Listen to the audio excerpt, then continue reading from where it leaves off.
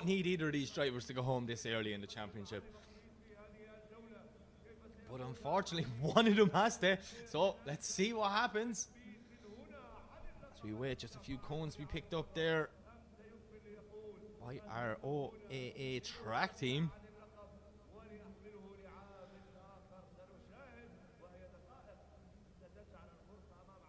Okay. Thumbs up from both drivers. Light goes green. Away they go. Kylie to lead. Maxi to chase. Kylie clips a cone, just coming out of chicane there. As we see, huge snap to angle from Tomas Kylie. But Ali Maxi well able to match it, showing both cars on 90 degrees as they come through that first section now, door to door. Snappy full throttle transition from Kylie. He knows he has to put the foot down. He's got to get away from Maxi, and he is pulling a small bit of a gap. Ali there now, making another dive as they make their way through the inside section, getting ready to enter the decel zone. Kylie, light panel falling off the back. Don't know if Maxi clipped him, but Maxi straightens up. Oh no, something obviously went wrong from Ali Maxi. He has to lock that car up and straighten to avoid contact with Tomas Kylie. Ali Maxi, our 2025 champion. Did he just make the mistake?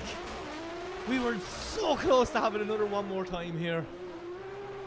Oh, look at that transition from Kylie, using all 1000 brake horsepower in that 180 SX. See here, Kylie drops a wheel, hits the cone there. Maxi then has to back off, let Kylie enter the decel zone. Maxi's front bumper clips the back of Kylie's car on the transition. Ali straightens up there, reinitiates. So obviously, I'm not sure if, I don't know, I haven't a clue. I'm just as excited as you watching this.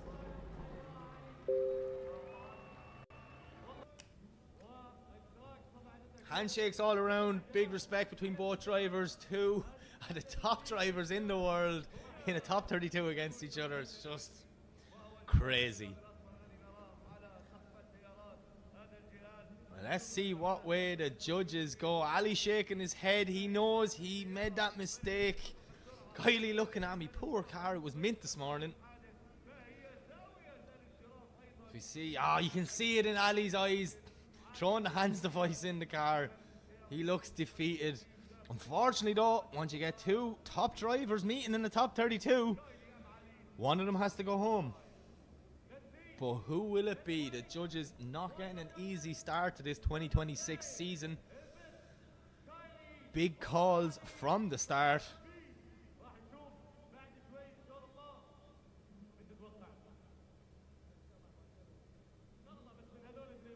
Oh, a nervous wait.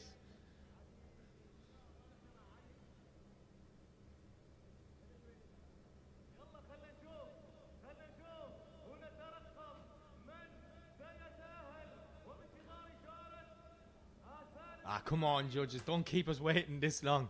We're all dying to know what way it's going to go. Will it be Kylie? Will it be Maxi? Will it be a one more time? The Drift fans would win if it was a one more time. Oh, there you have it. Tomas Kylie gets the win. He moves on to face...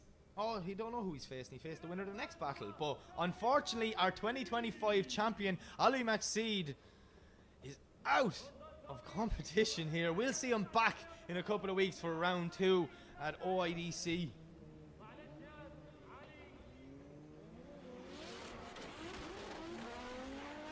Just filling out my sheet here and scraping out Ali Maxi's name this early is just insane.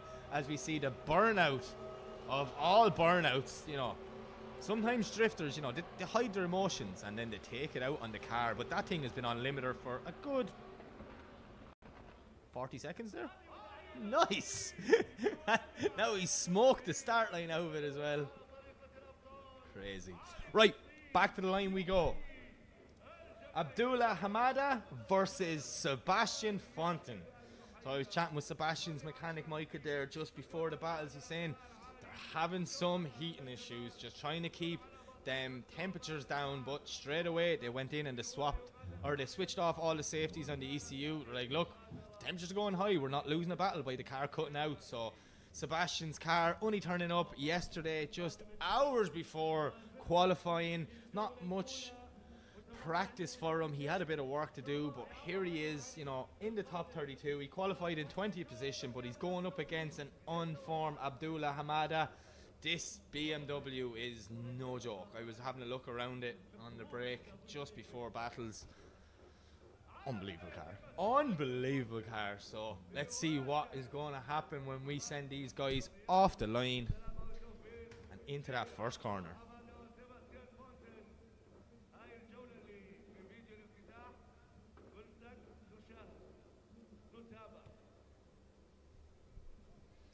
You see Sebastian Fontton just sitting back, going to get as much speed and a run in to chase Abdullah. He knows he's fast, so he's going to have to push very, very from the start. He's just going to have to push from the start. So I'm excited for this one.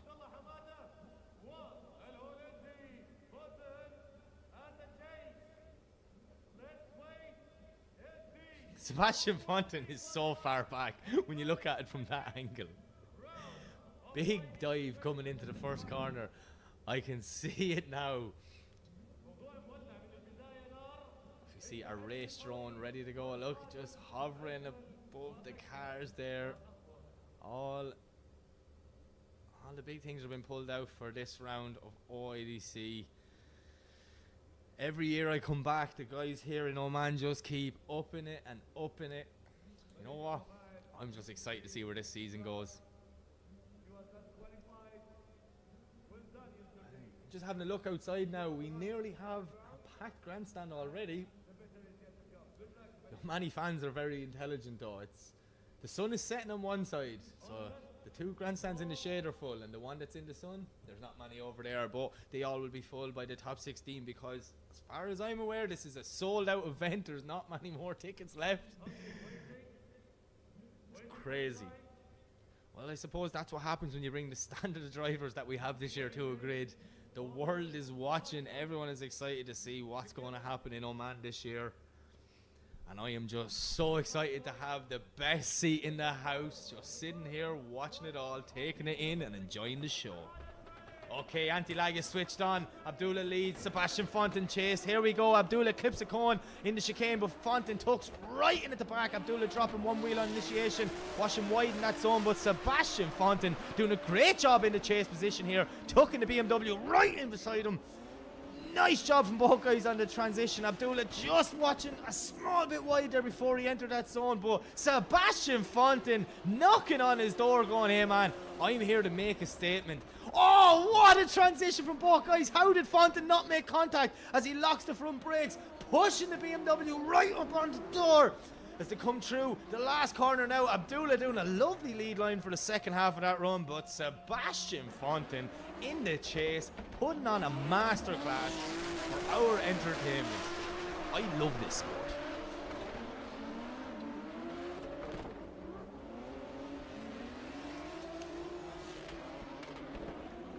Watch the transition now into the decel zone for Sebastian Fontton. How he did not make contact. A beautiful job. Abdullah now putting the car right where it's meant to be, but Fontton just so fast. Look, front wheel lock there, just pushing right up on him, right up on him. Obviously has the pace in that BMW this season. So let's see what happens when we swap them around.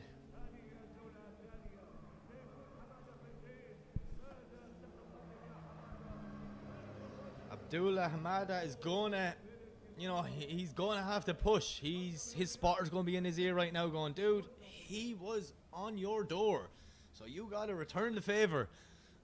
And Sebastian Fontton, you know, he's a very, very fast driver. So let's see what happens when we swap them around. We see both guys just taking that extra second.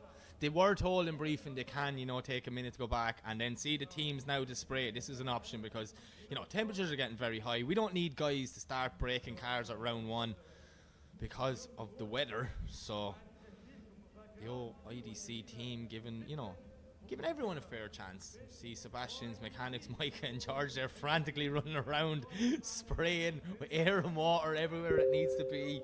Probably some in on the driver as well to cool down Sebastian.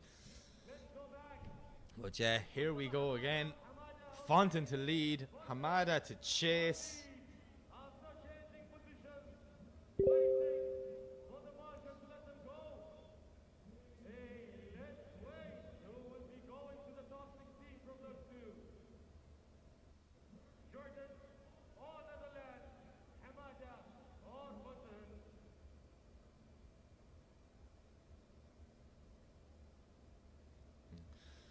So we see Marshall just talking to Fontton there. Sebastian basically saying, come on, I'm having heating issues, get me moving, I can't sit static. But anti-lag is flicked on, and away we go. Fontton to lead, Hamada to chase. Both guys come down the straight, nice initiation from Fontton, ends up a small bit shallow, jumps out his own early, but Hamada does a great job not to make contact as they push their way through the first inside clip now into the centre section. Sebastian Fontton lifting the front wheel on the car. He's that much grip in the rear as we see Hamada just dropping back ever so slightly. Now washing wide a small bit, maybe dropping 1 or 2 wheels. It's hard to tell with the smoke. As we see Sebastian losing a bumper now, but doing a great job on the... Oh no! What happened there? Did Sebastian Fontton just break a shaft or a diff or something? Basically, when he let the clutch out in that decel zone, the car just jumped frantically. I remember this happened to Sebastian last year. Drive shafts was the bane of his 2025 season, so hopefully that's not the same issue again. Did the drift gods just throw Hamada a lifeline there? Well, watch here now, locks the wheel, and then as soon as he puts the foot in, that's when it's straightened up. Oh, I hope not, but very unfortunate for Sebastian Fontton.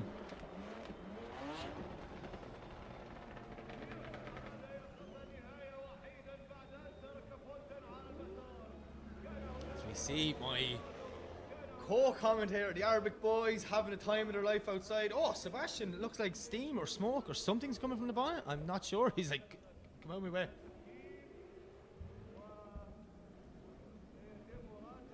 What's going on? No. Oh, no. That looks like steam coming from the side of the block, which then would mean Sebastian Fontton possibly doing a head gasket. He's literally saying the engine's dead. Abdullah Hamada gets the win. Fontton celebrates, but you can see the Dutch driver is heartbroken. Look at the steam coming from the rad in the back, but the steam coming from the front is that's the one. Whatever way the camera zoomed in, it looked like it was literally coming from the side of the block. So, Sebastian, my friend, my heart goes out to you. I cannot believe this. This is not how you want to start your 2026 season. I know the guys as well, they're going back to the Netherlands for I think we've about a week and a half break between round 1 and 2, so if they're going home, the car's not going home. So hopefully we see Sebastian back. It's just very upsetting to come to the other side of the world. Look at these two boys. These are having the time of their lives. Sometimes I look going, I wish I was out there having the crack with them, but you know, my Arabic isn't as good as theirs. Right, back on the line, another potential final. Two guys on any day that can win an event. Very on form, Nasser Harali to lead, and he is going up against a man so good to name them twice, Ramsey, Ahmed Ramsey. I was chatting to Ramsey last night in the hotel, good conversations. Oh, hang on, I'm getting some information in my ear.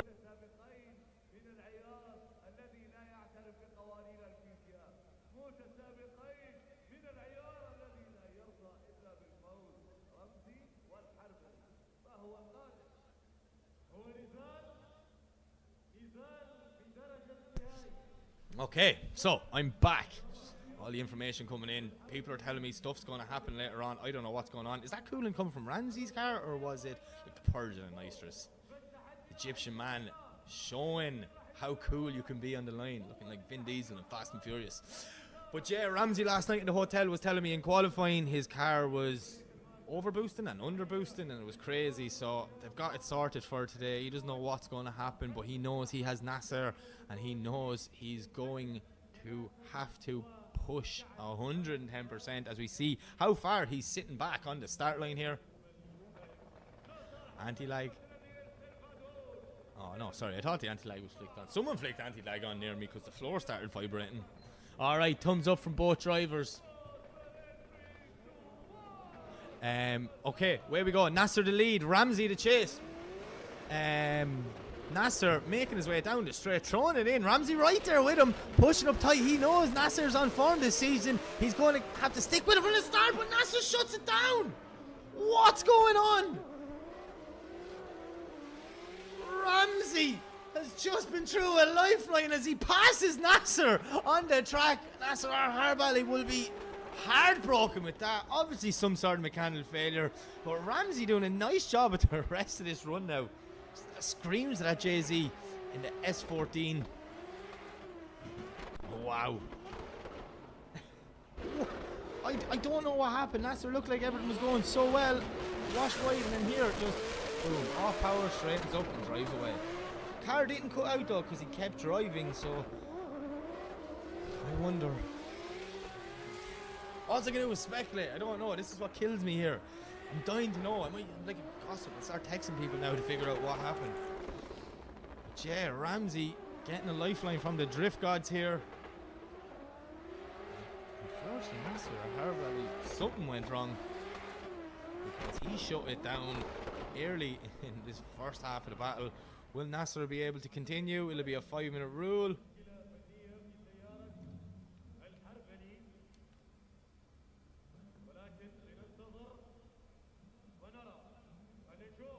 Okay, so I'm just interpreting what the start line marshal is saying to Ramsey. I thought I saw the international signal for 5. Yeah, go back there. He's calling a 5. You have to wait. So Nasser Harali on a 5-minute rule.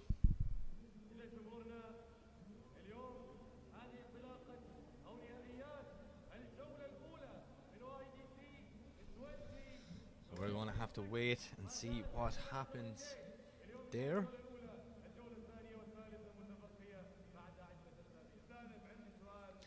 Yeah, so we see that green coolant on the ground at the start line, both sides, and there at the entrance of the burnout box, exactly everywhere Sebastian Fontton started, or stopped, should I say. So, obviously, something going very wrong for them guys. Hopefully it's not the same thing from Nasser.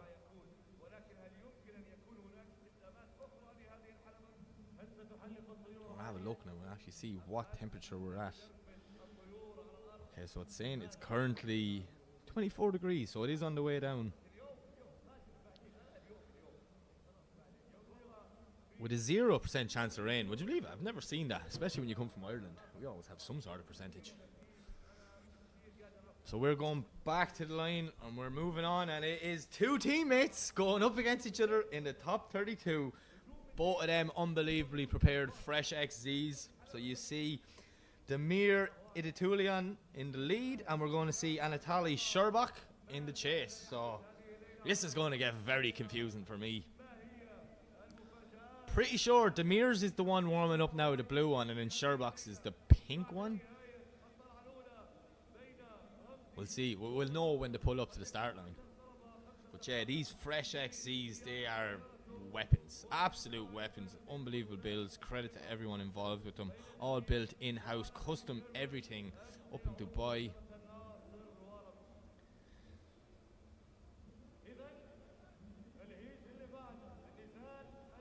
So yeah, that is Demir in the blue and that is Anatoly in the pink. I'm going to write that down on my list now before I get confused.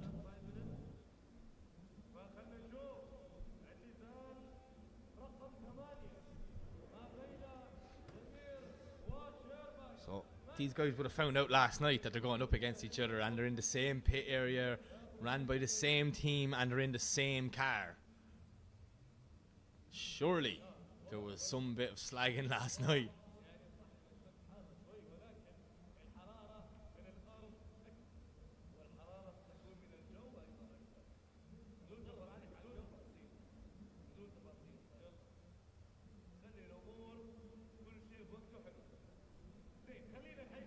So all information, I'm getting loads of information here, but no one's really telling me what's happening. All I've been told is something big is happening tonight, but they're hiding it from me because they want genuine reaction. So I don't know if I'm excited or scared, but when everyone says they're going to do something big and crazy in Oman, like, you know, they usually mean it.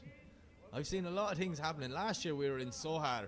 I was in my commentary booth, and next thing you know, a paraglider and this thing just went straight by the window, looked in my eye, and no one even told me that was going to happen. So we see a lot of smoke coming out of the back of Anatoly's car. I thought it was steam there for a minute. I was like, oh no, not another one. But yeah, here we go. Demir to lead, Anatoly to chase. What's going to happen? Fresh X versus Fresh X, Z versus Z. Demir doing a nice job getting lovely and wide, and it's Ali trying to push up on his door there. As we see them come through the centre section now. Lovely transition from both guys. Absolute unbelievable watching two identical cars. But yeah, the boys doing a brilliant run here. They know each other's driving style so well. They know exactly what the car can do and what it's capable of. And Demir putting on huge angle in that transition into the decel zone. But Anatoly knocking on the said door, pushing him around the last corner as they transition again and over the line. That was a brilliant run from both guys.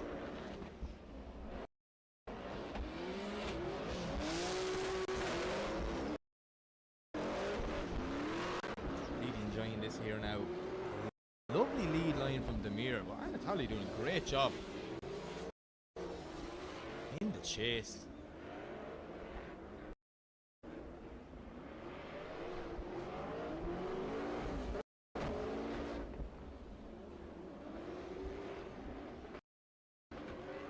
Look at that.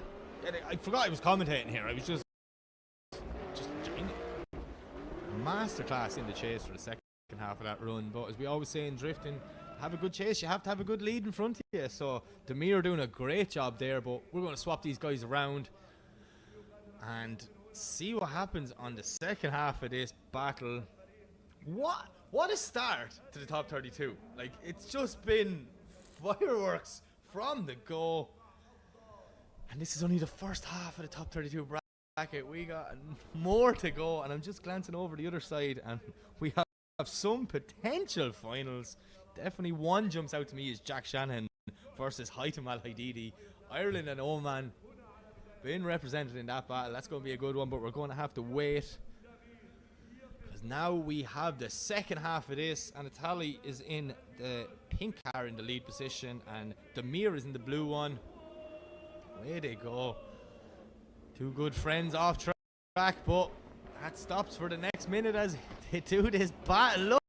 Look at this. Demir tucking right in beside Anatoly. Anatoly doing a great job there. Lovely lead line through that first section, but Demir right there with him, knocking on the door of the Z.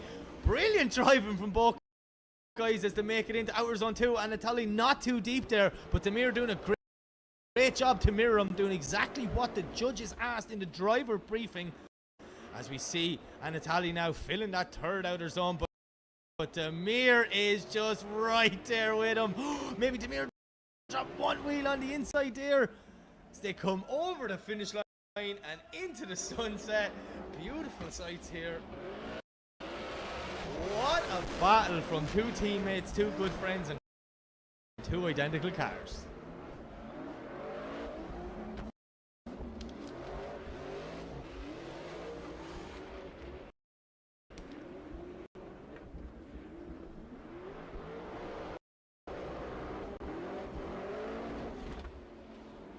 Look at this. Both runs have just been near perfect from both drivers, so credit to them. Very unfortunate two teammates to meet this early in the competition, but it's just the way.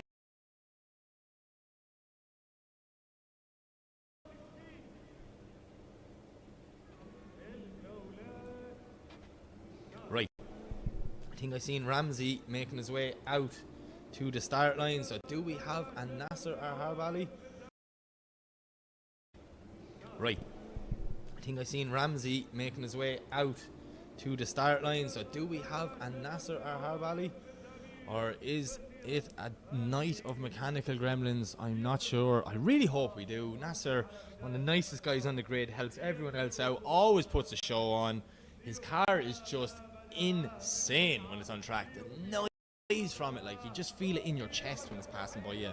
But we unfortunately don't have a Nasser or Harali. Something went wrong, so Ramsey will take the win as he leaves for his buy run, getting one more lap to test his car, making sure all them boost issues are sorted from last night. Just shows you need a bit of luck, don't you? Very unfortunate for Nasser. Really hope it's nothing too major and him and the guys can get it sorted before round 2. Ramsey, yeah, just using this lap now to feel out the track, feel out the grip levels. The grip levels are always changing here throughout the night. As the sun sets, the temperatures drop. See the guys changing their grip level. The drivers are always saying the grip levels are changing, so the guys are nearly changing setups and further get into the competition. So every lap is like research for these drivers. But yeah, Nasser Harali, another guy I'd love to know what happened there. But that means we will have Ramsey and Demir in the top 16. Right, that's one half of the bracket done.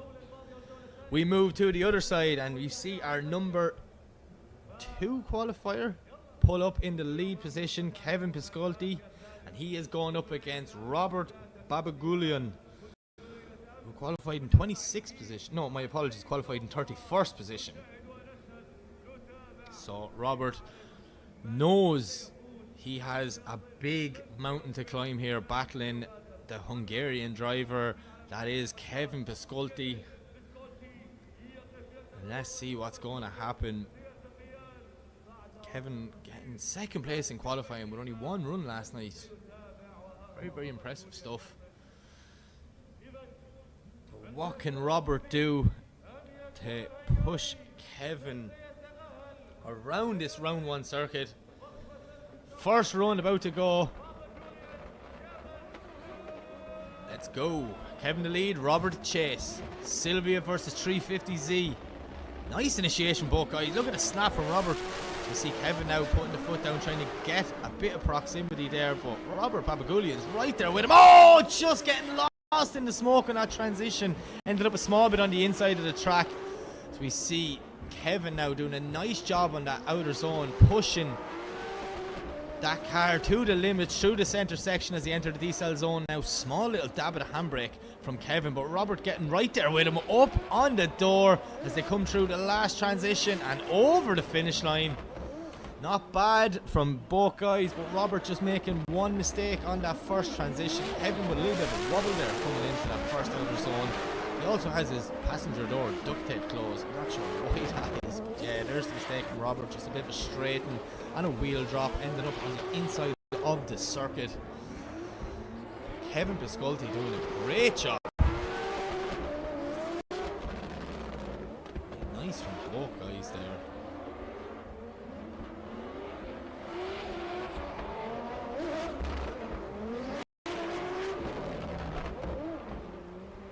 Let's see what happens as we swap them around now. We're going to put them in the opposite positions. We're going to have Robert lead and Kevin chase. Kevin's spotter will be in his ear going, look, you have an advantage. He messed up. Just play it safe. Don't go full crazy mode already. But that is easier said than done. See what Robert can do. He knows he's going to have to force Kevin into a mistake here if he wants the chance of securing a spot in that top 20, or sorry, that top 16 should I say. Okay, anti-lag switched on, away they go. Robert to lead, Kevin to chase. Cohen clipped by the Z as he leaves chicane. Nice initiation there from Robert. Kevin just sitting back, but ended up on the inside of the circuit, not getting out wide into that first zone, but now he's starting to reel him in as they come through the first transition. Kevin doing a nice job there on the inside clip, but Robert Babagulian putting the foot down and starting to pull a bit of proximity. Kevin has to cut a bit of track just to get back up on his door, which he does, pushing him around. Nice transition from both guys. How did it not make contact coming into the decel zone as we see them now coming through? Oh, Robert just washed too wide, nearly over rotating the car. Kevin has to back off to avoid contact. Oh, maybe that might be the mistake there for Robert Babagulian.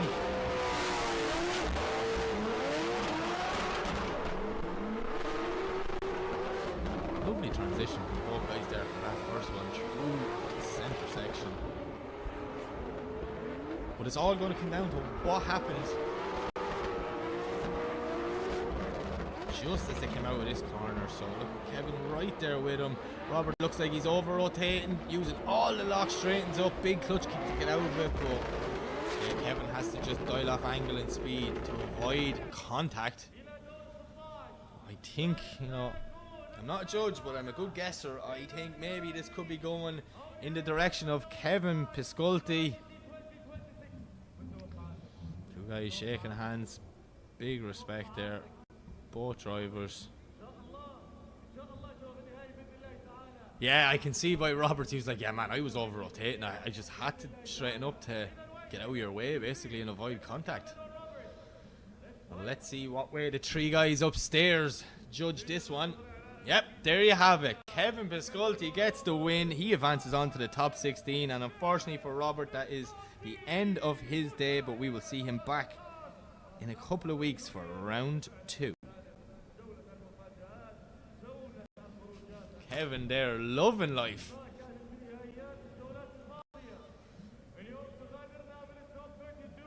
Okay, so we're heading back to the line, and up next it is another Omani driver, Tarouk Al-Shahani. He is going to lead in Dennis Miguel.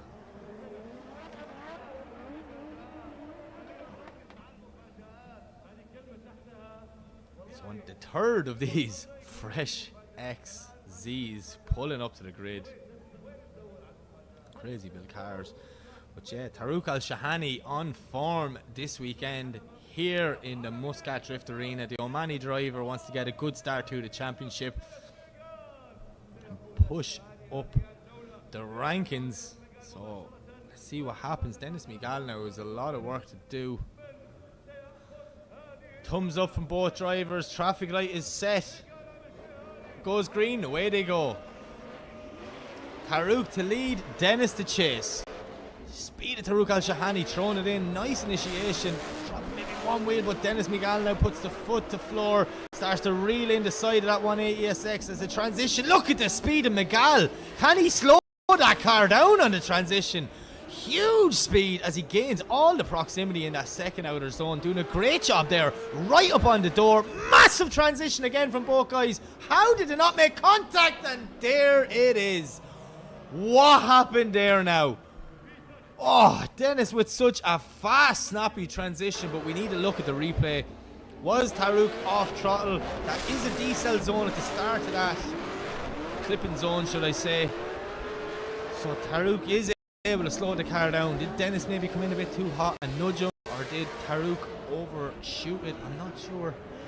So we see them make their way through the centre section. Here's where it happens. Watch this transition from Miguel. Lovely job in the chase. Oh, Tarouk Al-Shahani looked like he was off throttle there for a second just towards the end of the zone, and Dennis had came on throttle.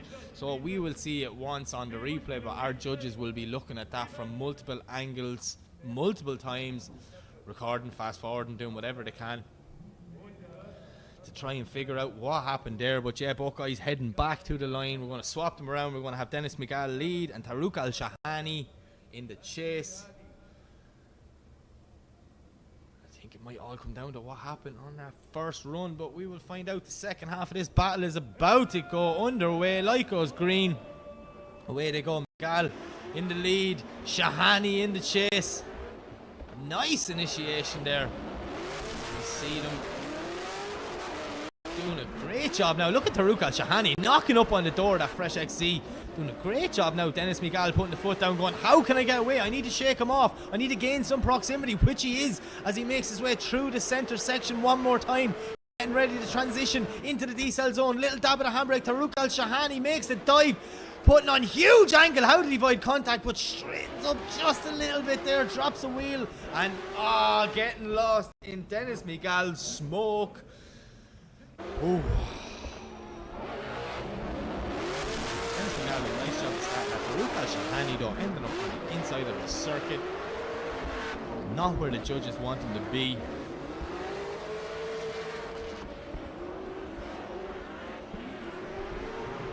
Huge burnout by someone there. Floor shaking. I'd say it was Shahani if I was a betting man.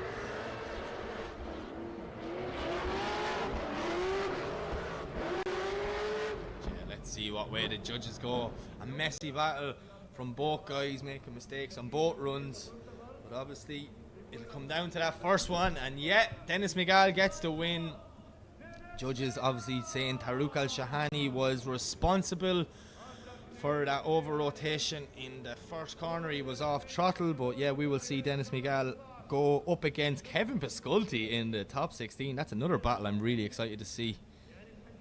Just battle after battle, they're all bangers. That's what they are. Every battle is unbelievable. The standard of driving this year in Oman is like nothing I've ever seen before.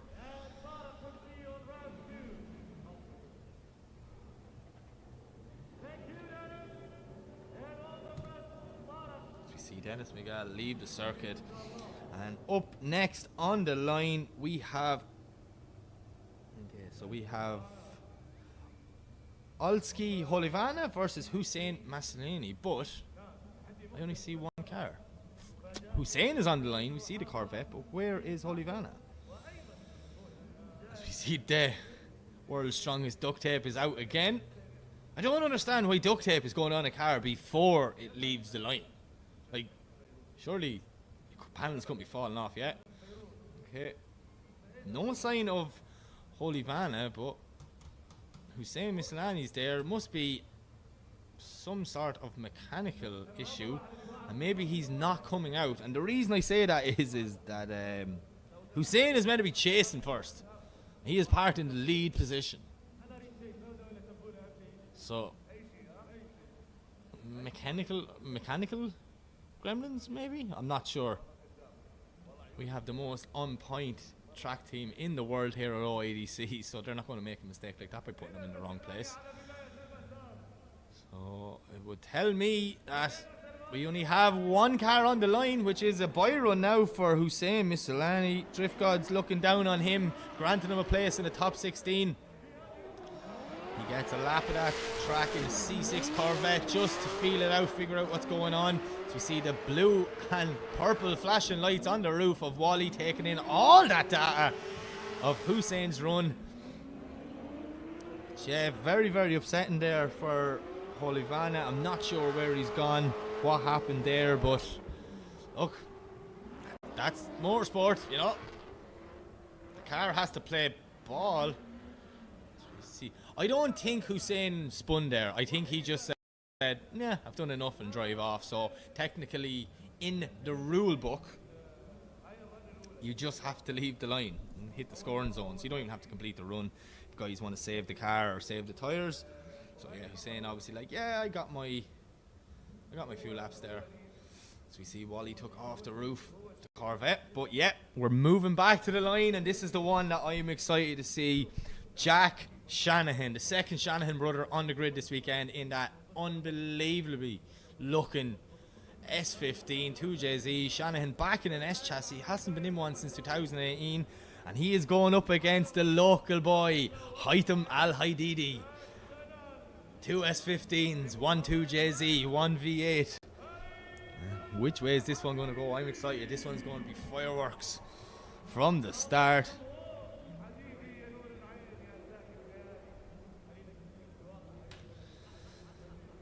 Shanahan telling me yesterday he's just, you know, it's a new car, it's a borrowed car. He got it for this season of OADC. It's not his usual car, so he's just learning it and changing it and, you know, making it suit his driving style. And there have been lots of changes done to that car, but if anyone's well capable of setting up a car, it is Jack Shanahan. But he has the local man, Haitham Al-Haididi, a guy who's always on form, putting on a show here at OADC. Let's see what happens. 2JZ versus V8. I'm excited for this one. The light goes green, away they go. Shanahan the lead, Al-Haididi to chase.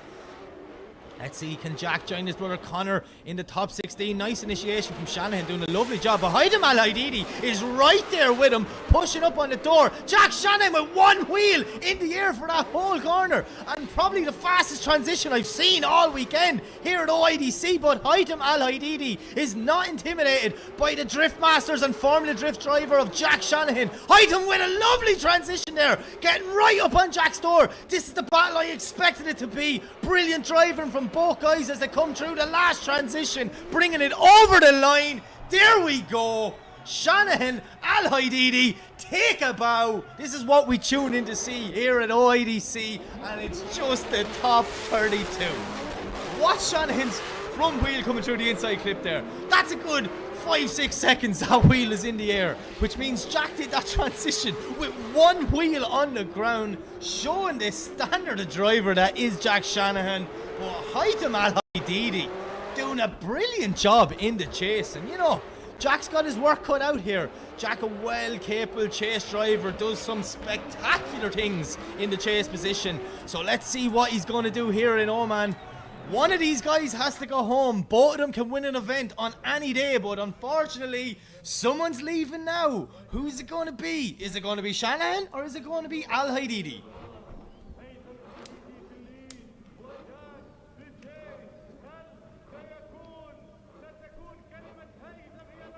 Okay, so both cars on the line. Thumbs up from Shanahan, thumbs up from Haitham. Light goes green. Here we go. Jack sitting back, trying to get as much speed into that first corner as Haitham now leaves chicane, makes his way down the straight. Nice initiation from both guys. Big angle, but look at Shanahan. He's right there with him from the start, knocking on Haitham Al-Haididi's door as that wheel lifts up again through the transition. Beautiful transition from Jack Shanahan, but Haitham Al-Haididi is on a beautiful lead line now as Shanahan's right up with him in zone 2, knocking on his door. Pushing Jack Shanahan was a statement to make here in Oman as they transition into the D-cell zone. Haitham Al-Haididi on a whopper lead line, but look at Jack Shanahan doing everything. Oh no! Did it just go wrong for Jack at the end there? He ended up too much on the inside of the circuit, clipping that cone at the last inside clip. What? Look at this from both drivers. Brilliant driving, a masterclass in drifting happening right before our eyes. Look at that. Jack Shanahan is a man on a mission here. But Haitham Al-Haididi, the Omani driver, representing his country, his people, going, hey man, I know you're a big deal around the world, but this is my track. This is my country.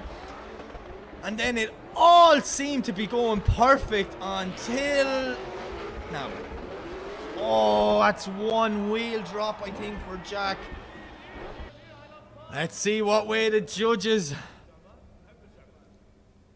Look at this one. This top 32 is an emotional roller coaster. I'm not going to have a voice left. The standard of driving has been unbelievable, but also the upsets, as we see an absolute packed grandstand here in the beautiful Muscat Drift Arena. Honestly, probably the best place for drifting around the world. The facilities are just second to none because it was built for this sport.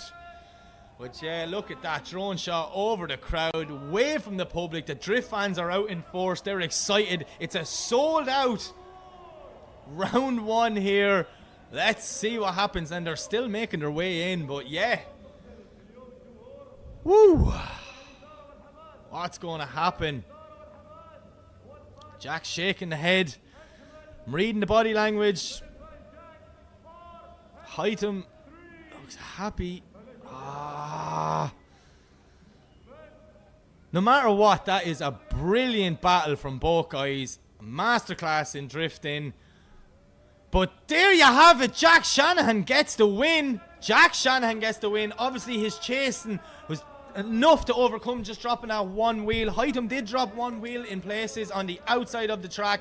But Haitham Al-Haididi, the local boy, doing a great job. Doing himself so proud. And just, you know, very unfortunate that he was paired together with Jack Shanahan. So yeah, Jack will move on. He is going to face Hussein Miscellanei in the Corvette in the second round. And we will see Haitham Al-Haididi back next. Sorry, not next week. 2 weeks' time for round 2. So yeah. Just trying to take a quick minute here because we're going from these unbelievable battles to another one. Up next, it is Egypt and Ireland being represented on the track.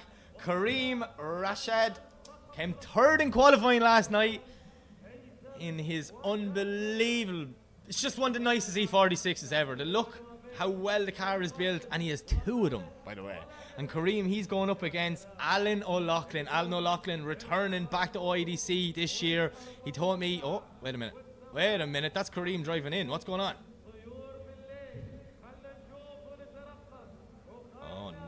don't tell me it's mechanical issues for someone. I can't be dealing with this. We're either getting a brilliant battle or mechanical issues here. I would rather the brilliant battles. So that definitely is not Kareem or Alan O'Loughlin. That is, in fact, Andreas Vasilioskis. And he is going to battle Ahmed Dham. So, look, whichever one it is happening next, either way, it's going to be a potential final anywhere around the world. This is definitely one of the strongest top 32s I think I've ever seen in my life. So, yeah, wow, yeah, we're getting Vasilioskis and Dham, but I want to know what happened there between O'Loughlin and Kareem. Two guys who are really on form. And another battle I'm excited to watch, but we're going to have to wait. But yeah, we see Ahmed Dham in the burnout box. GR86, beautiful car, 800 brake horsepower, powered by a B58 engine, and Dham knows how to build them. But he definitely is here to make a statement. He sees what's going on. He's a very intelligent guy. He sees some big contenders been eliminated early in the competition here. So Dham, he wants the championship. He wants to give it his all. But first, he has to go through Andreas Vasilioskis. So let's see what happens. Vasilioskis to lead. Dham to chase. Anti-lag switched on from Dham, and away they go. Andreas takes a cone out of it. Oh! Andreas Vasilioskis cutting Dham off on the run-in. The judges won't like that one. He's using nearly all the track for the initiation. But Ahmed Dham doing a great job there not to make contact and not to lose proximity. No mind games we played with Dham. He is a world-travel driver. He's bet them all. He knows what it's like to stand on that top step of the podium. And this chase run is exactly what he needs to do. Doing a lovely job. Vasilioskis showing on big angle there, dropping one wheel coming into the decel zone. But he cannot shake off Ahmed Dham. Ahmed Dham is a man on a mission. He's seen his good friend Ali Maxi bow out competition. He wants to represent their team, try and keep it going for the local drivers. But yeah, that initiation now from Vasilioskis, I'm not a fan of that one, because it looked like he shot the whole track trying to, you know, go off the lead driver or the chase driver, which was made very, very clear in the driver's briefing. That's not what you do. So as you see on the run-in, there is dotted lines halfway down the track. The lead car has to stay with inside them dotted lines, and if I'm correct, Vasilioskis just got a little bit greedy there now. He tried to push. It's like, I'll take more. Maybe no one will notice. Well, it turns out a lot of people are watching right now. You see the dotted lines down the middle of the track there? So the lead car has to stay on the right-hand side to make sure to give the chase car every opportunity to get up close and personal on his door. So we'll see what way the judges will look at that one, but we're going to swap them around. We have Ahmed Dham in the lead now, and we've got Andreas Vasilioskis in the chase. What's going to happen? As we see thumbs up from both drivers. Starlight Marshall presses the button, the light is set, it goes green, away we go. Dham, Vasilioskis, who's going to take a spot in the top 16. Dham, lovely initiation there now, doing a nice job, just not too deep in the start of the zone, but Vasilioskis knocking on his door all the way around. As we see Dham puts the foot down now, trying to gain some proximity, which he does. Vasilioskis dropping wheels on the inside of the track there. He has no answer for the speed of Dhaam's car. Vasilioskis now trying to cut the track to gain proximity, but Ahmed Dham is a man on a mission here today at round one. No way does Vasilioskis have the pace match of Dhaam's beautifully prepared GR86 Corolla. What's going on? How is this happening? Why are there so many people losing proximity in that centre section? Our guy's over gripping the car. But look, Vasilioskis with him there, and then this is it. It's like he clicks another gear and went, right, see you later, man, I'll meet you at the finish line. Ahmed Dham, second half of this run is a near masterclass in drifting. Wow. Beautiful, look at that. Putting that back wheel right out on the line, exactly like Kieran Hines said in the driver's briefing earlier today. Dham definitely has come to play this season in OIDC. ran out the door before he even came over the finish line. Doing anything he can to show off to them Omani fans. Dham, he's a local legend around here. He's not even from Oman, he's from Jordan, but he's loved over here. He's even saying to Vasilioskis, what happened? Like, what? You were there and then you were gone. But that doesn't matter. Ahmed Dham gets the win. He moves on to the next round, the top 16, and woo! Dham nearly killed me on that one there. It's too early for me to be getting this excited, guys. You need to tone down the drifting. Right, now we have Kareem making his way to the line. And I see Alan O'Loughlin in the background. We're going back to this battle. The winner of this will face Ahmed Dham in the top 16. And just so you know, Kareem's car is built, prepared, and everything, and ran by Dham and his crew there in the pits. So these guys...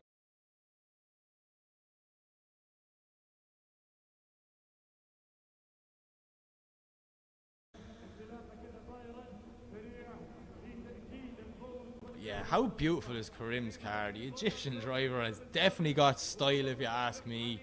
Teal and black, what a colour combo. We still have no Alan O'Loughlin. I don't know. I really hope it's not mechanical gremlins. Poor Alan, he had a big fire here last year. He had a lot of mechanical gremlins, but no! The light goes green. O'Loughlin doesn't make it. I don't know what happened. Kareem leaves the line. The drift gods have robbed us of another good battle, as we see Kareem now using this as a test lap, which means if that he'd be going up against his good friend Ahmed Dham next, so he knows I gotta be fast, which he is. This car is she's not shy of a few ponies now, as we say in Ireland.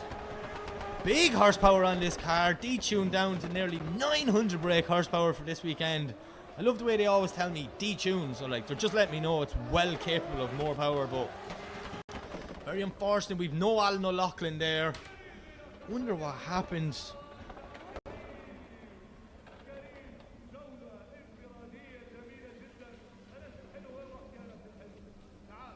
Yeah, we see Kareem make it over the line. There you have it. Kareem gets the win. He moves on to face his good friend Ahmed Dham.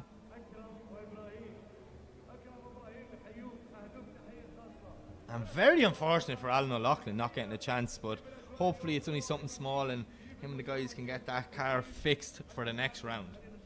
Right, 2 more battles to go.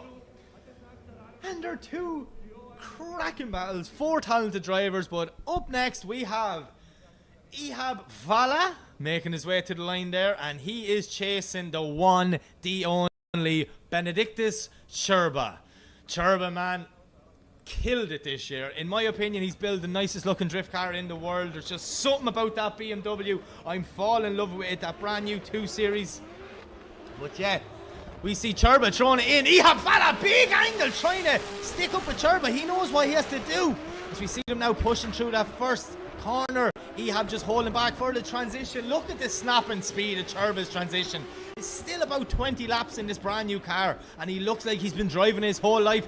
Valla do a great job in the chase. He's not in his first choice car, he's in his second one. He normally has a Silvia, which will be back at round 2, but he's doing a great job in the E46 BMW, pushing it up on Sherba and bringing it over the line. Wow, man, Sherba's car is insane, absolutely crazy. He's missing the headlight though, so obviously he's a little tip with someone in practice this morning. I must have missed that one. But yeah, look at the speed of that transition. Like, changed direction in 0.5 of a second, full throttle but no brake. Just angled. That's what we like to see here at OIDC.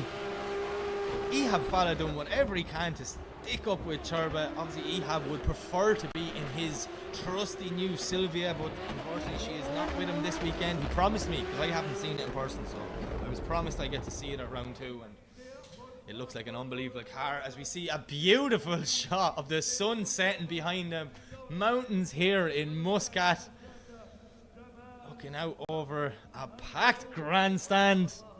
Yeah, we're in for a good night's drift, and this top 32 will be one to remember.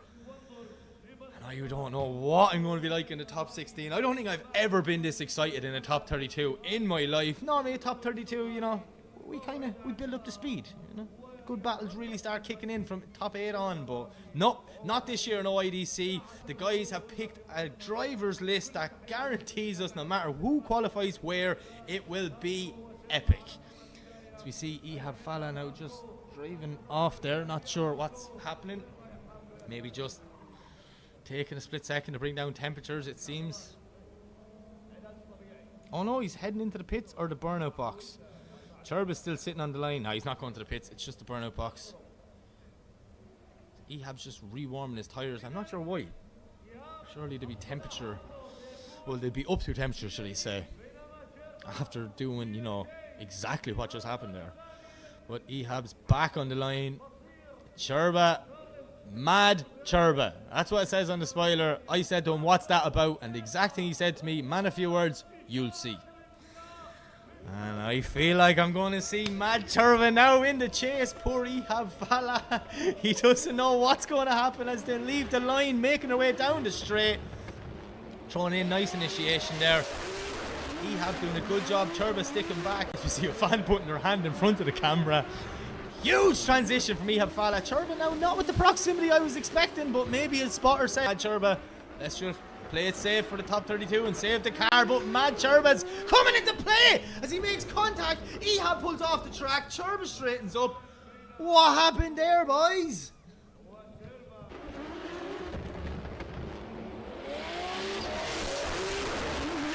You see? Yeah, I'm in shock here now. Ehab doing a nice job in the lead. Sherba's, you know, he's with him there. Not as close as I'd like to see, but he's not too far away. And Ehab drops a wheel here, and this is where it goes wrong. Sherba comes in. Oh, Ehab's car looked like it didn't shut down, but it definitely dropped power or came off throttle because the smoke stopped just before Sherba made contact. And we see him, Ehab's out of the car waving at the crowd. Is it another? Oh yeah, he's telling the marshal there's something wrong. The bonnet's been opened. So another case of mechanical gremlins. I'm pretty sure every battle has either been mechanical gremlins or unbelievable. What a top 32. So we see Mad Sherba jumping out of the car. Ehab over to congratulate him. Two guys know each other very well, good friends. Drove together a lot over the years in OIDC, but definitely not the way they wanted to end it. Yeah, Ehab with the international signals of, yeah, she was just losing power. Dying down. I had to keep kicking the clutch.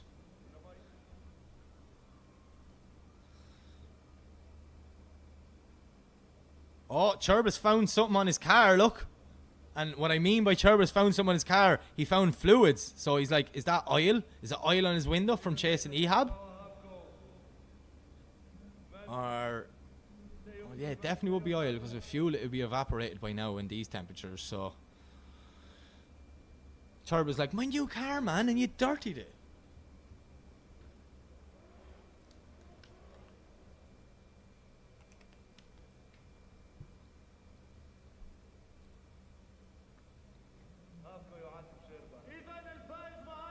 Okay, so there you have it. Benedictus Sherba gets the win. No graphic appears. Oh, never mind. There it goes.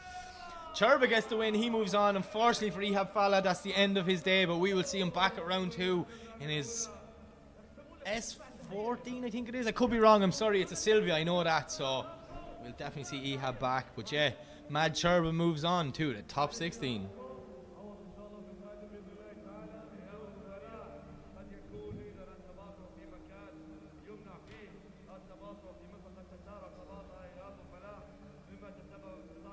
Marshal's just trying to get to the tow hook on Ehab's car. It's like a very tight gap there to get it in. Get that strap in to pull him off. But yeah, obviously something big wrong with Ehab's car. He's not driving off. She's been recovered.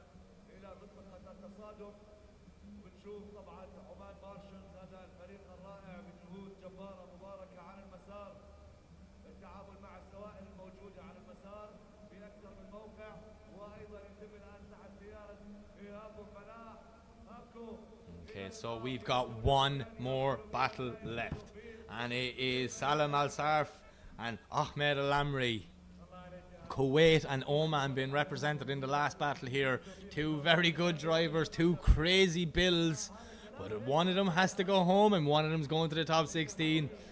It's a night of heartbreaks. This could be another final.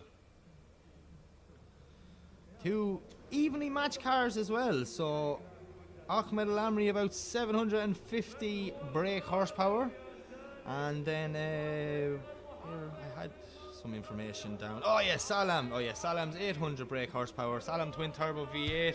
Ahmed Alamry supercharged V8.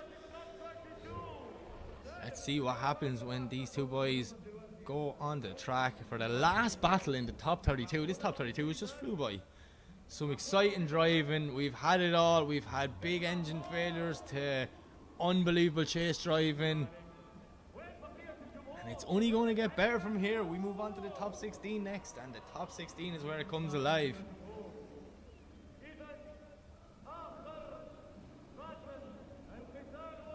So we just see Alamry on the grid, or sorry, on the start line, should I say. Let's see where Salam's gone.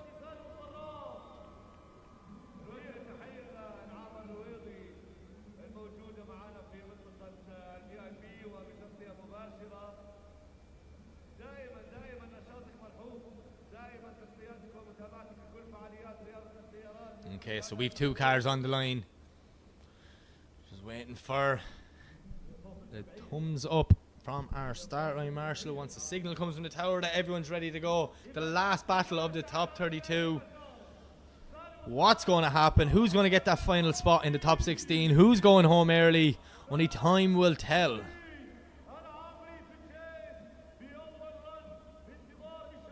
Ahmed Alamry flashing the lights there now, just saying, how are you lads?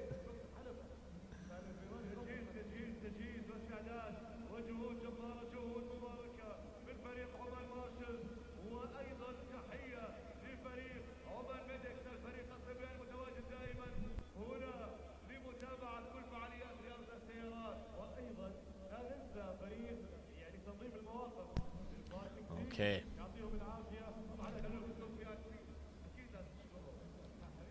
Nervous way for both drivers, a nervous way for us. We want to get this battle underway. Come on, stop keeping us waiting.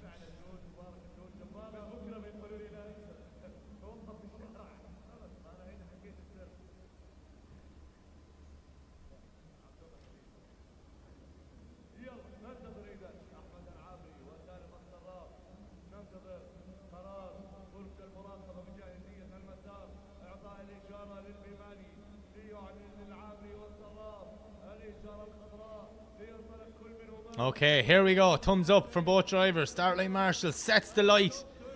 Traffic light goes green and away they go. The last battle in the top 32. Salam Alsarf versus Ahmed Alamry. Kuwait, Oman been represented. Here we go. Look at this. Salarf done a great job right out on that white line.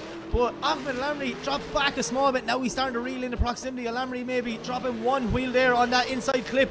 As we see Salam Alsarf doing a great job filling that second hour zone, and maybe wash him wide, bringing Alamry off a small bit with him as they make their way through the centre down to the decel zone. The screams of these V8s. Ahmed Alamry is right there pushing Salam across this last clip and over the finish line. That was insane. Not the best start of the run for Ahmed Alamry, but it was a crazy finish. Salam was doing very good. Halfway through this second zone here, you'll see, look, right out wide on the line, doing exactly as asked, and boom, drop two wheels at the end, brings Alamry off with him, and then here, look at this transition, Ahmed Alamry right up on the door. He knows what a talented driver he has in front of him, so he can trust Salam, push right up there, up close and personal. Insane.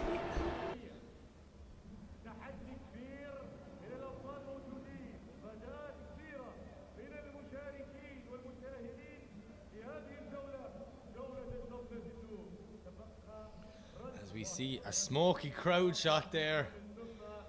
Sun's gone down, it's starting to get dark, the lights are on. The stadium is starting to get packed, and we are in for a great night's drifting here in Muscat.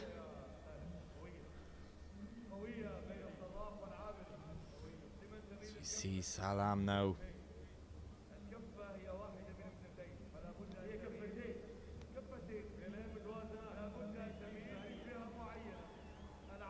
But we've no Ahmed Alamry. Ah, never mind. There he is. Two beautiful looking Sylvias there on the grid. So Alamry's going to lead. Salam's going to chase. Alamry clips the cone there. Coming out of the chicane, throwing it in. Nice initiation. Salam right there with him though, pushing up against Ahmed Alamry. He knows he's going to have to stick with him if he wants to send the Omani driver home early. As we see Alamry lifting the wheel on the transition, taking inspiration from Jack Shanahan. Salam though right there with him. Alamry cannot shake him off. Both guys make their way through the centre section. Flicking back into the decel zone. Huge dive from Salam. Can he hold it? Yes, he can! Will he be able to close the proximity, get up on Alamry for the last transition and bring it over the line? What a top 32. That is definitely one to remember. If the top 32 is anything to go by tonight, I cannot wait for the rest of the evening's drifting.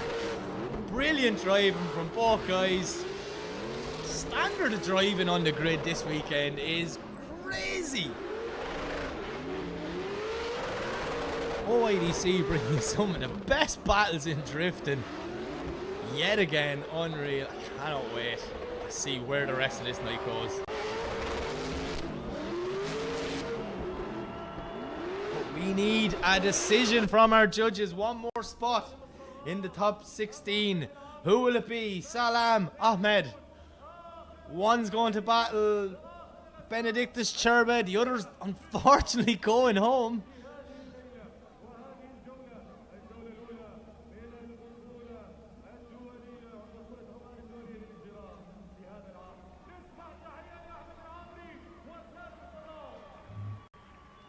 High fives all around.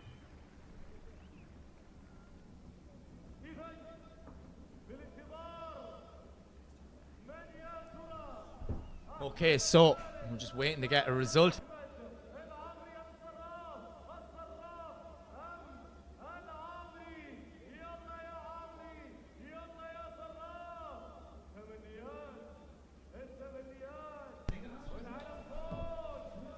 Okay, so I'm just been informed that after this battle we've got an interview lined up in our new setup studio upstairs.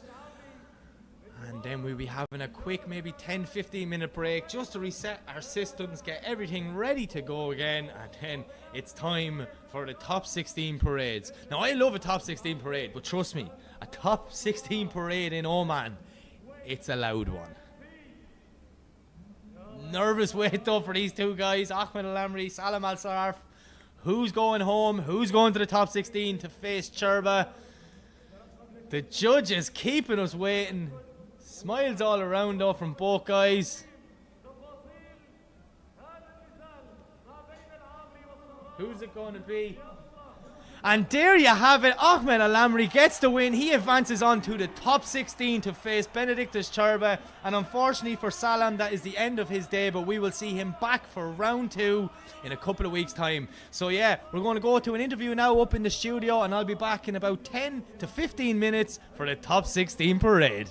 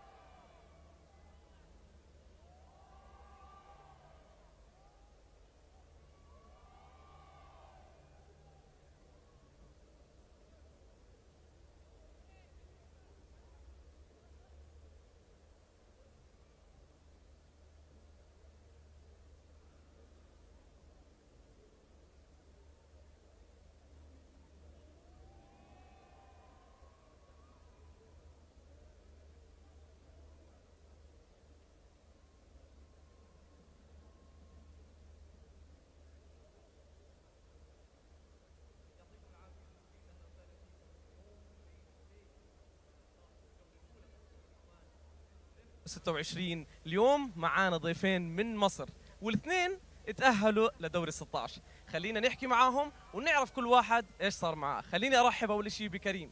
كريم هلا وسهلا. ازيك عامل ايه؟ ايه تمام.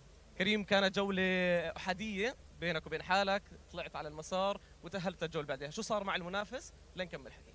هو وقف عنده عطل في العربيه، مش عارف ايه العطل بالظبط. بس دي اللعبه ودي الموتور سبورت يعني، فخد ال 5 minute رول وما لحقش يخلص. نعم. رمزي هلا والله. اهلا وسهلا. رمزي انت السنة الماضية كانت هون أول مشاركة لك بالدريفت. كانت اول مره اشارك في سباق في حياتي يعني. أول سباق كان بعمان. عمان. تمام. واليوم انت تأهلت الدور 16 وكمان شفنا انه عطل فني مع السيارة اللي كانت منافس لك. طبعا كنت مع ناصر. وناصر طبعا متسابق قوي جدا. ف زي ما كريم قال هي دي الموتور سبورت يعني، ساعات احنا اللي بنعطل، المره دي كان الحظ في صالحنا احنا يعني. نعم نعم وبالتوفيق. بس بدي اسالكم انتم سؤال ومين اللي بده يجاوب يجاوب. كيف كانت التجهيزات خاصة بعد ما انتم كنتوا اصلا موجودين ببطولة الامارات وجيتوا لهون؟ سيزن عجقة سباق ورا سباق، كيف كان الموضوع؟ مين؟ احنا السنه دي من ساعه عمان السنه اللي فاتت، عشان احنا الاثنين كنا لسه بادئين ان احنا نسابق بره مصر، فبالنسبه لنا الموضوع كان كومبيتيشن عالي جدا. فالسنه دي كلها قعدنا ان احنا نشارك في كل البلاد اللي احنا نقدر نشارك فيها، وابتدينا ان احنا بنينا فريق مع بعضينا. الفريق بتاعنا كور ريسنج تيم، فابتدينا نعمل فريق كبير ونسافر. شاركنا في الاردن، شاركنا في الامارات، شاركنا في عمان ومصر. فدي كانت تجهيزاتنا، كل ده بنجهز عشان سباق عمان. نعم نعم. وانتم راح تشاركوا بكل الجولات كريم؟ احنا هنشارك ان شاء الله في الثلاث جولات. احنا مجهزين ده كويس من السنه اللي فاتت، احنا شبه ما وقفناش اصلا من السنه اللي فاتت، فالحمد لله يعني. حاسس ان الواحد تعبه ما بيروحش على الفاضي يعني. بس حكى رمزي جمله مهمه انه كل هذا الاستعداد كان اللي قبل عشان بطوله عمان. شو اهميه بطوله عمان بالنسبه لكم؟ احنا كنا دايما بنحضر بطوله عمان من على اللايف ستريم، وبعدين لما دخلنا بقى مجال الدريفتنج قلنا خلاص احنا لازم يوم ان شاء الله نبقى بنشارك ونشارك بشكل مشرف ويشرف مصر. فالحمد لله تعبنا السنه اللي فاتت، والسنه دي الحمد لله عاملين شغل كويس ان شاء الله. بدنا البطوله مصريه هالمره ولا كيف؟ يعني نفسنا الصراحه، بس احنا شغالين على نفسنا واللي بيجيب ربنا كويس. بالتوفيق لكم اكيد ولجميع الابطال. نرجع لرمزي. رمزي سمعتك وانت نازل من السياره بعد ما تاهلت تحكي عن الجريب. كيف وضع الحلبة وكيف كان الجريب وكيف المسار بالنسبه لك؟ طبعا الدريفتنج لما السباق بيكون الصبح وبالليل بيبقى فيه تغير في الجريب في الارض. نعم. فبتبقى انت بتحسبها مع نفسك الفرق ما بين الصبح وبالليل. فانا ما بين الران الاولى والثانيه حصل حاجه في العربيه فغيرت اداء العربيه، فانا حسيت ان في جريب زياده. بس هي الجريب الى حد ما احنا ظابطينها صح يعني، عرفنا نحسبها صح الحمد لله. حلو. وكريم المسار بدي تحكي لي على المسار اكثر. لا بصراحه انا سالت رمزي يعني اول لما قلت له الجريب اخباره ايه، لان خلي بالك بتفرق قوي في السواقه، وبتفرق قوي في التاير بريشر اللي انت بتلعب بيه. فاحنا اليوم كله بنلعب على تاير بريشر معين، لما بتيجي تغيره وقت السباق بيبقى الموضوع بيلخبط شويه.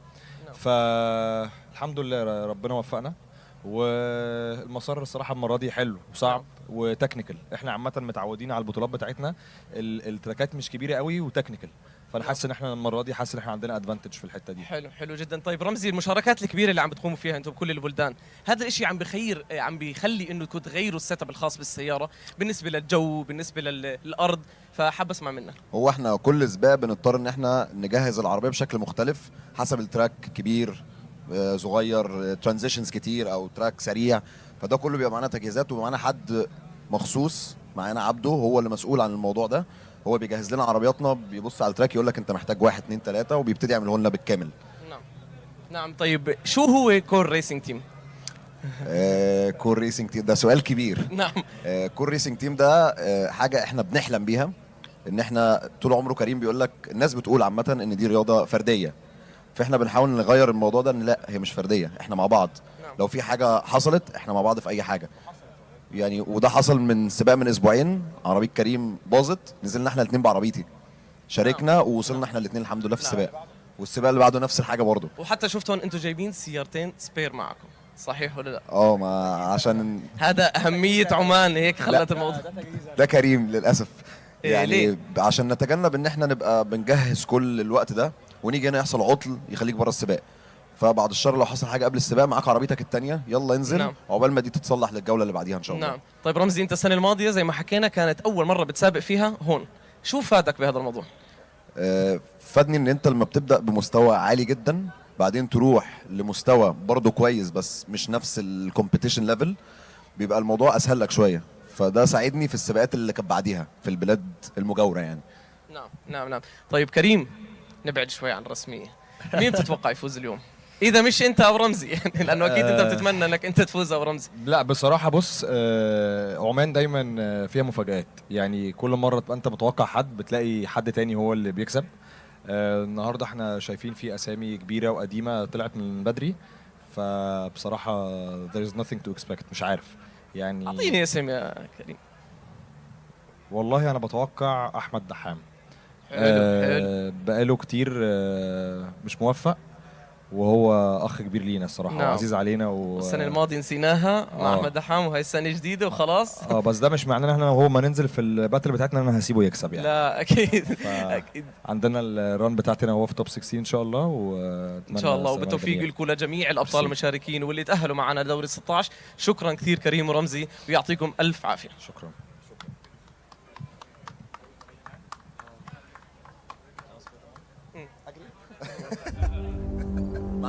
Ready for a surprise? The off-roader has evolved with hybrid power while inheriting its legendary toughness.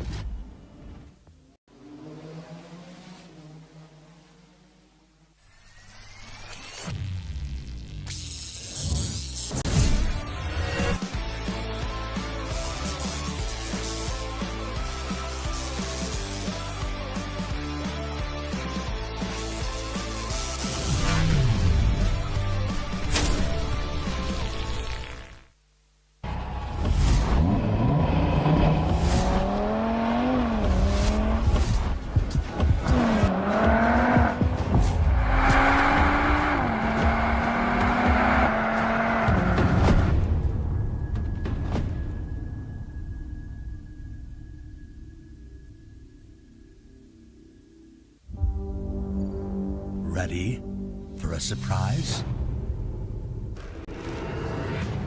The off-roader has evolved with hybrid power while inheriting its legendary toughness.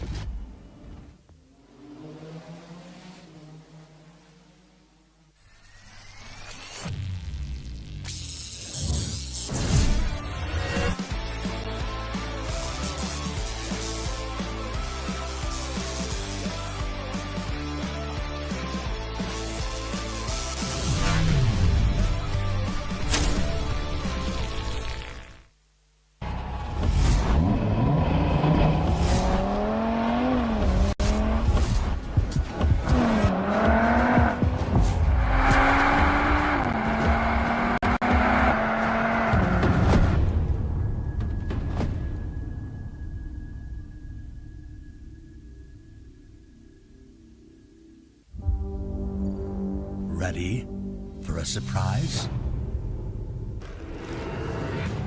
The off-roader has evolved with hybrid power while inheriting its legendary toughness.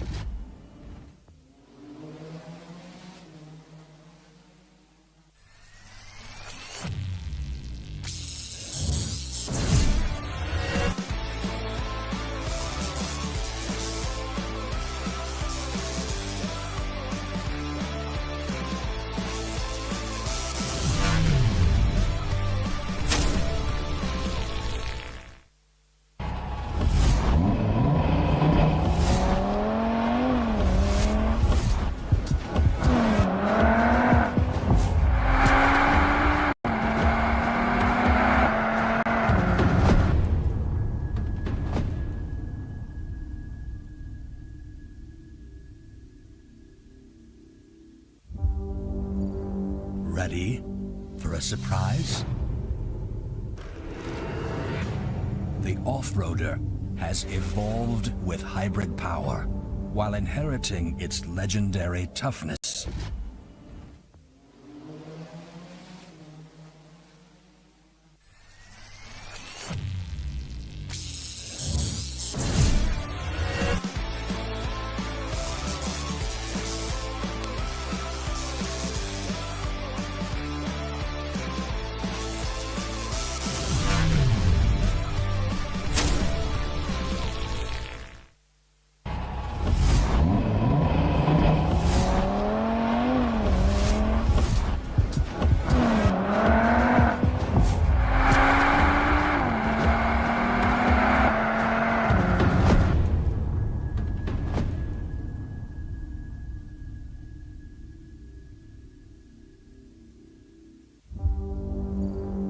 Ready for a surprise?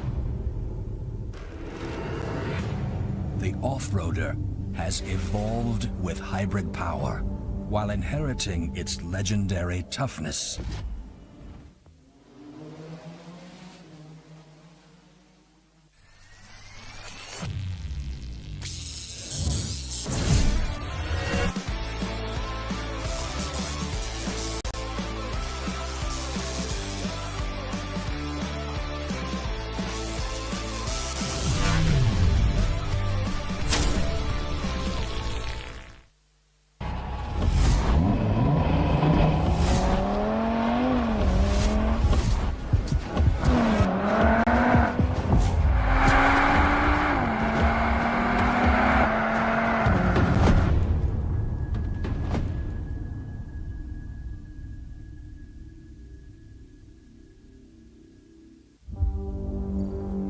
Ready for a surprise? إذا جمهورنا الكريم رجعنا لكم مرة ثانية، والآن سيكون موكب الأبطال، موكب ال16 متأهل إلى التوب 16 معانا في هذه البطولة. تحية الجماهير من موكب الأبطال كونر شانهان، إدغارز رودغرز، خليفة الفلاسي، محمد شهاب، تومي كايلي، عبد الله حمادة، رمزي أحمد، دامر، وأيضا كيفن بسكولتي، دينيس ميغال، حسين مسلماني، جاك شانهان، كريم راشد، أحمد دحام، بنتكات شيربا، وأيضا أحمد العامري. ها هو موكب الأبطال، موكب المتأهلين إلى دور ال16.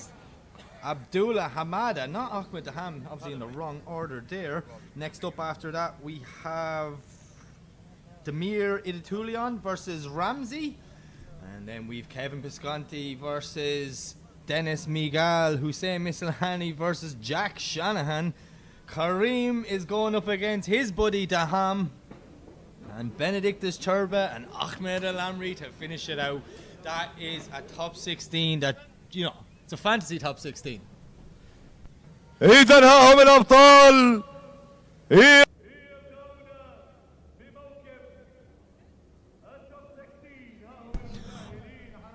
Anyways, we see the cars coming out. The best part of the evening, as I get joined and hit in the head by our head judge, Mr. Kieran Hines. Mr. Kieran, how are you?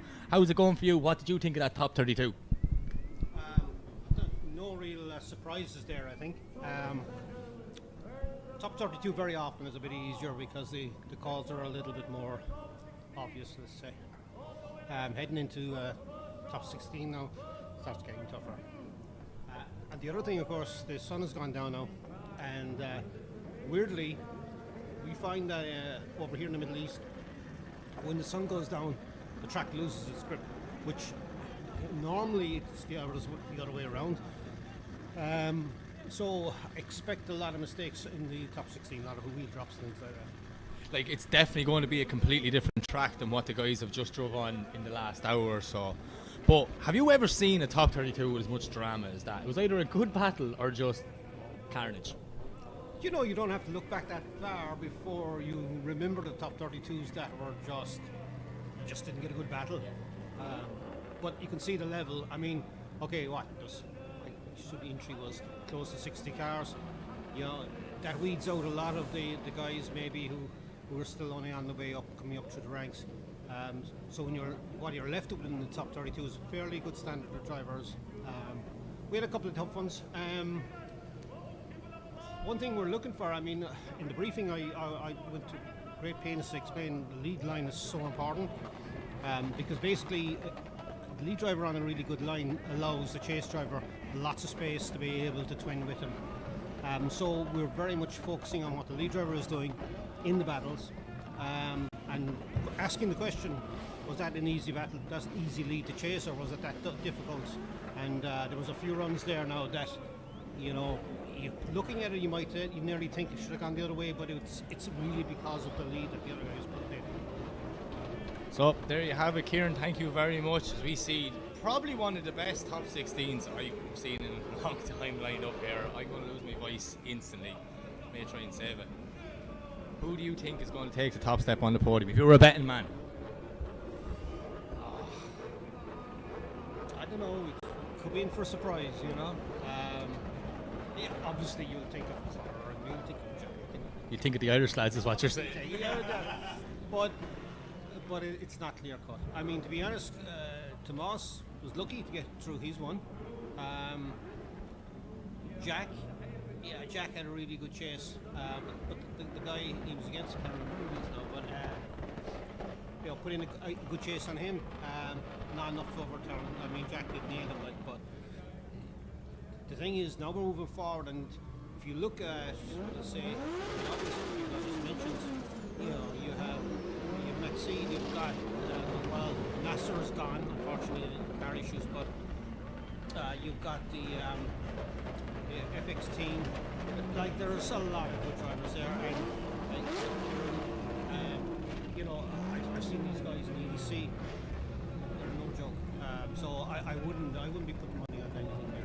Yeah, no, I'm the same as that as well. I'm trying to go through in fantasy bucket, but I don't think it's absolutely possible. Kevin as well, Kevin Pisculti, that man, he's a man on a mission this weekend. The Fresh X guys, off with Alamry, Dham. That's like the old Dham. I haven't seen that guy in a while there now. The driving he did there with Vasilioskis was second to none. So unbelievable. We see boys throwing t-shirts and all into the crowd. Top 16 parades are mad here. In the briefing, I did explain. You know the dotted line in the middle, and they have 6 meters to initiate in there, and he actually dropped the beats. I actually said that on the live stream. And basically how that works is, right, if you cross the white line in the lead position, instead of being a 5 at the start line, it's a 6-4 to the chase. Yeah. So the chase driver is already at an advantage before he even get to the start line. So you carry that penalty through the run. There was other mistakes after that, but that's actually another one, young Khalifa as well. It's good to see him finally gelling with that car. He's been doing again another young driver. A lot of issues last year with that car, but they put a lot of work into it. It seems to be really working now, and his confidence again, EDC driver. His confidence is coming up. I can see it. You know, we've had chats. I won't lie, and you know he's really starting to step up, and he's taking everything on board. And his initiations were a bit of an issue in EDC. He seems to have that sorted. So he's always been a really good chase driver. I would say that he's always been very good in the chase. No, it's looking good. I think this is going to be a top 16 to remember. Right, Kieran, I leave you at it. Thank you so much for joining me, and hopefully I don't see you for the rest of the night.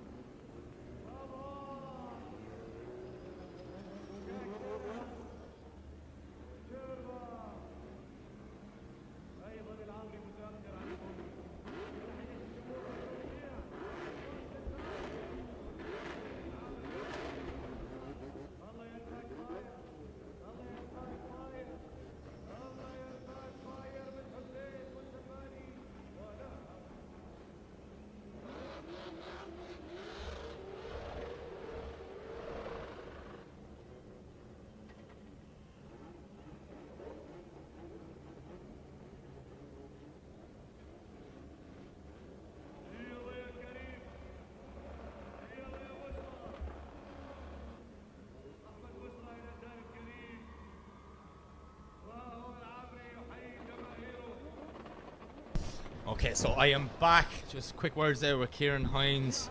He is really excited for this top 16. Well, maybe not as excited as me because he has to make the calls. I'm like you guys. I'm just a fan. I'm just overexcited guy with a microphone. That's it. So we see the top 16 leaving the track. some top 16 parade. Standard of drivers this year is just amazing, and we're getting all brought to you by the OAA. So really quick before we start, I'm going to thank some of the people who make this possible. Our sponsors for the 2026 season are Shell, Red Bull Mobile, Muscat Knights, and the Minister of Culture and Sport and Youth. Thank you so much for your support in the OIDC Championship. And yeah, these are the people that are bringing you all this craziness, bringing all the best drivers from around the world for our entertainment. So I'm excited to see where the rest of this night goes. Now, on a little side note, there's a lot of people running around behind the scenes here, and you know, people are looking at things, and everyone's having these secret little meetings, and you know, there's a lot of whispering going on. So something big is planned to happen from the top 16 to the final. I don't know what, right? And I am not messing. I genuinely don't know what's going to happen. But every time I try and find out, they all smirk and smile. So whatever it is, I'm expecting something big. So the best thing you guys can do now is sit down, relax. I know it's a Friday evening. Just chill out, enjoy the drifting, and let's see what carnage OIDC unfolds around one here. How beautiful does that track look? The facilities is just unbelievable here. Kieran Hines designing another crazy layout for the drivers, pushing them to the limits, them and the cars. And you know what? Everyone's rising to the occasion this year. We normally, as Kieran said there a few minutes ago, normally at top 32 you get a few battles. Not here, not this year. When you have 60 drivers and standard of drivers like we have, everyone is like just able to win the event at any point. So that's it. Just have a championship with class drivers and it'll be a class event. Simple.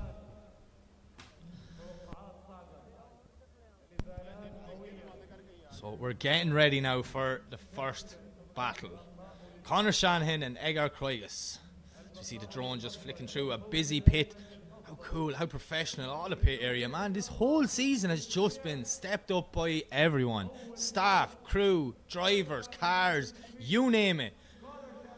I'm just so happy to be involved.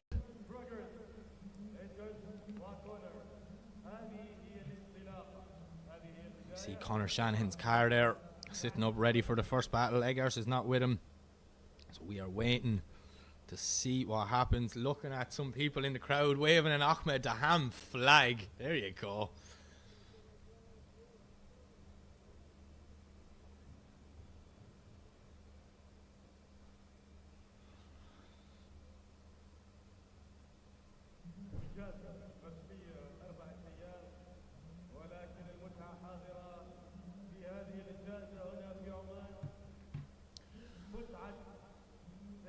Beautiful drone shot here. The Muscat Drift Arena, one of the best facilities for motorsport in the world. And I am honoured to get to come back out here yet again and watch some of the best drifters in the world go at it for our entertainment. And man, how crazy does that shot look? Look at that. Unbelievable. Grandstand's 90% nearly full. And you can still see outside, they're still coming in. There's queues at the gates of people trying to get into the back gate, the far side. This is going to be a brilliant night of drifting here in beautiful Muscat. So you see all the shipping containers at the front. You know all them shipping containers? That's how the cars get here. So that's how they do it over here. Oh man, if you get accepted to come drive in this championship, your car gets brought out in a container. You do your rounds and then it's sent it back home. So crazy, like it's just crazy the level that goes into the preparation for these events. Like, just people don't understand what goes on behind the scenes. It's a credit to everyone in OAA and all the OIDC. Yeah, these drone shot over the crowd is so cool. Loads of Omani drift fans out tonight. Great to see the popularity as well of drifting in Oman. It's just gone through the roof. All the local drivers are superstars, and it's just, you know, year 8, season 8 of OIDC, and it's just got bigger and bigger and bigger. I remember Kieran telling me, Kieran's been here since the start, and he said the first time he came out, all this stuff in the background, there was nothing here. There was literally just the track. 1 or 2 grandstands and this building here. Wait a minute, John's coming by. You might even see me on the live stream. I'm in the lower window down there. Where is it? No, it's too high. It's up over me. There it is. Oh, you know. Tucked away in my little cage here as we go through the VIP section. Some beautiful shots. How cool does the start line bridge look as well? That big OIDC 2026 lit up sign.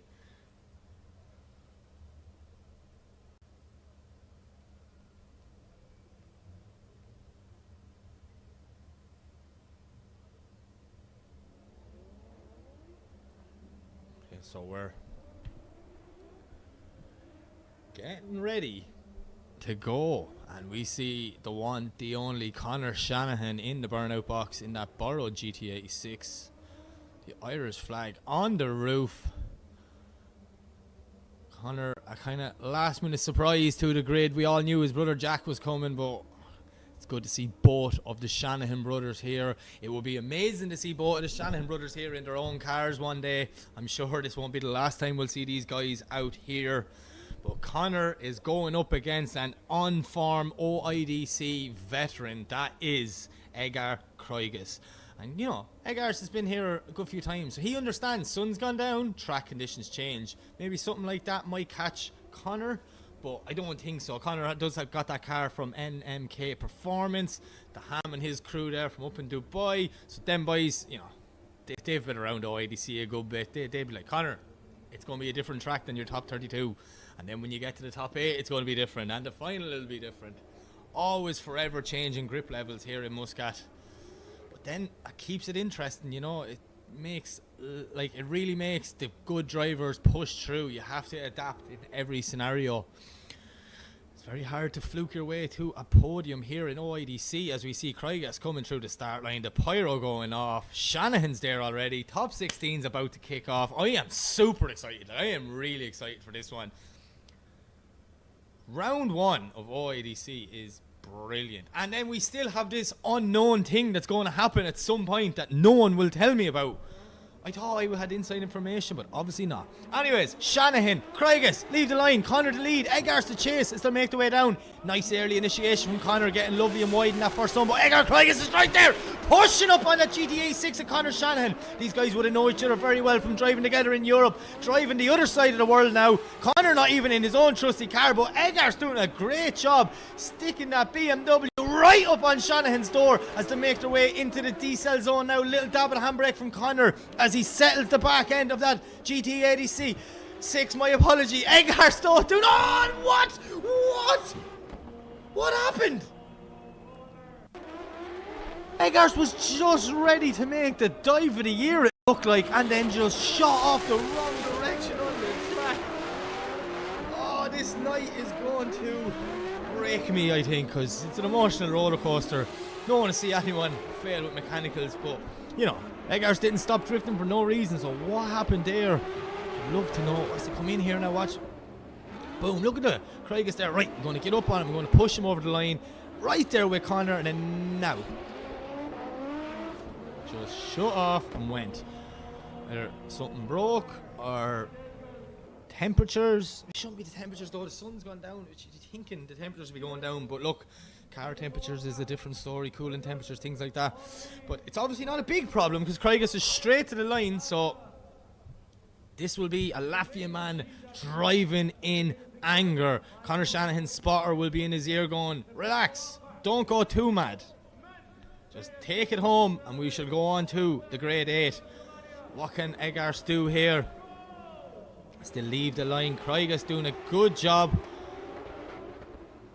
all day, but yeah, that's a nice initiation. Still not sure what happened, why he shut it down. He's not too deep there, but Conor Shanahan's right with him, pushing on the back of that brand new build.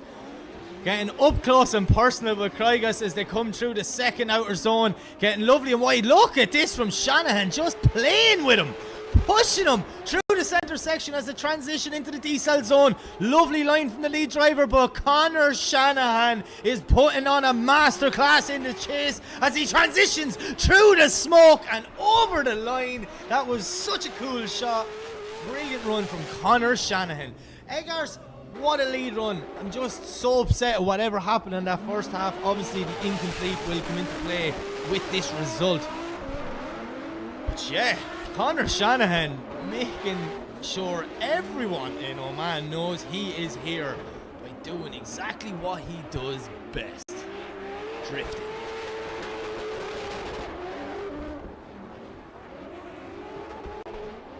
So, I would assume, and it is an assumption, it's a crazy word, that's what Kieran's upstairs for. Him, Wada and Vernon, they're the three judges this weekend, this season shall I say. But yeah, there you have it. Conor Shanahan takes the win, advances on, and we will, unfortunately, that's the end of Eggars. We'll see him back for round 2. OADC veteran, a fan favourite around here. We love Eggars. Hopefully there's nothing major wrong with that car and he can bounce back. He slaps the helmet, shakes the head. Maybe it wasn't a mechanical error. It could have just been a little, I don't know. It's the same thing. Once I finish up the podium, everyone comes up and tells me what I need to know. But if only they tell me now.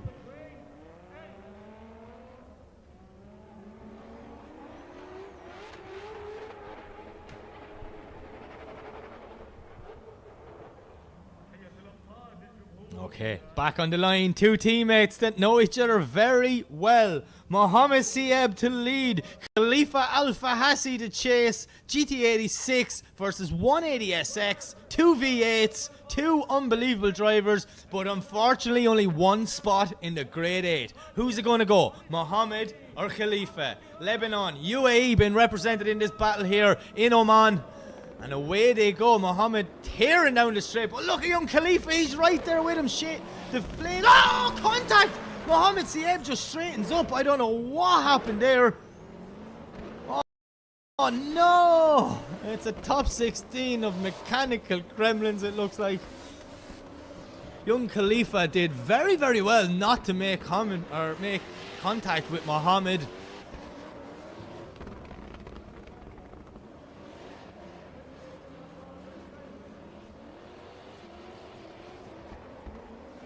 Yeah, I'm waiting on the replay myself to try and see what happened. I wonder, obviously something wrong. Obviously, yeah, he's a well-capable driver. Look, nice initiation, and then here, just boom.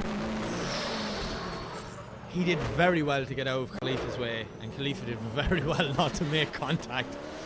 So, another battle, another good battle robbed from us. Hopefully, though, it's nothing too big, and we can get Mohammed back on the line for the second half of this battle.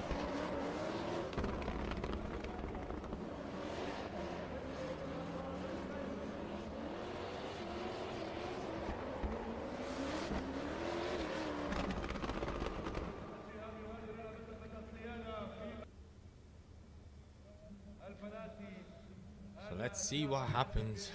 Will Mohammed make it? Is he going to call a 5-minute rule? Ah, very upsetting that is. Especially when you're battling your friend, you know. The two guys probably are after spending the whole time there like, right, we're going to go out, we're going to put a show on, we're going to give it everything, let the best man win. And then the car comes into play. And just mechanicals. But yeah, I see our next battle warming up, which means Mohammed must have called a 5-minute rule. So we're heading back to the line, and it will be Abdullah Hamada to lead in Tommy Kylie. Let's see what happens in this one. Two very, very good drivers, two very fast drivers on this round 1 circuit, should I say. Speed they were doing in practice this morning. You know what, the speed of everyone. Obviously drifting, it's a forever evolving sport, but yeah, just something this year I was looking at it like, this is crazy fast. Everything, the cars to the drivers, it's a testament to all the teams. But yeah, we're just waiting on Tommy Kylie now to make up. There he is, right on time. Beautiful 180SX. So actually, sorry, these two cars are probably up there with my favourite two cars on the grid, except for Sherba. Sherba won drift cars, okay, he built the best thing in the world, but just the design, the liveries, the colours, all on these cars, it's just savage. Like, seen like Jack Shanahan as well, where he hit that S15, did the livery on it and all. Like, it's about time drift cars started to look cool again, back to what they should be. Yeah, we see Tomas Kylie now throwing on some big angle there, scrubbing in them front wheels.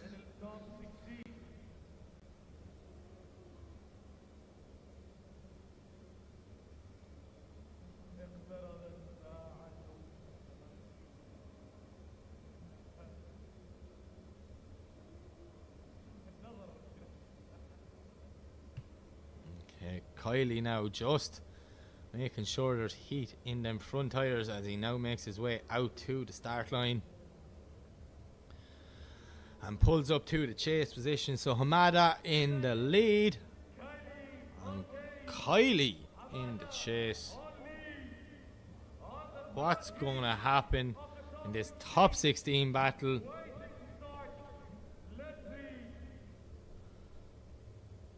Jordan and Ireland been represented. Hamada, Kylie, come on, start line Marshall, get the thumbs up, set the light. Let's see what's going to happen in this top 16 battle.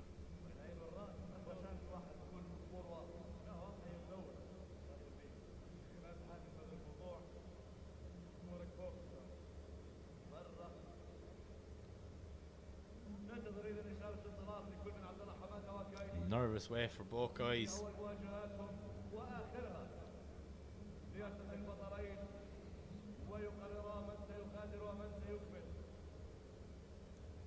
I'm not really sure what the hold-up is or what's happening. I can't see anything, but that doesn't mean there's not something happening. There's obviously a reason for this.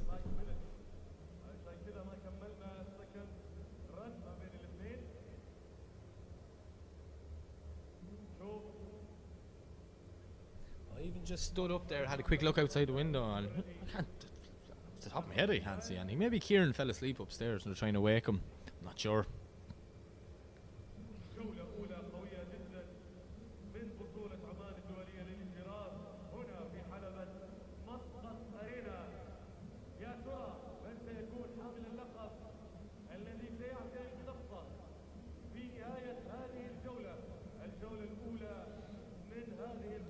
So I'd say as well, they're sitting here a few minutes, these guys, so they might get the opportunity to go back and rewarm their tyres.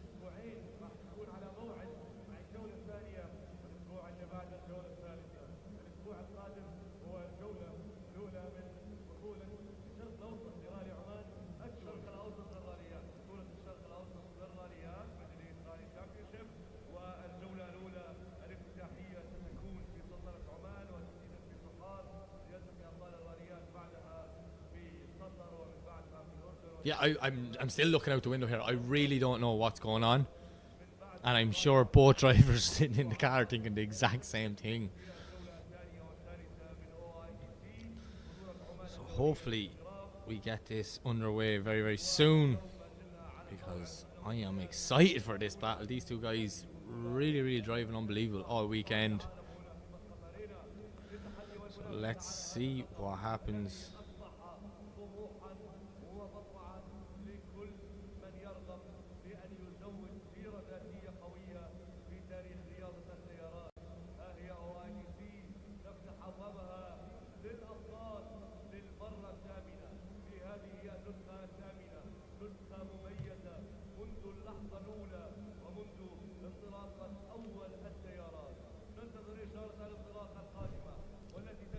Definitely some sort of technical issue or something. Maybe scoring systems upstairs or something like that.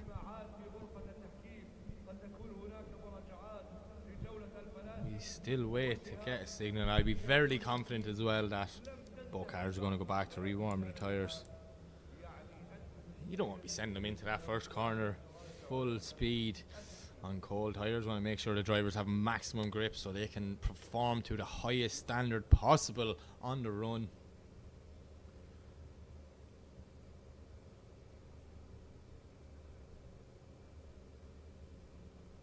Yeah, I can see Kylie saying to the start line marshal, the old international, can I rewarm my tyres?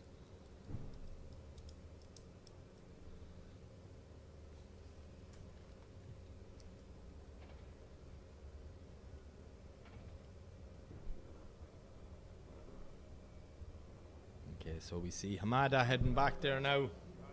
He's obviously going to warm his tyres. Hopefully by them warming up means we will be getting this underway very, very soon. All these people sitting waiting, all of us at home waiting. Well, I'm not at home, but I might as well be. I'm looking at the telly, sitting here just waiting, dying to see what happens in this battle.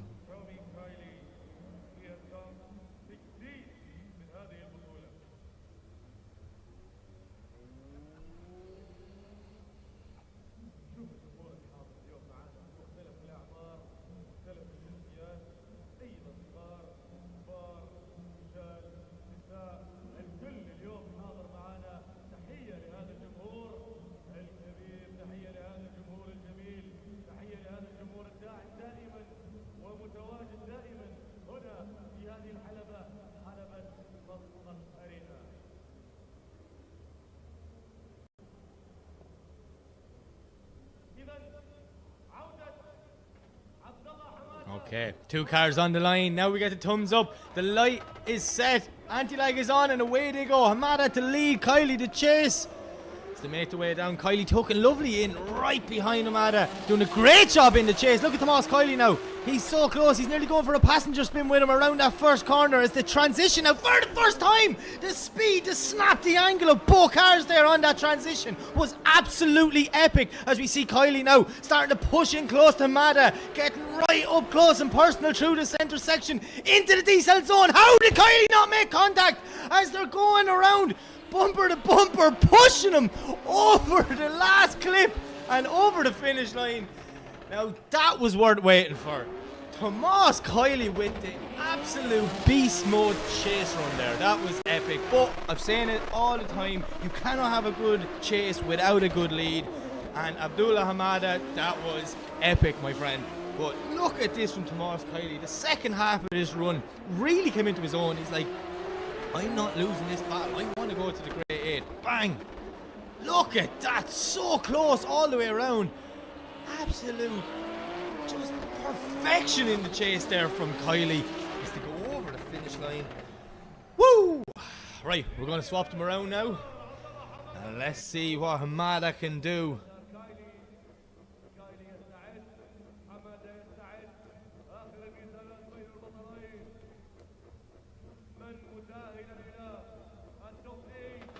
Okay, anti-lag on, and away they go. Kylie in the lead, Hamada to chase. Jordan in Ireland been represented here.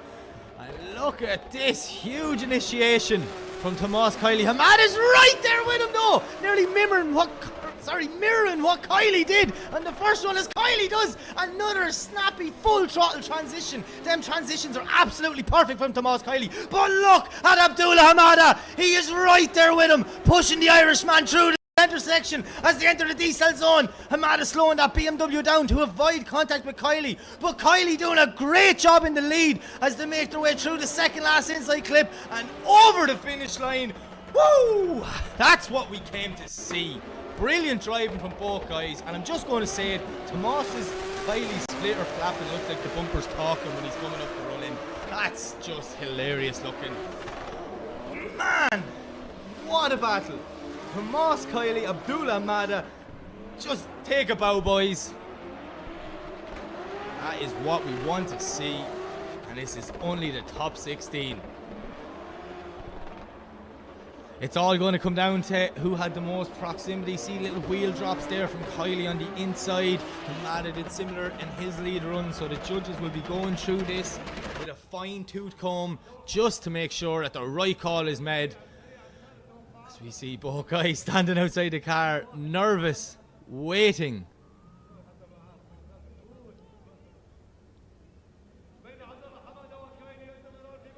What way is it going to go? Oh, I would not want to be a judge for this.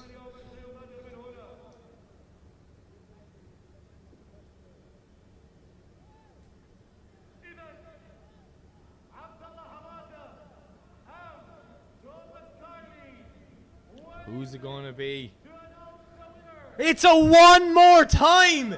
The real winner here is all the drift fans. The boys are going to go again. Fresh tyres, more fuel, and we're going to send them back out to do it all over. The judges not able to split that. 2 good lead runs and 2 good chase runs. So what more can you want? I'm so happy with that. That's the best call ever because we get to experience it again.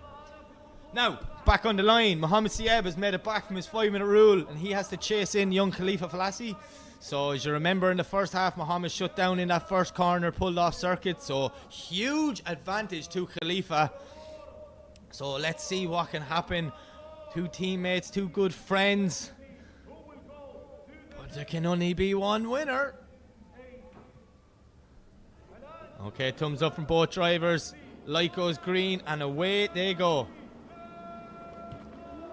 Khalifa just clipping the cone there in the chicane, but look at Mohammed, he's just tucked in right beside the young man. Khalifa doing a nice initiation now. Mohammed puts the foot to floor, starts to reel in. Khalifa closing the proximity gap. What a snappy fast transition. These are just getting faster and faster, these transitions. As we now see Mohammed right there with Khalifa. Khalifa not too wide through that zone, but he's still doing a good job in the lead position. Maybe I just jinxed him a small bit there. A little bit too early on the handbrake for the decel zone, but let's Muhammad see. I'm getting. Oh, Muhammad there dropping 1 or 2 wheels, but look, after the first half of this run, I think he already knows what's about to come on the result. At least got the car back out to drive and finish that run off, so that's the main thing. I hate seeing mechanical failures for people. It's just, it's not fair. I just wish everyone would have a good day's drift.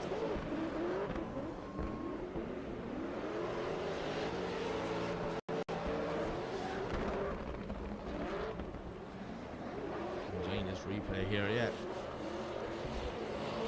Mohammed not doing a bad job in the chase at all. Obviously, whatever happened in the first run, he got sorted in the 5-minute rule. But yeah, we see young Khalifa get out of the car.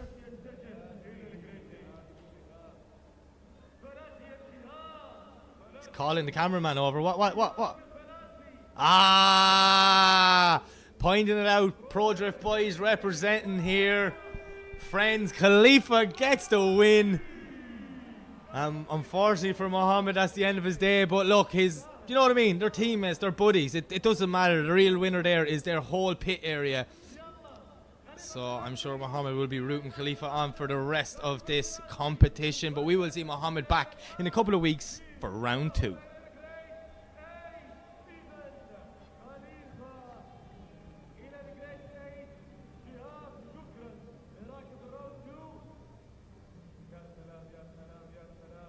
So, young Khalifa goes on to face Connor Shanahan, huh? The old young gun and the new young gun.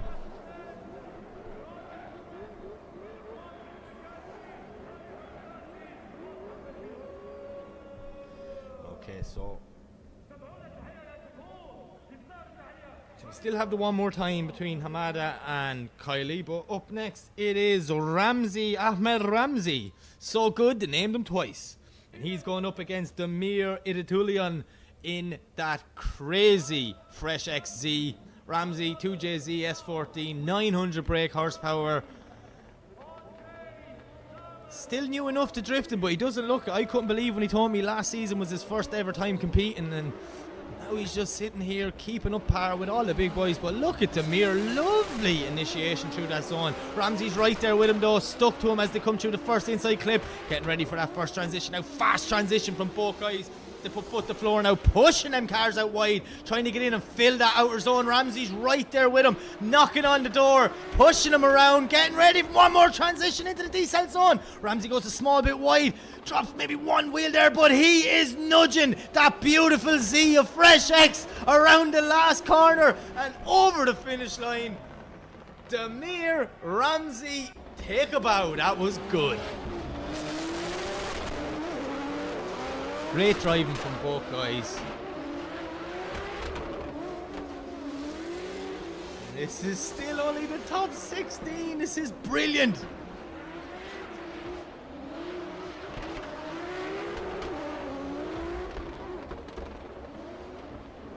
I'm just literally enjoying this here. That's what I'm doing. I'm sitting here just enjoying this chase from Ramsey. That whole section there, absolutely brilliant.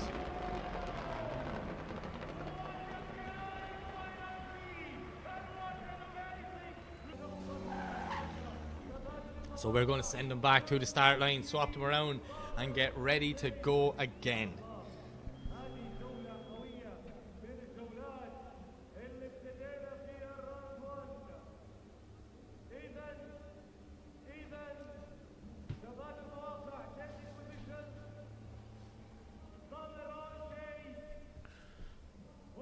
So we see Ramsey just coming back, just taking a little second, bring down the temperatures before we send these machines back into battle. But it will be Ramsey to lead and Damir to chase.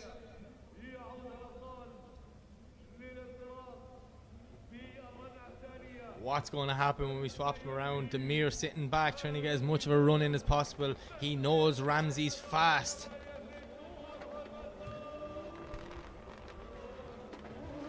Ramsey just clipping a cone there on the chicane, but wide initiation for Ramsey, but Damir's right there with him, tucking in beside that S14. makes his way through the first inside clip, getting ready for the transition. Ramsey lifting a wheel through the transition. So much grip in the back of the Sylvia, but Demir still there with him. He's just playing with him, following him around, doing a great job of mirroring. Not too much proximity, but he's not too far away. But now he's making a dive, trying to get up close and personal with Ramsey, and he does a great job how he held it through that decel zone as we see them transition further last time and bring it over the line. Nice.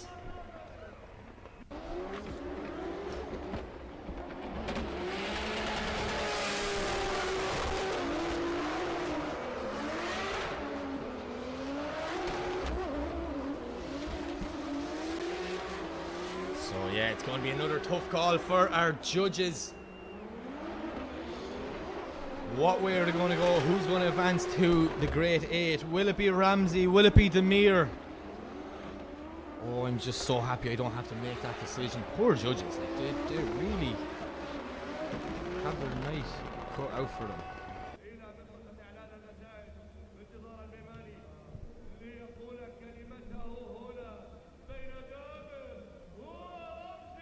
And there you have it. Demir Idulion gets the win. He advances on. Unfortunately for Ramsey, that's the end of his night, but we will definitely see him back for round 2 in a couple of weeks' time.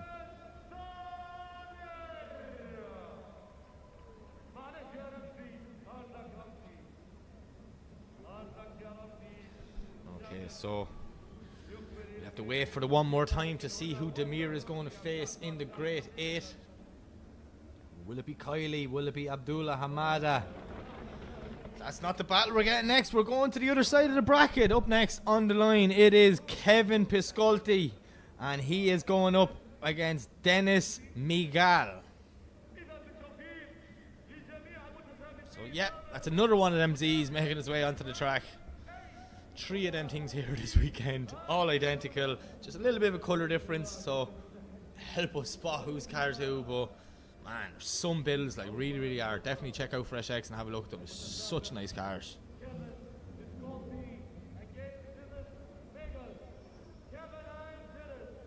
So Kevin just rolling back. I wonder, is he going to get the opportunity to warm his tyres again? Is that what he's doing? Or maybe he just wants more of a run into the first corner?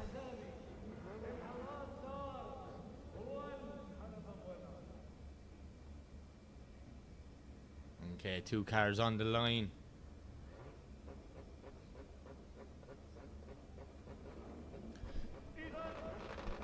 Kevin to lead, Dennis to chase, anti-lads flicked on, light goes green and away they go. Cone clipped there by Kevin in the chicane, but nice initiation from Kevin Visconti. Look at that, putting the back wheel right on that line. Absolute near perfect through that first zone as he puts the foot down now, trying to get a bit ahead of Dennis Miguel. Dennis though using all the power in that Z to stick with Kevin Visconti as he pushes them into the second zone. Look at this, so Dennis Miguel, a little nudge going, yeah man, I am still here, as they flick back now. Oh, what a dive from Dennis Miguel, and he holds it as well. That was absolutely epic driving. Kevin Visconti doing whatever he can to try and shake him off through these last few sections, but Dennis Miguel, woo, that yes, that transition into the decel zone was epic. Like, that's what we tuned in to see. That's what we love about drifting. Risk reward, and when it works, it works. Watch this now. Kevin goes a little bit wide there, dropping 1, maybe 2 wheels. Not sure from that angle, but here he's like, come on, hurry up, will you? A little nudge. Go, get up there. And watch, bang, look at that dive right up on the door. That is unbelievable driving there from Dennis Miguel. Kevin Visconti doing a great job in the lead position. Obviously giving Dennis every opportunity to get that close by being just smooth and consistent. That's it. Smooth and consistent's key.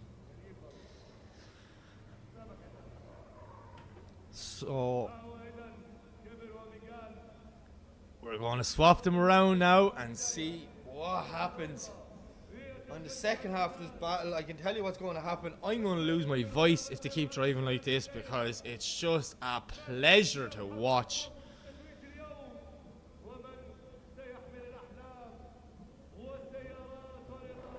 Okay, anti-lags flicked on.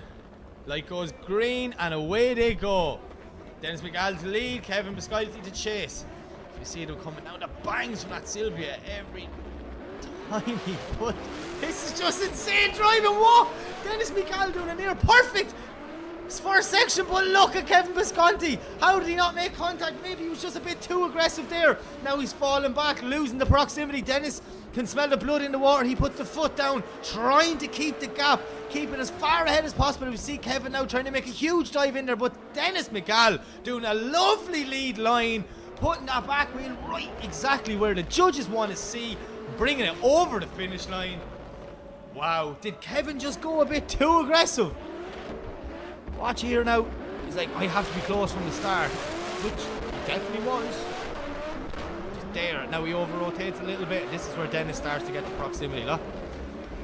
It's nearly a catch-up game from this point on. That Z is very, very fast, and I think Kevin Pisculti might have just learnt that the hard way, should I say. That's insane. Dennis Miguel. Man, jelly with this new car. It's unbelievable. Unbelievable watch.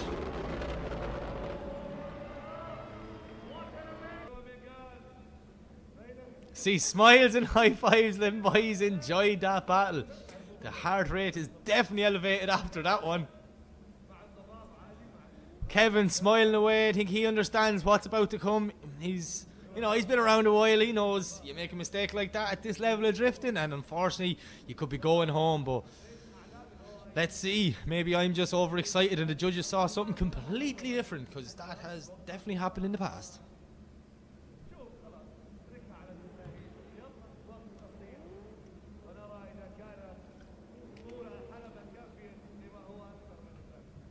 Nervous way for both guys.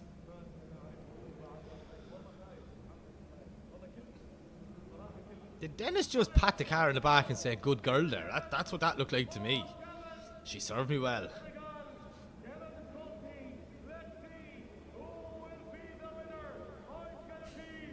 Throwing love out to the fans. We need a winner. We need to know who's going to the Grade 8. Is it Dennis? Is it Kevin?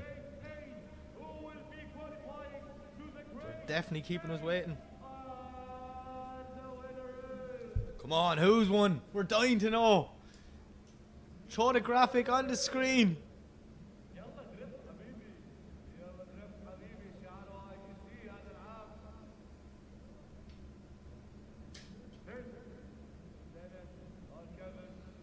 Judges still deliberating on this one.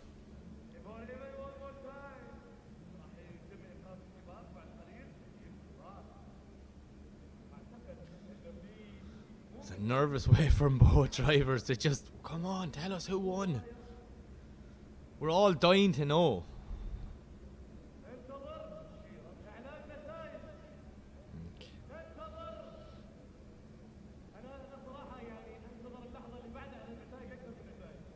Yep, Dennis definitely did pat that car and say, good girl there. That's twice he's after doing it.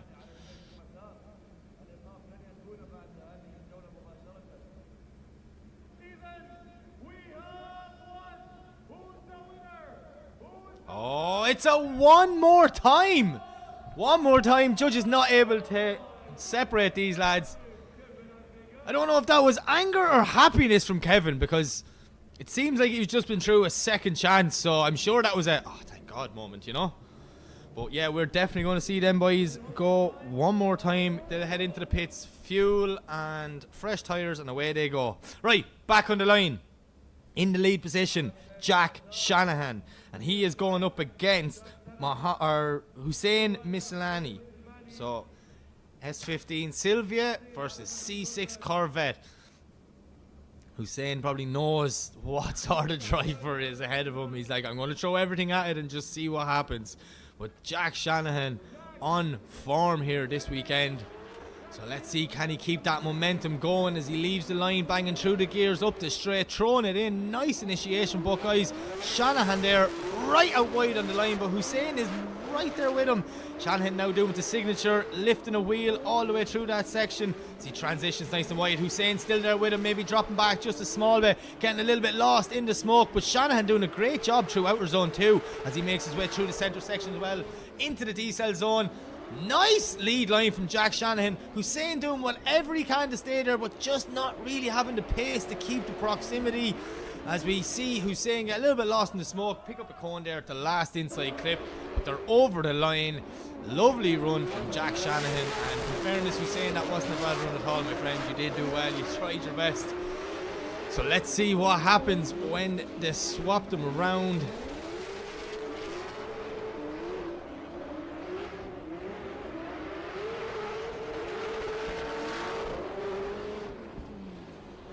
Jack Shannon's S15, borrowed S15 he's in. It looks so good, it does. This car in Oman last year, driven by Chris Brady, not looking like that at all. But yeah, the car's back with a new driver, it's looking fresh.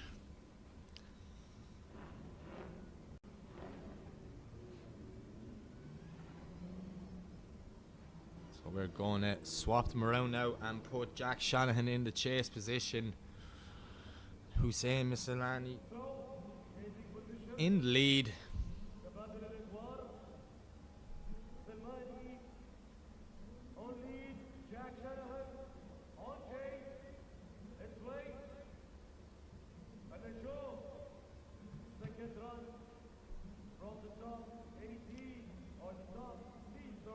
Ireland and Lebanon representing this battle here. Let's see what happens. Jack to chase, Hussein to lead. See Jack just giving Hussein a little bit of room there on the running, going, right, you get settled, lad, and I will do my thing. Look at Shanahan now, he puts the foot to the floor and just starts to close the gap. More grip in that chase car, should I say. So you see Hussein now washing wide. Hussein's just trying to be fast and gets far away from Jack, but Jack doing a great job there now, creeping up on the side of that Corvette. Doing very well not to make contact. Nice transition from both guys into the decel zone. But Hussein just gone wide, dropping two wheels. Jack doing very smart drive and just sat back on. I'll let you come back on track. And Hussein shuts it down, which will give us the answer that I think we might have already known, who will be going to the grade 8. And it looks like it will be Jack Shanahan. Not sure what happened with the Corvette there, if it was a mechanical issue or what. But Hussein definitely shutting it down, just coming into that second last clip. So just look at Jack. He put down the truck right up there, up beside him. Really, lap by lap, Jack Shanahan is gelling with this car. So I'm afraid to see what sort of beast will be back at round 2 and 3. Whether he has some experience in it, and then he'll have a couple of weeks just to play around with setups and alignment. For Jack there on the handbrake, seeing Hussein go off, like, right, you're back on track, let's go again. And then there it is there, Hussein shuts down, just drives off. Not sure why he shut down. Hopefully it's not another mechanical thing.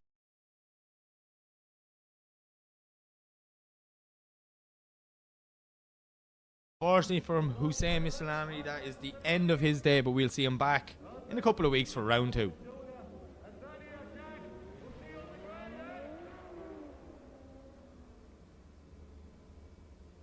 Right, here we go. Back to the one more time.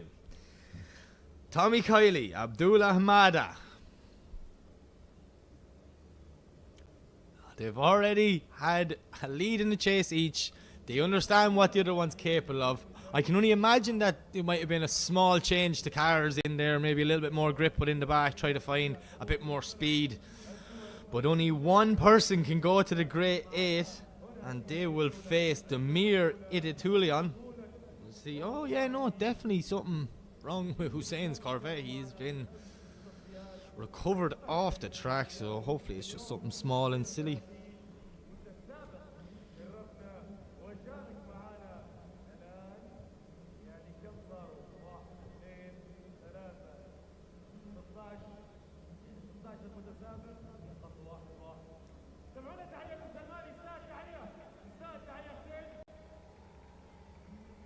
Right, back to the line.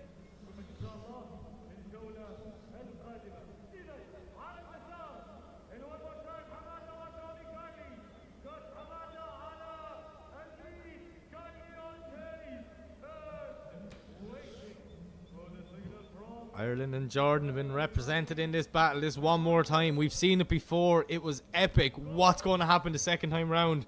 I have big expectations for this battle. I wonder did Kylie screw up that little splitter on the front of his bumper, or when he's running down the straight it looks like his car's talking. Hopefully he didn't, because I find it funny, but I'm very easily entertained. Anyways, Hamada, Kylie leave the line as they make their way down. Nice initiation, both guys. Kylie tucking in right there, nice and early. Hamada on a brilliant wide line, but look at Kylie as they come through that centre section. Huge speed from both guys as they come into outer zone 2 now. Hamada not too deep in that zone, but Kylie's right there with him, knocking on the door as they come through their own smoke, through the centre section, into the decel zone. What a dive from Kylie! Doing the exact same thing as he did the last time, really trusting fate in the lead driver and pushing that car right up on his door and bringing it over the line. Yes, Tomas Kylie, that was epic.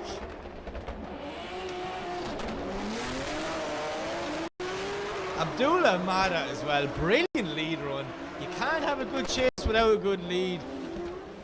Oh, I really feel sorry for our judges.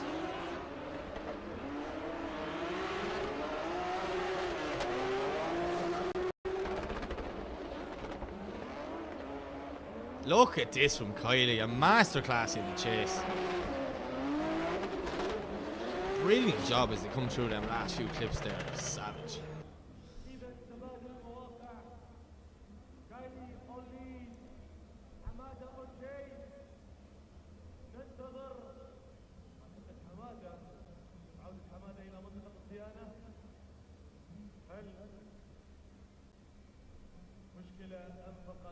Okay, so we're going to swap them around and see what happens on this second run.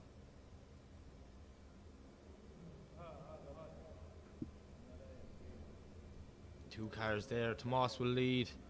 Abdullah will chase.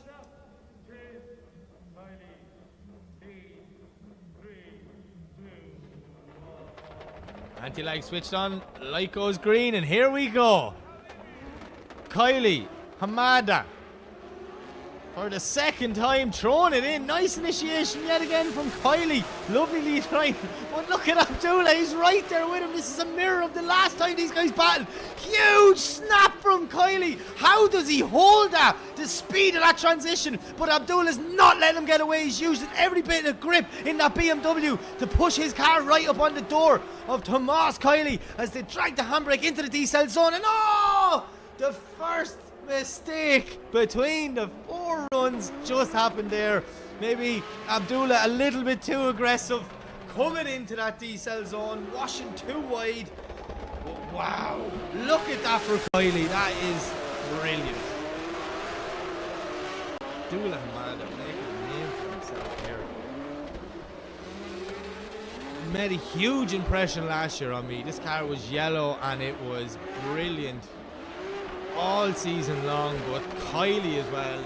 Two guys, like, seriously talented drivers, but yeah, that's the biggest mistake out of 4 runs I've seen. Just consistency is key.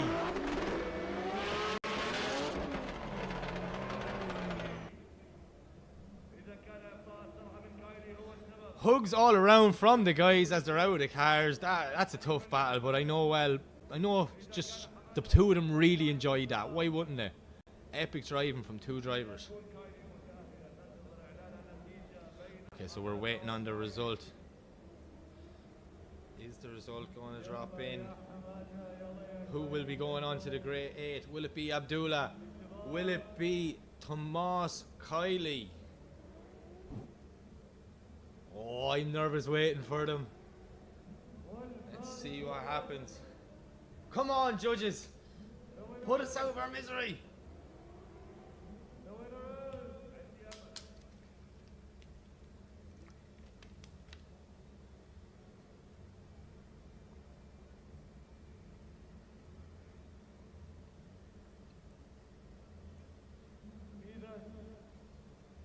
Nervous way from both guys.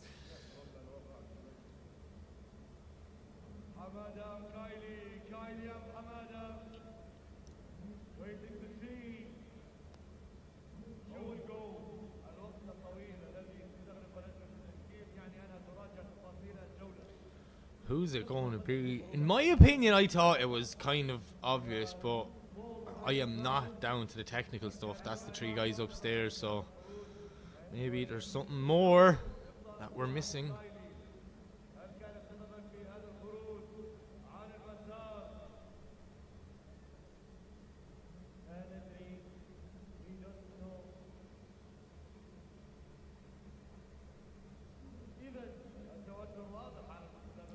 nervous way for both guys.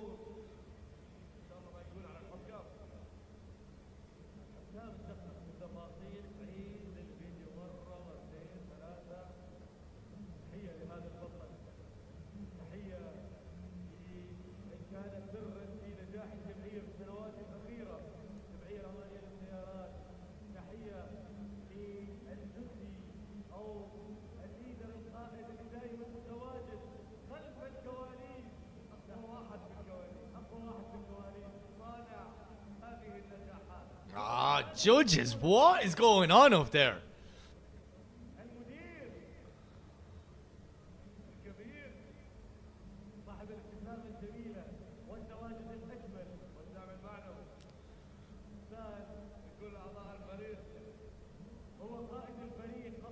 Who's it going to be? Is it Kylie? Is it Abdullah?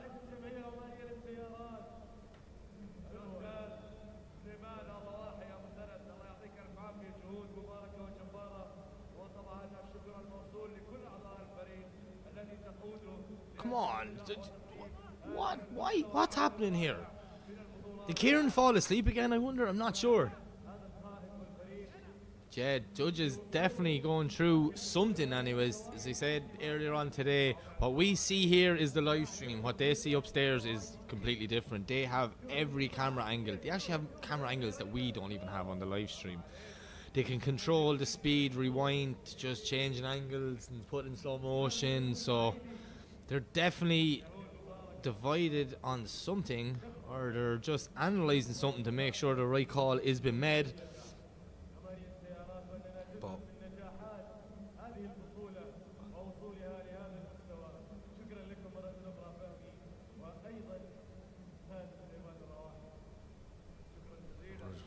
just have to sit here and wait.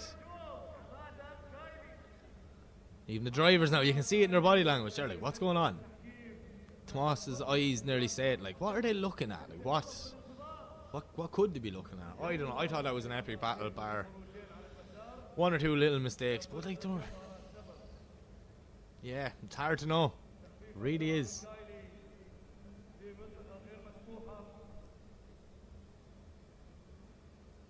Here we go. And there you have it. Your winner is Tommy Kylie. He is moving on to the Grade 8. And unfortunately for Abdullah Hamada, that's the end of his weekend. But man, what a drive. And we were excited to see him back for the next round.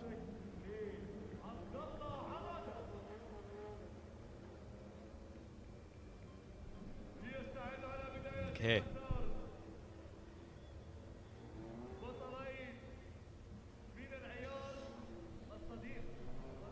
Oh, the next one is out. As you see, they're going back to rewarm the tyres, so them guys would have been sitting on the line for that whole duration. So, you know, it's only fair to let them rewarm the tyres. But that is Kareem Rashed, and he is going up against Ahmed Dham. Jordan and Egypt being represented here. Two guys that know each other very well. Well, Dham knows that car in front of him very well because him and his team look after and maintain it for Kareem. But let's see what happens. Two good friends, and I'm sure they both said, let's just leave it on the track. What happens, happens, and may the best man win. I'm excited for this one because, you know what? I'm going to say it again. This is an Ahmed Dham I haven't seen in a long time. This is an on-form Dham. And when Ahmed Dham is on form, it's a scary, scary time for everyone else. That man is some driver. So last season, didn't have the best luck. Car, you know, mechanical problems, and it was a fresh enough build, and just lady luck wasn't really with him. But this season he's back, and the thing is a beast. But he has to go through his good friend Kareem. What's going to happen here? Dham, Kareem leave the line. Jordan and Egypt representing. Here we go. Kareem in the lead, Dham in the chase. E46, GR86. Look at this beautiful initiation for Kareem, but Dham is took right in there with him from the start. pushing his car right up inside the BMW. See Kareem now, that car jumping in the air, so much grip in the rear of these drift cars. But Ahmed Dham closing in the proximity as they make their way into the centre section. One more time, transitions into the decel zone. How did Dham not hit him? He must have locked all 4 brakes there to avoid contact with Kareem. Kareem doing a brilliant job in the lead position, but look at Ahmed Dham. Wow, that one, you know what? That was worth waiting for. Something about two friends driving together that they just know they can push that little bit more, because at the end of the day, whatever happens, we'll fix it afterwards. And yeah, Kareem giving Dham a beautiful lead line. Look at the car there jumping coming through there with the grip in the rear of that E46 BMW. Yeah, that GR86. Man, that's some car Dham is driving this season. It's just working. Two brilliant cars, to be fair. Two, like, such nice guys driving them. Yet again, you want to see both of them advance on. You don't want to see anyone go home. But unfortunately, that's not the way it works in drifting. One person advance on, one person will go home. And see, yeah. So, oh yeah, no, the winner of this will go up against the winner of Alamry and Sherba. So, no easy road to the podium here at round 1 of OIDC. Like, every battle is a final contender, so I'm excited to see what happens. Kareem now has it all to do in the chase. He has to push hard. He knows better than anyone that Dham is on form. So let's see what happens.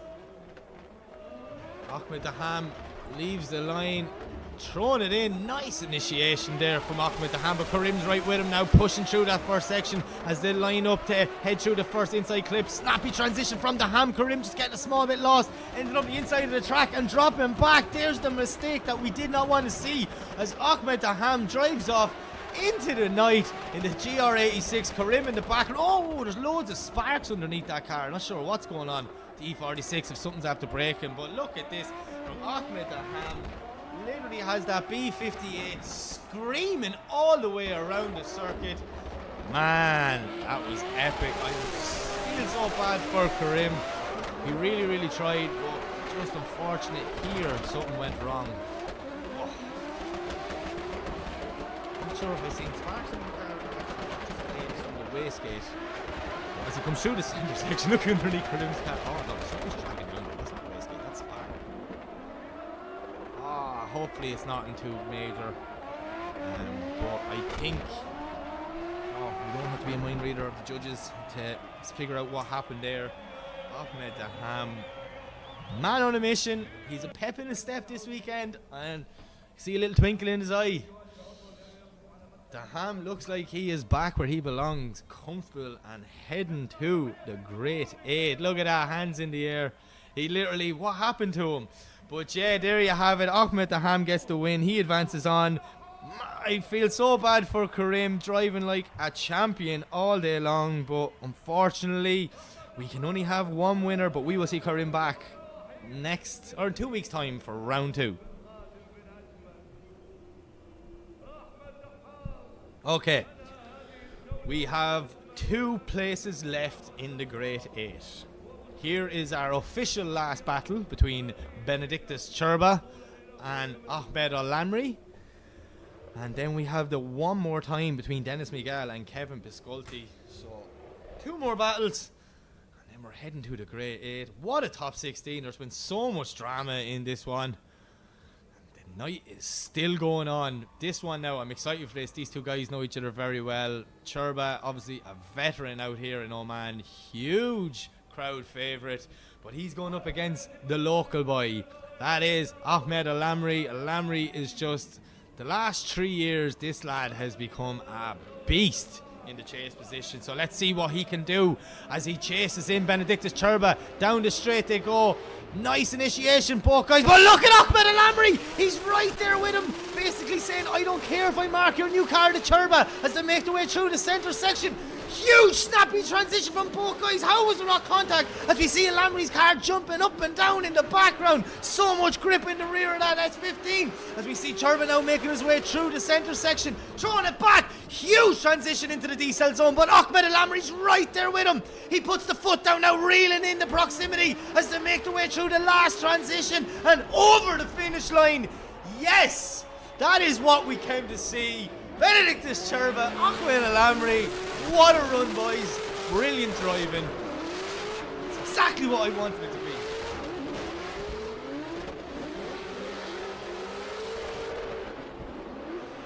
Let's see what happens now when we switch them over again. Sherba's spotter's going to be in his ear saying, dude, you gotta mark the new car, you gotta go, because if you are not dooring up at Alamry, you could be going home here in the top 16. Oh, I'm excited for the second half of this.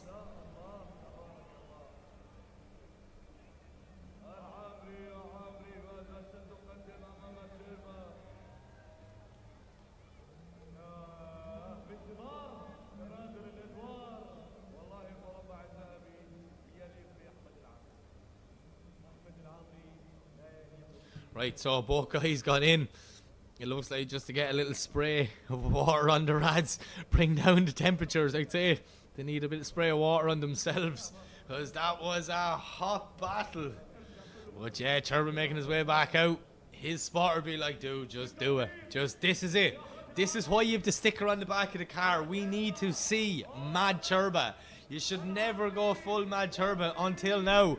Look how far Sherba's sitting back. He knows what has to be done. You can only imagine the focus inside that brand new 2 Series BMW. But Ahmed Alamry, the smiliest man on the grid, he is one to watch this weekend. Could he do a massive upset here and knock Sherba out in the top 16? Well, we're about to find out. Ahmed Alamry leaves the line. Benedictus Sherba in the chase.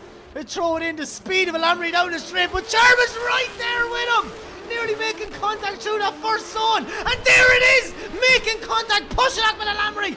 No fear in damaging that new car from Benedictus Sherba as they transition through the centre section. Will he hit him again? Yes, he does. Sherba pushing Alamry, maybe hitting him a bit too hard, and Ahmed Alamry goes wide and off track. Oh, Benedictus Sherba, was that just too much aggression? What happened there? Oh, yeah. Mad Sherba, that's what that is. Mad Sherba. Sherba made a dive at the start like nothing I've seen before, and the minute he went in that close, in my head I'm like, this is going to be a crash. How did they avoid the contact? But we need to get back to that replay and see what happened there. There was a second little hit of Sherba on Ahmed Alamry, and then Alamry's car shot off the other way. From the angle and the smoke blocking it out, I couldn't see if it was contact on the wheel. Hopefully we get to see it here. Judges will be going through multiple camera angles, so they, and obviously they've Wally on the roofs of the car, so Wally will be sending back all the data of what happened. But look at this, they come through here and then this is it, Mad Sherba. Oh yes, he did hit Alamry's wheel, because if you look at it there, you could actually see his wheel straighten up a bit. Alamry threw a more angle, but then ended up going off the track. So I wonder what way the judge is going to look at this one. Benedictus Sherba, so much aggression in his driving, but that's what we want to see. Look at that, smiles all around from the boys. The international, it doesn't matter where you are around the world. When you're drifting, you're talking about a battle, you use them two hands. So we see the smiliest man on the grid, Ahmed Alamry, Benedictus Sherba. Cool, calm and collective as always, but I think he maybe knows he just pushed that little bit too hard and too aggressive. Two fan favourites here as they get huge round of applause from all the spectators in attendance here in the Muscat Drift Arena. But there can only be one winner. Who is going on to face Ahmed Dham? Will it be Ahmed versus Ahmed, or will it be Sherba versus Dham? Oh, really feel sorry for the judges. And there you have it. Ahmed Alamry gets the win. He advances on. The Omani driver keeping it going for his country and his people, showing, hey, look, the internationals come over here, but us Omanis can drive too. So yeah, we're going to definitely see Sherba back at round 2. I am excited to see, obviously, more laps under the belt. A lot of data banked by him and his team, so they will be making adjustments to that new build, and I'm sure we will see Mad Sherba very, very soon.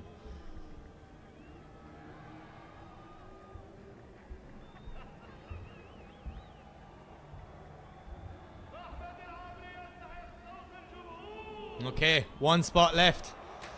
And we've done one more time between Kevin Pisculti and Dennis Miguel. So, Sylvia versus them beautiful Z's. What's going to happen here? Kevin got through a lifeline the last time.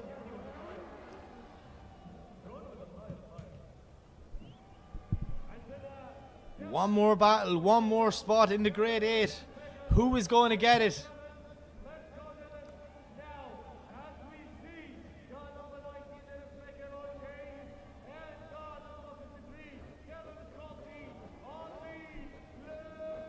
Okay, light goes green, away they go. Kevin the lead, Dennis to chase.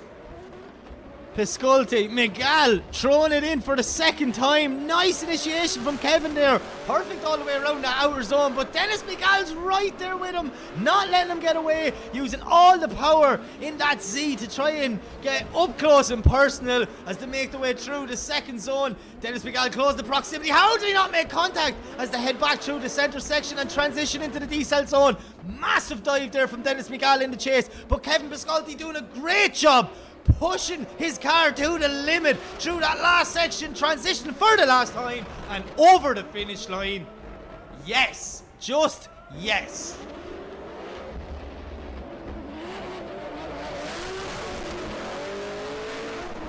Brilliant driving from both guys.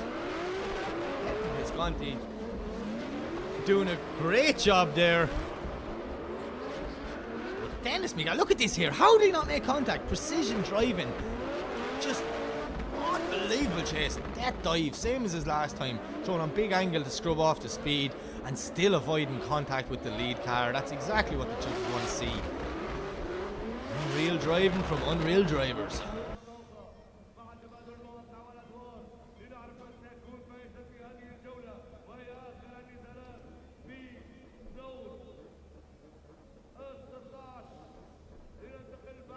Okay, so we've swapped them around now. Dennis Miguel to lead, Kevin Pisculti to chase. What's going to happen? The anti-lag is switched on. And light goes green, away they go. So you hear screams of both cars to make their way down the straight. Nice initiation there from Dennis Miguel, lovely and wide, but maybe just a bit too wide at the end of the zone. Kevin Pisculti has to back off to avoid contact. See him now washing wide through the centre section. Dennis putting the foot to floor, just trying to get away, get as much proximity as he can, but Kevin now cutting the track, trying to get up close to him as they come through the centre section, getting ready to transition for the second last time through the D-cell zone. Oh, Dennis just washes wide. Kevin has to lock up all brakes to avoid contact as they come through the last clip and over the finish line. Wow.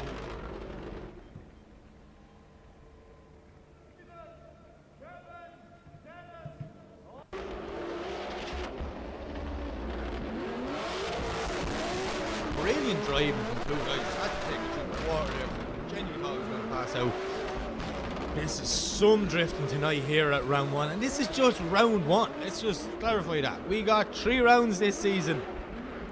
This is starting to go by. It's going to be a season to remember. Maybe the 8th year in Oman might be just the best year yet.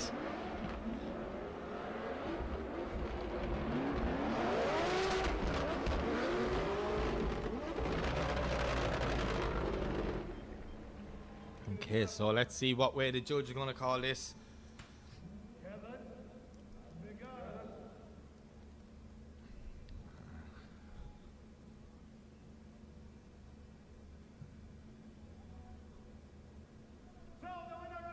Smiles all around from the boys. They enjoy that. But there you have it. Kevin Pisculti gets the win.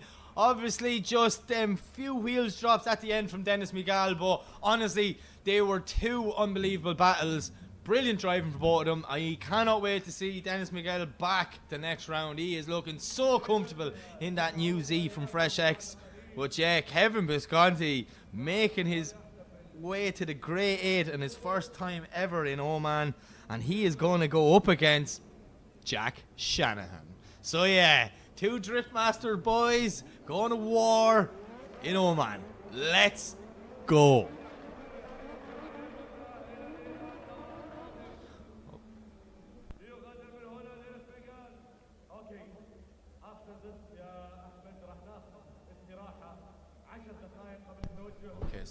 just going to figure out, are we going to advance on? Are we going to take a break? Okay, so I've been told we're going to take just a short little break here. Oh, we're going to an interview first, and then we're going to take a little break and get ready for the Great 8. But man, this Great 8 is stacked. We've got 8 boys who are driving the wheels off cars today. Connor, Shanahan, Khalifa Alfahassi, Tommy Kylie, Demir, who else? Kevin, Jack, Dham, and Alamry. This is going to be epic.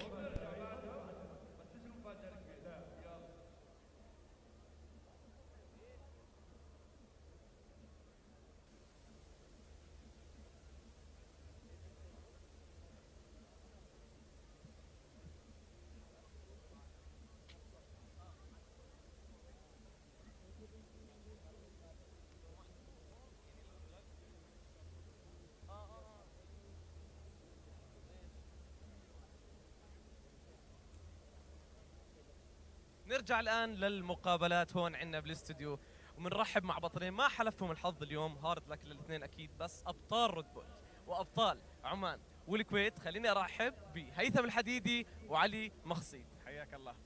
حياك الله حبيبي. نبلش مع هيثم.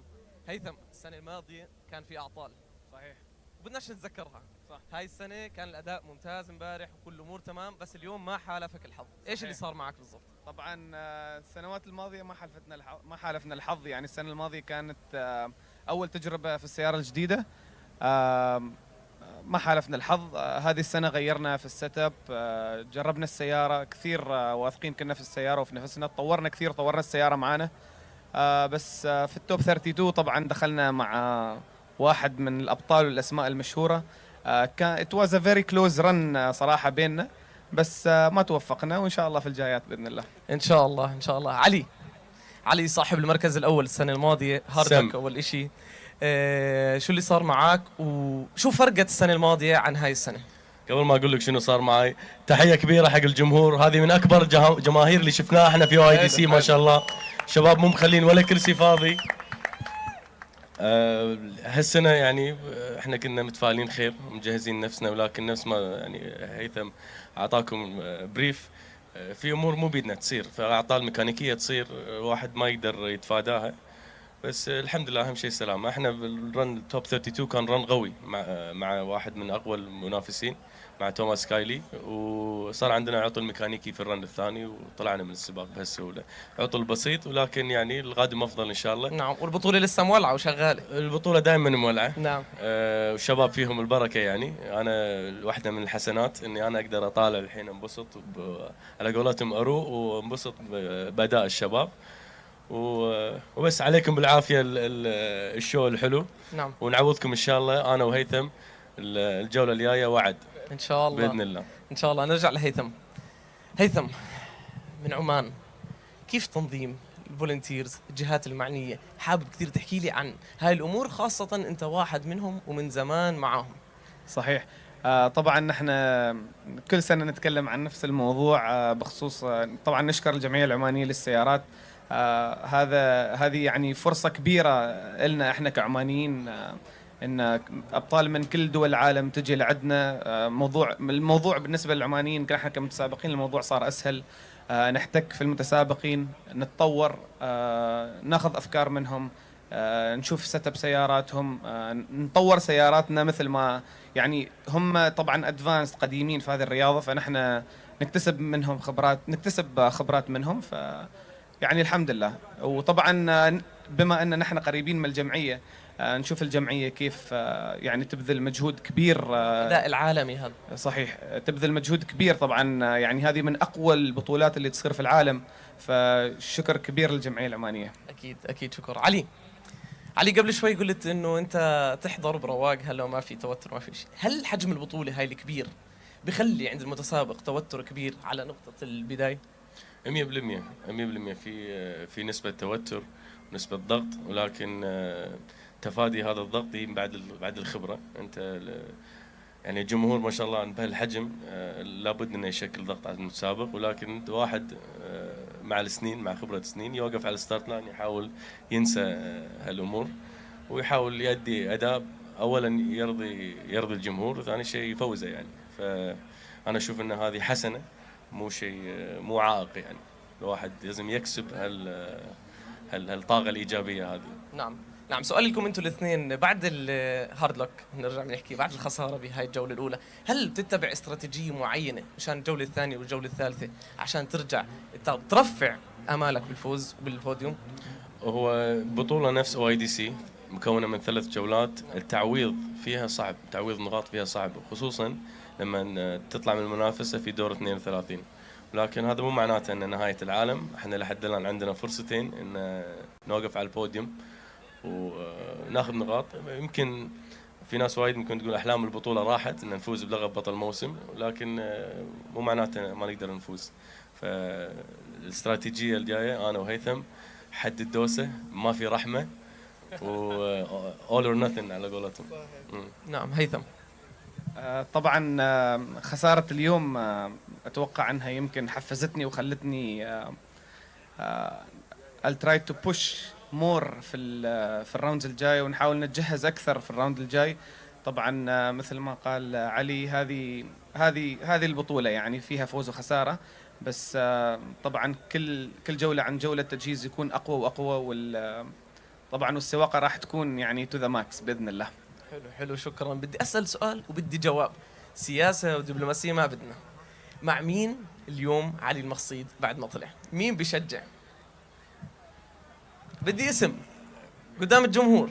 لا ما في اسم، انا اشجع هيثم حديدي. لا انا اشجع اللي يسوق زين صراحه يعني. أكيد. من نفس الكره، انا واحد ناس ما عندي اي انحياز. طب مين عاجبك للان كثير؟ اللي يلعب زين اشجعه. طب نغير السؤال، مين عاجبك للان كثير؟ كلهم ابطال ما شاء الله، وكل واحد له علي ما بده يعطيني اسم. أنا ما راح أخذ الميكروفون. لا شوف خليني عشان اكون جدا صريح، احنا بارضنا ووطننا ما نبي احد اجنبي من برا يفوز. هذا يعني مهما كنت انت متواضع وعندك روح رياضيه، هالشيء يظل فيك.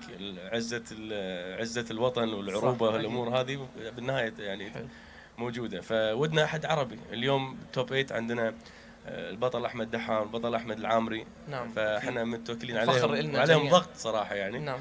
والله يعينهم ويوفقهم ان شاء الله، ويمثلون كل متسابقين العرب، وانا متاكد يعني ما راح يقصرون ان شاء الله. شكرا علي المقصيد جدا جدا. وبدي اعطي المايك لهيثم. هيثم اخر كلمه، شو بتحب تحكي لهذا الجمهور الكبير كثير كثير كثير، جمهور بلدك؟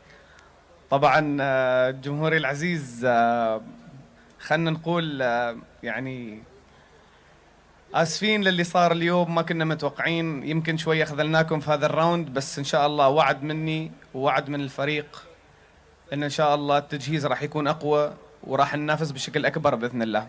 كونوا معنا إن شاء الله. بدي أسمع تحية كبيرة كثير كثير كثير لهيثم الحديدي وعلي المقصيد.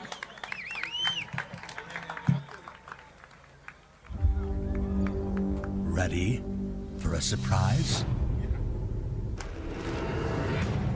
The off-roader has evolved with hybrid power while inheriting its legendary toughness.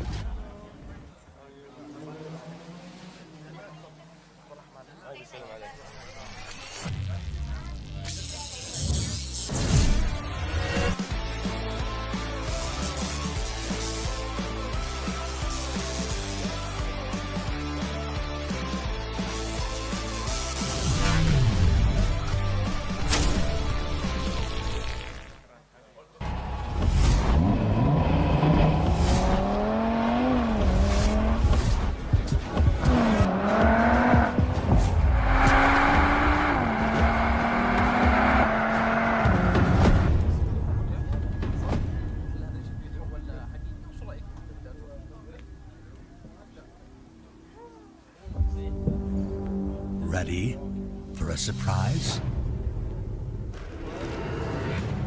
The off-roader has evolved with hybrid power while inheriting its legendary toughness.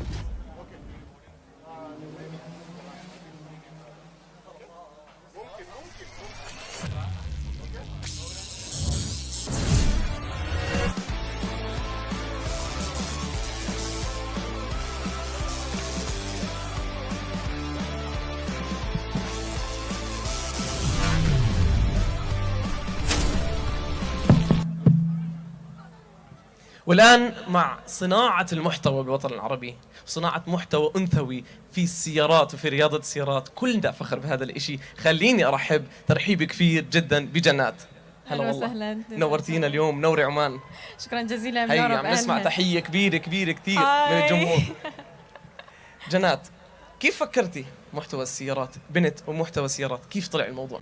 يمكن لان انا بلشت حياتي وعيت انه كان عندنا كل هواي سيارات بالبيت، دائما نشتغل على البيت بالسيارات، ويعني ربيت بين المحركات وبين السيارات كل انواعها. حلو جدا، وهذا الاشي كان من عندك من زمان واستمر، وحاليا انت صنعت محتوى بهذا الموضوع. صحيح.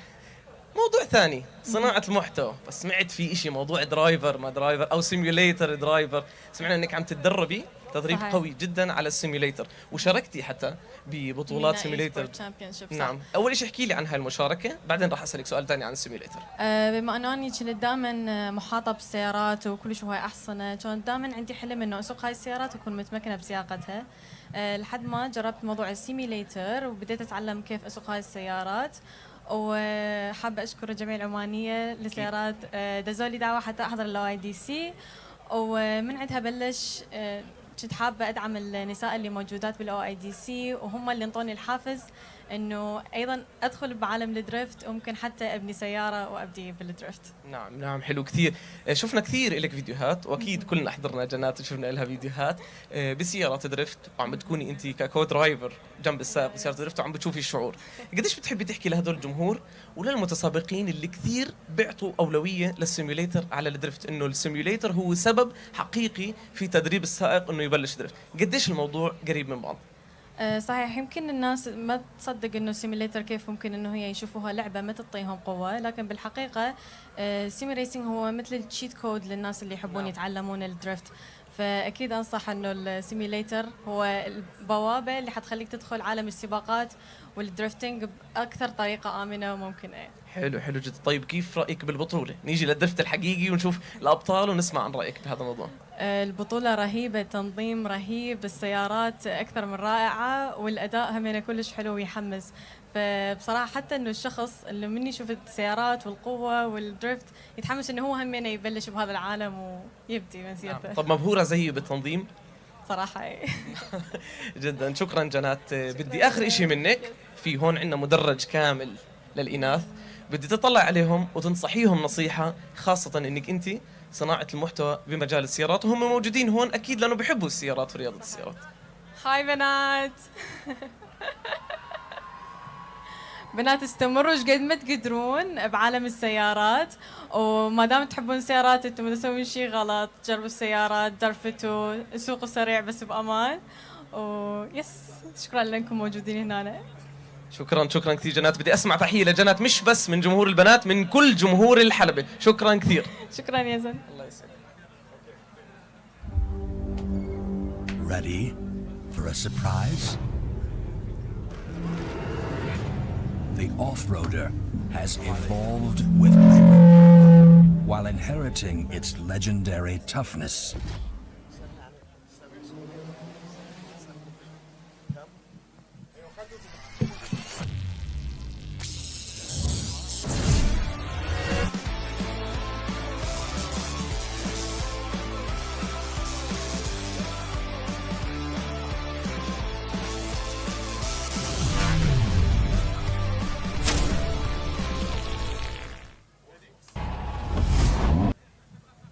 مقابلة جديدة مع بطل من الأردن. خليني أرحب بالبطل اللي عم بيشارك هون للسنة الثانية على التوالي، عبد الله حمادة.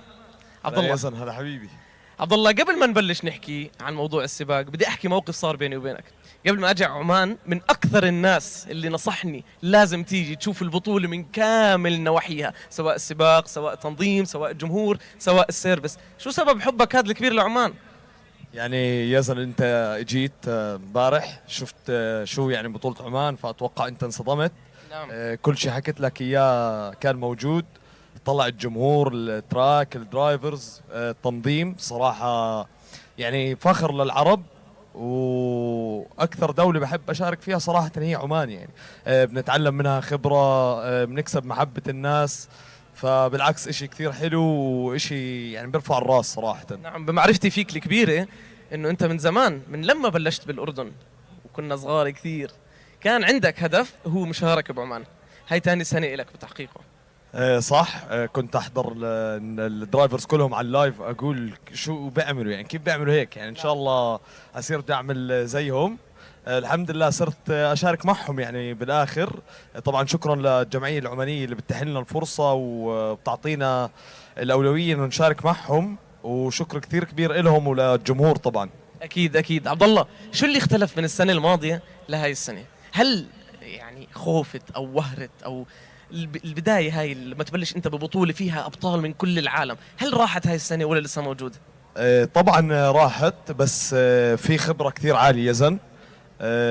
بس الواحد كل مره عن مره يعني تعتبر ممارسه، فبتحسن اكثر وبيعمل اداء احسن يعني، والواحد بيطمح برضه للافضل يعني. نعم اكيد. بخبرتك بالنتائج انت خرجت من دوري 16 بالضبط، توب 32 تاهلت، وتوب 16 خرجت منه هارد لك اكيد حبيبي. هل بهاي الاستراتيجيه اللي بدك تمشي فيها للسباق الثاني والثالث، هل لسه في امل كثير كبير للبوديوم؟ وهل يعني هو هدفك؟ يعني ان شاء الله طبعا فيش حدا مش هدفه البوديوم. ان شاء الله بنطمح انه نطلع على البوديوم ونقدم اداء احسن وإشي بيرفع الراس وبشرف بلدنا الاردن طبعا. بس الحمد لله بضل الواحد مبسوط يعني. حتى لو الواحد طلع من توب 16 انت مش نازل مع ناس سهله، كلهم ما شاء الله عليهم ابطال، 60 متسابق من كل انحاء العالم، ما شاء الله عليهم صراحه يعني. اكيد اكيد، وبتوفيق لك ولجميع الابطال، واهم شيء سلامتكم، ويعطيك الف عافيه عبد الله. حبيبي يزن. وطبعا بحب اشكر الجمهور العماني، صراحه هو اللي محلي البطوله كلها، يعطيكم الف عافيه. ان شاء الله نضل نشوفكم كل الجولات، يعطيكم العافيه. اكيد اكيد اكيد عبد الله. With hybrid power, while inheriting its legendary toughness.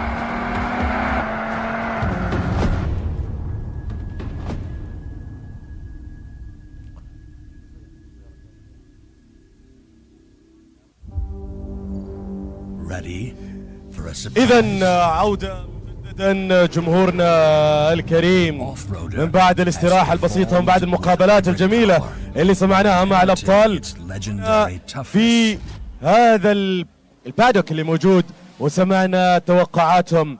الآن عودة لنزال الجريت 8، راح يكون جولة قوية بإذن الله تعالى. منتظرين نبدأ لكي نعرف ما هو القادم. إذا ستبدأ بعد قليل جولات الجريت 8، جولات أفضل 8 متسابقين للمنافسة والتحدي هنا في مسقط أرينا. ولكن هل سنكمل الجريت 8 أم سيكون هناك مفاجآت خلال هذه الجولة؟ 8 متسابقين، إذا هو ما وصلنا له من أصل. And our first battle will be Connor Shanahan against Khalifa Alfahassi. Then after that will be Demir versus Tommy Kylie. Kevin Pisculti then versus Jack Shanahan. And then Ahmed Dham versus the man you see on the screen there, Ahmed Alamry.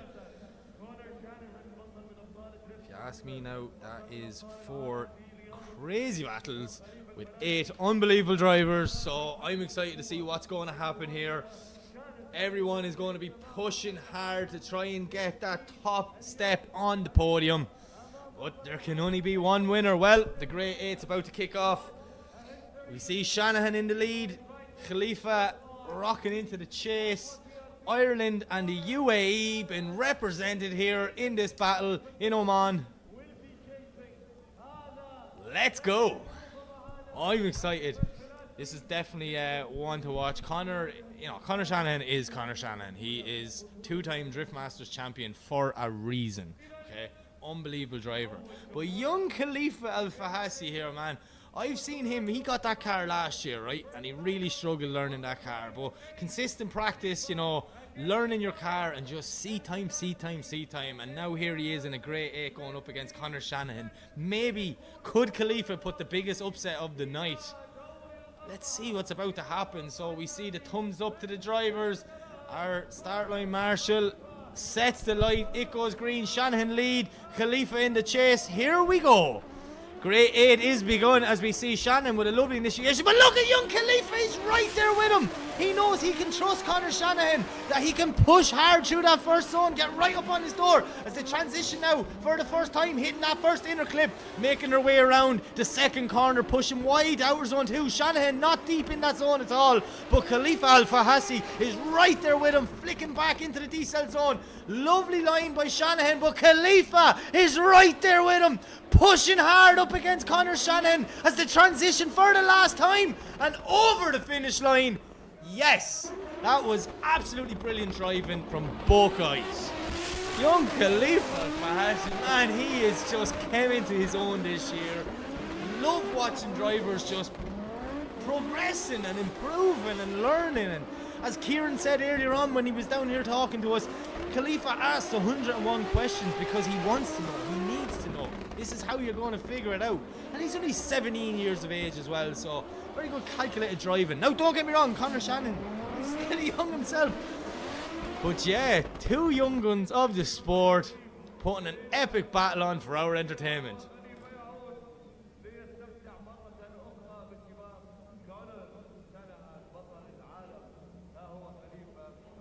So we see them swapping around. Khalifa will go to the lead position. Conor in the chase. Conor sitting back. He knows he's going to have to be fast into this first corner. See what happens. So yeah, Khalifa to lead. Shanahan to chase. Make their way down the straight. Nice initiation from Khalifa. Big snap to angle, but is it too much? He does well to hold it. Shanahan doing a great job there not to make contact as they come through the first section. Nice transition from both guys. Very fast, very fluid as they make their way around the second outer zone. Khalifa similar to Shanahan, his lead run, not too deep in that zone. Come in now to transition into the decel zone. Nice transition, and Khalifa just washed a little bit too wide. Maybe 2 seconds too late coming on the power. Conor doing a great job not to make contact as they come over the finish line. Nice. Well, let's see what happens. What were the judges going to look at? Khalifa doing a great job not to over-rotate that car. But Conor Shanahan, such calculated driving from the Irishman.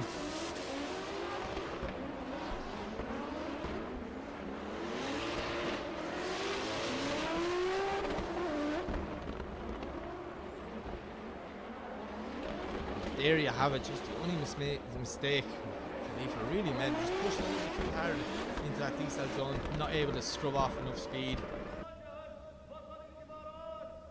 So let's see what happens. And there you have it.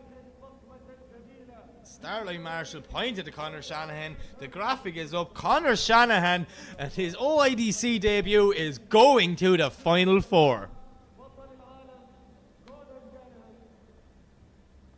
Congratulations to the young Khalifa. Great driving. I'm excited to see what he's going to do this season in Oman as he waves to the crowd before he exits the circuit. We will definitely see him back for round 2. Okay, so our next battle up will be... Sorry, I'm after getting lost in my sheet. Okay, so Khalifa leaves the track and we'll get ready for our next battle. Our next battle will be Tommy Kylie versus Damir Idulion. So we see just some of our marshals just making some...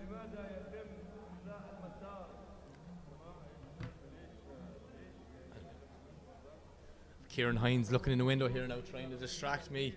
What's going on? Wait a minute, why are the marshals grabbing the cones? I don't know. So we see... Lovely drone shot of this packed Oman Drift Arena. So many spectators here. It's absolutely amazing to watch. It's great to see the sport of drifting getting so popular over here in Oman. And some of the local drivers, me and Kieran were just saying it on the break there, how the local drivers have pushed on in the last couple of years. It's just amazing. It's hard work and dedication, that's what it is, you know, consistently practicing. See, time is king. So we will have Kylie and Demir soon enough on the line. Let's see where this one goes. Tommy Kylie, a man on a mission this weekend. But Demir Idulion in that Z. Man, them fresh XZs, they're nothing to mess around with. Such fast cars and such crazy drivers in them. So we are going to... Oh, I don't know what's going on. I'm a little bit confused now. But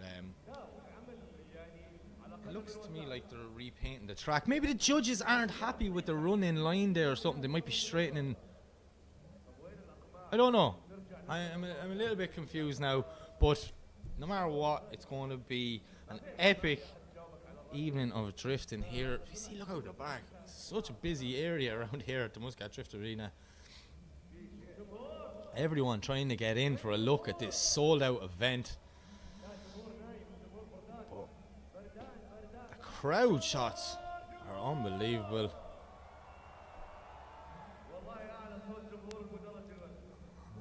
Do you know what? Maybe that's the special guest. That could be what our little delay is here.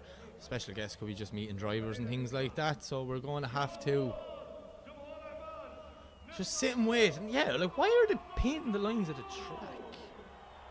I'm not sure what's happening, but a little bit confused now, but sure. Do you know what?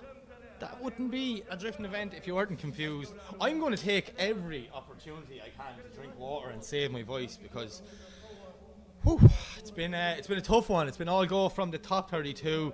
First battle has just had me screaming in excitement and going mad here. So let's see what the rest of the night brings. You know, we're getting down to the nitty gritty. We're finding out who's going to make our final four and see what happens. But the crowd here in Oman having a time of their life.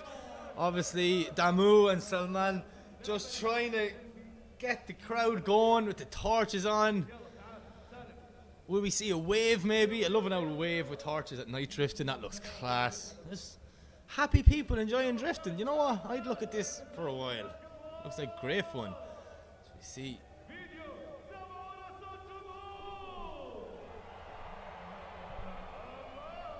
All the torches on. Sorry, I'm standing up to have a look. This looks absolutely insane.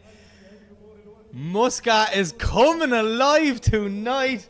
OIDC is back, and we are back with a bang. It was a very quick off season, a short year, but man, I miss this place. As we see the crowd having so much fun here in Oman. Huge attendance as well. This is, I've seen big attendances here, but they've never heard them say the words, "It's sold out." People can't come, so let's see what's happening. I don't know why the delay is. Like, is there something going on? Maybe there's technical issues with the judging system or something like that. That could be trying to fix something up there. Obviously, everything's working fine on our end because I can see the live stream, and I'm assuming you can hear me. Surely someone would have come down and told me that there's a problem. So the live is still in the corner of the screen, so I'm not really sure what's going on.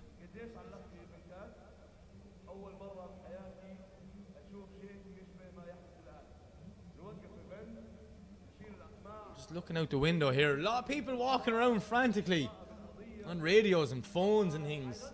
So there must be something going on. Or I wonder, are we going to get the big surprise? Is that happening now? They're not really telling me much, so I don't know.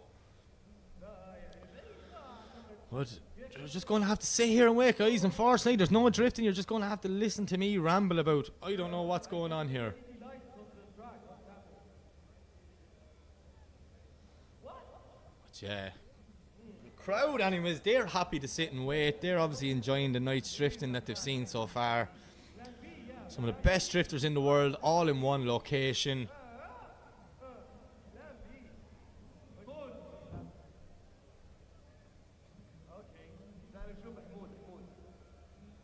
Just see everyone just relaxing, enjoying. I'm going to do the same myself. Take these minutes to just, take a moment, soak it all in, realise what we're watching, where we are.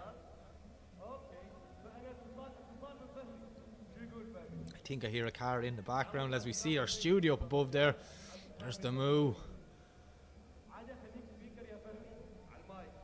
Everyone is just waiting. Maybe Kieran Hines fell asleep again. I don't know. I honestly don't know. I might get my phone and start texting people and go, here, what's going on? If you don't know because you're watching the live stream, I am locked in a cage. So I'm just sitting here looking at a monitor as we see some of our VIPs in the VIP area right in front of my commentary booth. That's the judging tower there above the top floor, and then in the middle that's our live stream control room. So yeah, it's savage facilities here. We're all connected together. But for some reason this whole show has stopped, and it seems to be, what time is it? It's quarter. I'm not, what? We don't even have a noise curfew here, we don't have to be finished by a certain time, so I don't know. I'm just going to sit back, relax and enjoy for a minute, because how cool is that actual new section, that whole new VIP area, and in the boys studio where they're doing the interviews and all. Serious, we see some cars on the line there. I did see Ahmed Dham's car, so maybe there's some issues with the other ones and we're jumping order or whatever. And the VIPs there just getting a mask just in case the tyre smoke is blowing straight in on top of them. Yeah, IDC 2026 is back. I'm actually going to take this moment to thank the people who make it possible.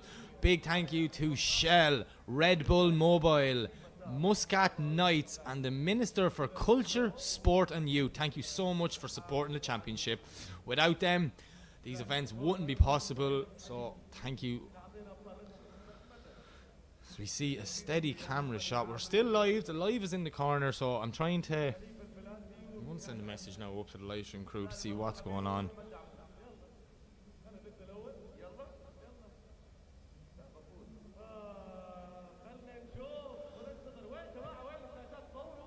I can't even see out the window because everyone in the VIP area now is just up on like a raised platform, their chairs, so I can't see the track.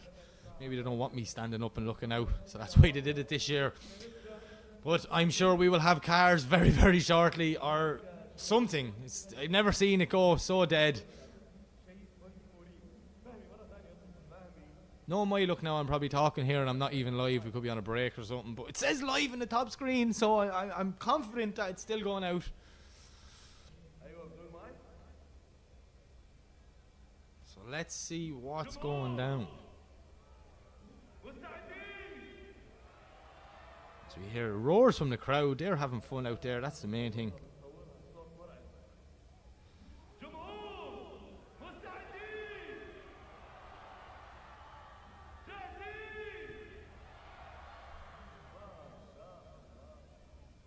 So we see, just look at the track, okay? See all the marbles and rubber around the place. The grip in these new, like, modern drift cars is insane. These sticky tires leaving some residue on the track, and you can only imagine what you're picking up as you're driving back to the start line or the pits.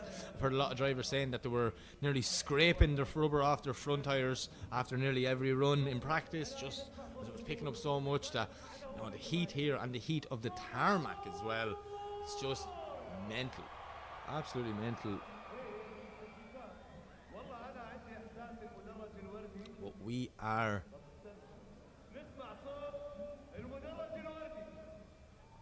are sitting here just waiting. I'm like you guys. I am in the dark here. I don't know.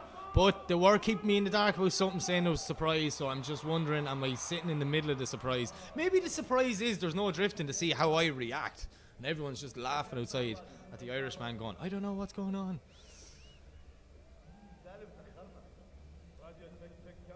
Everyone running around frantically in front of me there.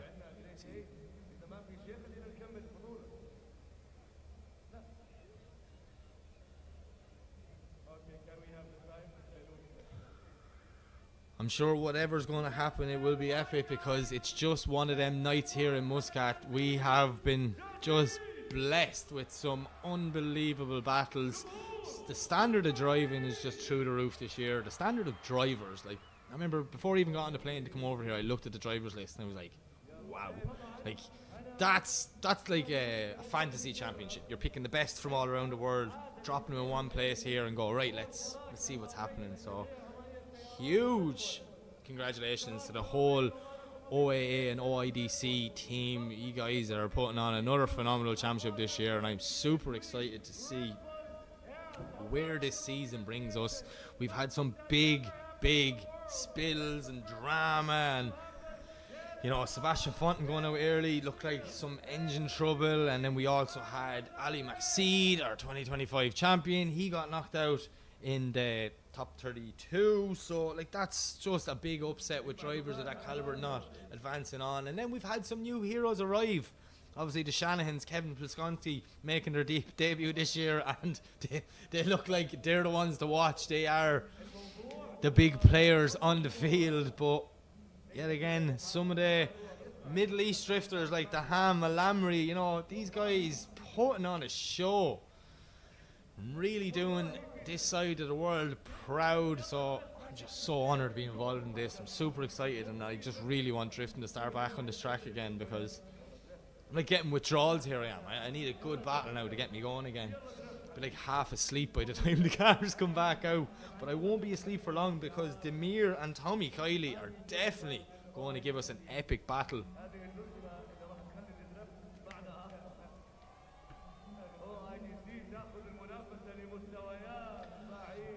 I just received a message saying technical difficulties, so if it's not the live stream and it's not the commentary, because I can hear the boys talking outside, then the judging system maybe, or something, I don't know. Well look, I do apologise, I'm not going to leave you guys sit in the dark. I'll stay talking to you while we look at this beautiful empty track, and hopefully whatever issue it is, it gets sorted very, very shortly. We get this show on the road again.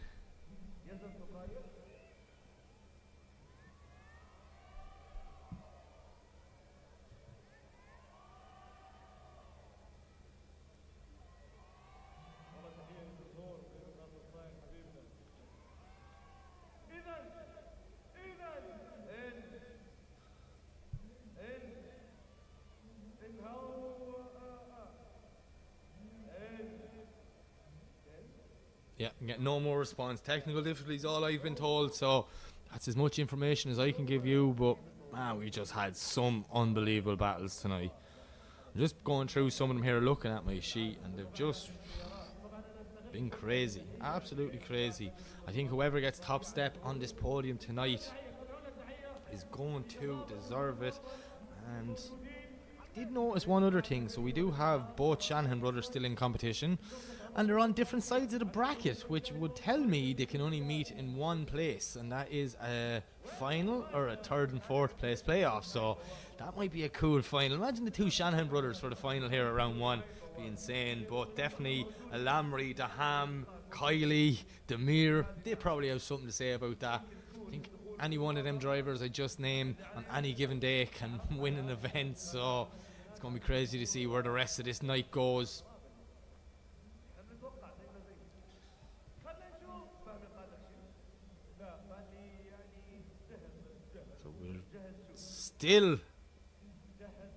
Still waiting to figure out what's happening. Hopefully whatever technical gremlins are upstairs or wherever they are, I don't even know if it's judges, I'm just assuming, because that's kind of all I can do at this moment in time. The crowd outside, they're having a time in their life. They're still cheering, clapping, flashing lights, and you know, the Arabic commentators really keeping the show going out there. I need to know. I'm going to stand up again. Hang on 1 second, Arnold.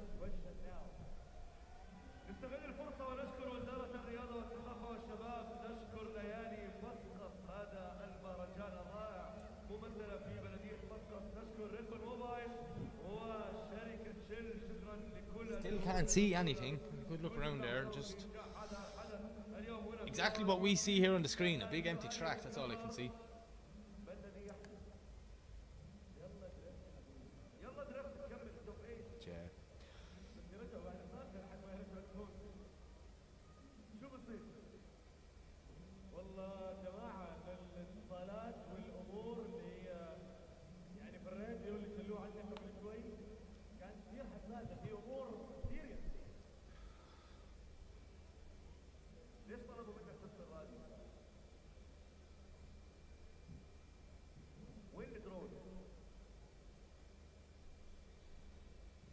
so I do see people moving back towards upstairs in front of my window, so hopefully them issues are sorted or whatever it is they're running.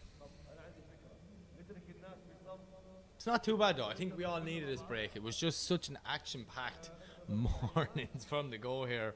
It's just battle after battle, just drama, class battle, drama, class battle. It's exactly what drifting should be. It's the most dramatic motorsport in the world, and that's why we love it.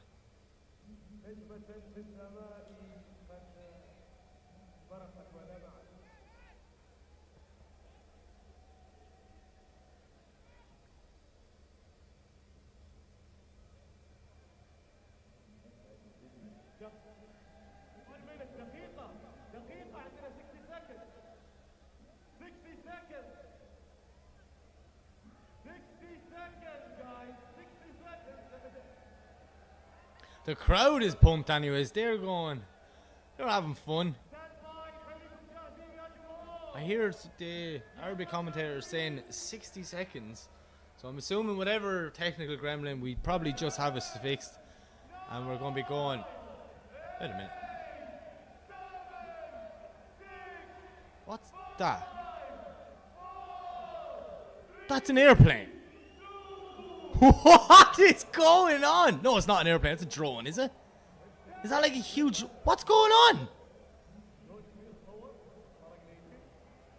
Oh, no. I don't know what's going on, but when I see that logo on the side, I have a feeling this is a surprise we've been waiting for. Are we going to have someone parachute in? Another paraglider? What's going to happen?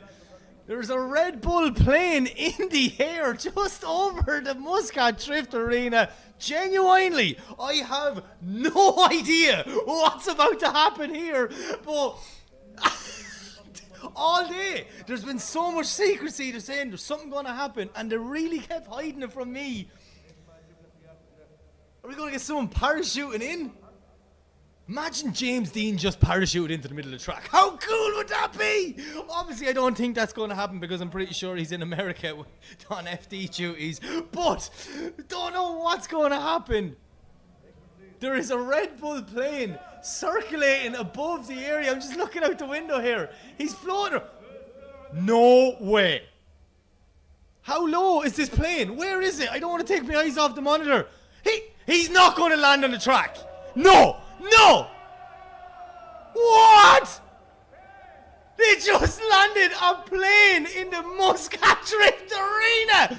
Who is that lunatic? I have been to many drift events around the world, and I have never seen anything like this. Red Bull just landed a plane in the Muscat Drift Arena. The crowd is going insane outside. Surely this is meant to happen. This didn't just... You can't just do something like that on the fly, can you? Obviously, this is the surprise the guys were trying to hide from me all day. He touches down that back wheel. Are we going to see a plane do a donut? What's going on? There's people running everywhere.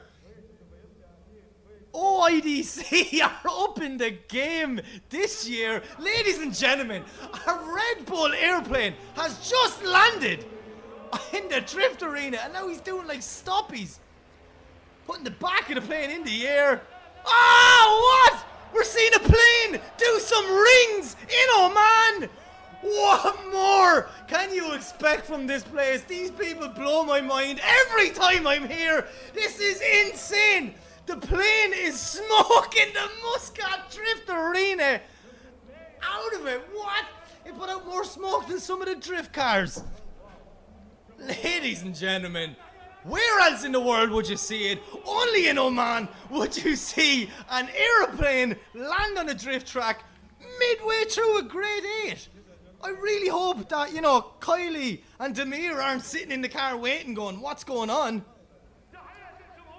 Obviously, this is a surprise that they've been promising. You just said you'd never see anything like this before, Mike, and I'm telling you, I have never seen that before! An aeroplane doing donuts in a drift track while smoking the place out of it. OIDC, round 1, we are back, baby! We are back!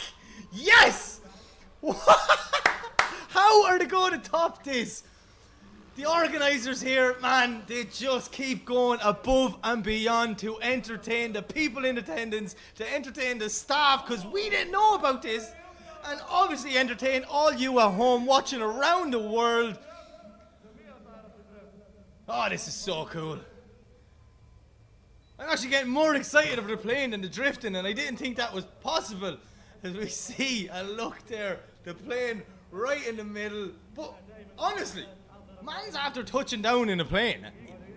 No way you'd be able to take a plane off. What? No. I hear some drift cars. Yes, the Red Bull boys are out. Ali Maxi, Ahmed Dham, Connor Shanahan and Haidam Al-Haididi are doing rings around the airplane. What is going on? This is why I love this country. This is why I love this championship. OIDC, the best place in the world for drifting. This is epic, absolutely epic. Obviously Red Bull behind this crazy stunt. As always, Red Bull doing the most insane things in the world, and they just landed a plane at a drift event. What? I feel bad that I'm the only person who's not out there living this moment for real, but I'm here with you guys watching it on the monitor. You see Shanahan, Haididi, Dham, Maxi get out of the car. Red Bull are here to play today, and that's exactly what they're doing. They are playing games. They just landed a plane on a drift track mid-competition. Like, that has never happened before. That is definitely a world first. And now the plane, is he going doing more donuts? OIDC, take a bow. Whoever came up with this crazy idea, this is one of the best things I've ever seen. Fair play to that man as well, flying the plane. I don't know who you are, but you're a brave man, that's all I'll say. He's probably like, get me away from them drifters, they're lunatics. So, what? How are we expected to go back to the Grey 8 and follow this? As we see Haidam Al-Haididi destroying tyres leaving the track. Dham following him, Dham taking it easy, he's still in competition, so is Connor Shanahan. It looks like they're pulling up maybe for a photo shoot. This is crazy. OIDC 2026. Come on. Are you not entertained? Because this is after blowing my mind. I got so excited with drifting today, and it turns out a plane doing donuts was 10 times cooler. The pilot's out of the plane as well. Red Bull bringing you these just crazy stunts. This is just amazing. Absolutely amazing. The crowd is going insane. That pilot, he is there. Wait a minute. That's that Omani Stig. This lad was barred. They got rid of him last year. What's he doing? He's not even meant to be out here. He's like hugging Ali Maxi. They're trying to figure out who it is. Who is it? I reckon it's one of the drivers on the grid. I always thought it was Haidam Al-Haididi, but security has the Omani Stig chasing him around the place. What is going on? Would someone please explain to me what is happening? Ali Maxi picking up the Stig, helping security, getting him out of here. They're carrying him out of the arena. He looks like he's live on Instagram or something. Do you know what? I am so happy no one told me about this, because I don't know what's going on. Planes landing, Omani Stig, he's banned from here. He got banned last year. So what's he going to do? Trying to run in and steal all the attention from the legend that landed a plane on the track. Oh. This is unbelievable. All I'm going to say is from this point on, whatever drift championship around the world decides to land a plane, you remember, you seen it first here at OIDC 2026, the 8th season of Oman drifting. And what? This is only round 1. How do we follow this? Like, on paper, you would think that's your final 4 there. You would think this event is over. No! We have to go back drifting. We have to follow this with drifting. There's some pressure on Tomas, Kylie and Demir to live up to that standard. We see all the Red Bull athletes together. How cool is that? Like, unbelievable. This is just... What? They just landed a plane in Oman. I love this place. I love this place.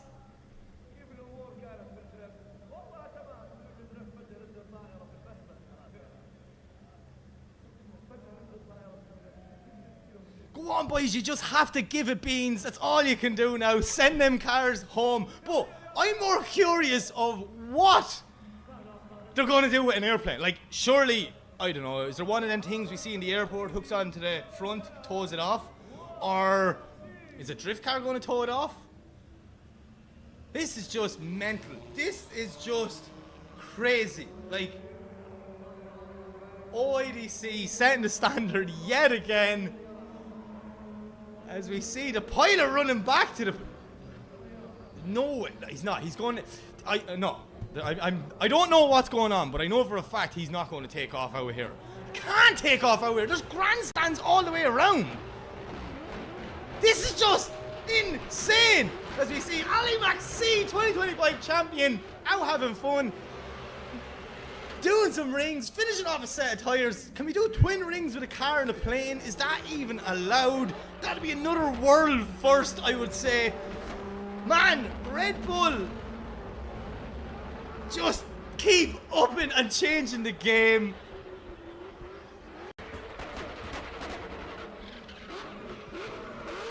What is going on here tonight? They're going to lose my voice. I'm just so happy that there's like... Al-Haididi's just gone mental in that car. Look at the flames coming out the back of it. I've seen a lot of things now. Really have seen a lot of things. But this is a first. You see, there's GoPros all around that plane. I cannot wait to see all the videos of this happening. I don't want to hear my reaction on the live stream back because I just am well overexcited now. Dave me wound. I need a minute to calm down after this.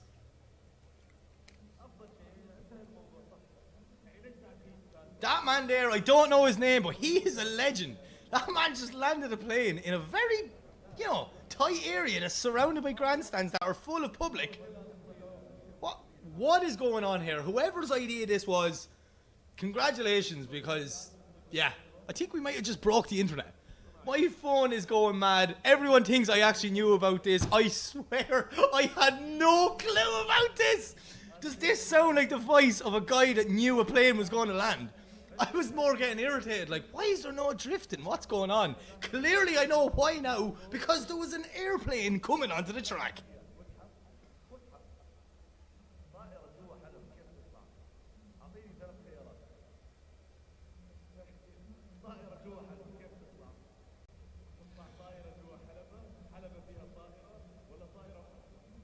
How do you follow this? How do you follow this? Like, come on.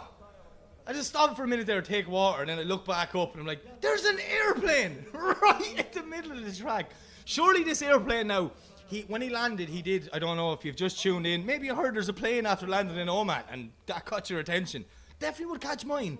But he drove around the track, so I assume this thing can just drive on the ground as normal, and then I assume they're going to drive it out to the pits maybe, and then we'll resume our Great 8. I'd say Tomas, Kylie, right, and Demir, they did not think this morning that they would be following an airplane doing rings in the Great 8. Like, that's just, even saying them words out loud, I cannot comprehend this. One more time, like, are you not entertained? Like, why? What? This is brilliant. Whoever came up with this idea, you're a lunatic. You are a lunatic. I'm so happy I got a bird's eye view. I'm not happy I had a microphone for it because I got well too excited there. When the plane started doing rings and turned on that smoke machine, that was insane. I know, right? Plane started back up, so has to be just driving to the pits. But at this stage, I'm not going to rule anything out. In fact, I am not going to trust anything anymore in Oman. They told me I'm going to see something that I've never seen before, right? They definitely tick that box. But they also told me that this is just round 1. Wait till you see what's planned for round 2. What are they going to do, like? What can they do? Red Bull bringing you entertainment. That Red Bull definitely has wings. Sorry about the bad pun, but I couldn't resist. That man looks like he's lining up to do a run of the track. That's roughly about the start line. That's why all the marshals took the cones in. I was wondering what was going on.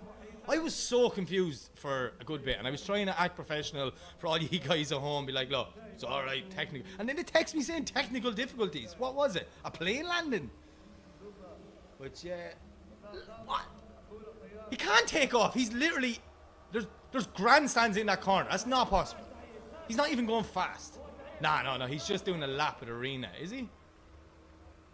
I don't know. You, sir, you are a legend. He definitely has done stunts like this before, I'd say, because that was just...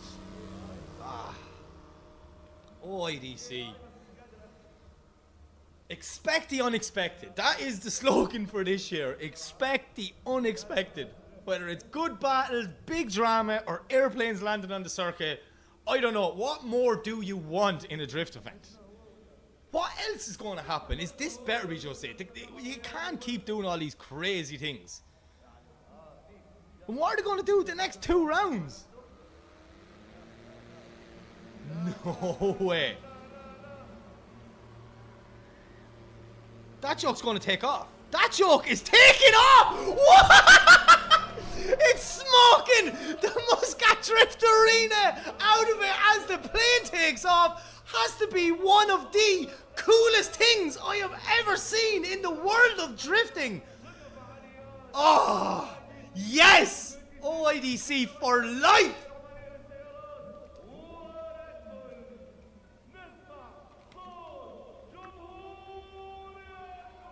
I really wish someone would have told me that guy's name. I'm just looking out the window as he's flying by. This is what we tuned in for. This is the unexpectedness of Oman. Can we go back drifting now? Are we going to finish this competition? Do we just go home on that note and be like, look, lads, just blow it up there, ref. Game's over. How do you follow that? How do you top that? I don't know. So we see all the staff. Huge round of applause for everyone in attendance. They love this here. I really hope you guys at home enjoy this. This has been the highlight of my day anyways, and definitely didn't think it'd be a plane. It was not on my bingo cards for 2026 to see a plane land in the Muscat Drift Arena, but I did. It did just happen. That really just happened. Right, I need to take a minute here just to catch me breath, come back to normal, and then we're going to get hyped because we still have a grade 8. Tomas, Kylie, Demir, ready to go. We got that green 180 SX, and then we got that beautiful blue Fresh XZ. As we see one more shot of the real hero of the day, the Red Bull stunt plane, I'd assume you'd call that. As I see him flying off, obviously heading back to the airport in Muscat, because where else would he have come from? Oh, I cannot wait to see the organisers after this be like, what? And they're never allowed to keep me in the dark again. I need to know this stuff. I end up passing out here of just excitement and laughter. So now we're going to have to get our circuit back into competition order. Unless he's going to land again. Is he gone now? No one's answering my questions. Because there's no one here. I'm talking to myself. I'm literally talking to Yi. Yi can answer me back if you want, but Yi know as much as me. We're just looking at a screen. What? Still just trying to comprehend it.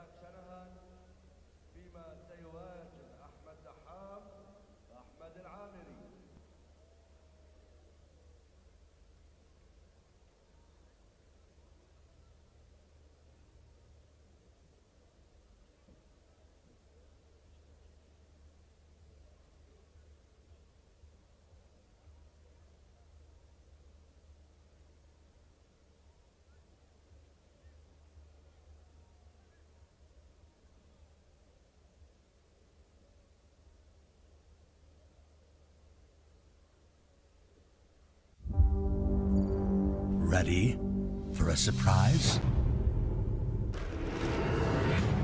The off-roader has evolved with hybrid power while inheriting its legendary toughness.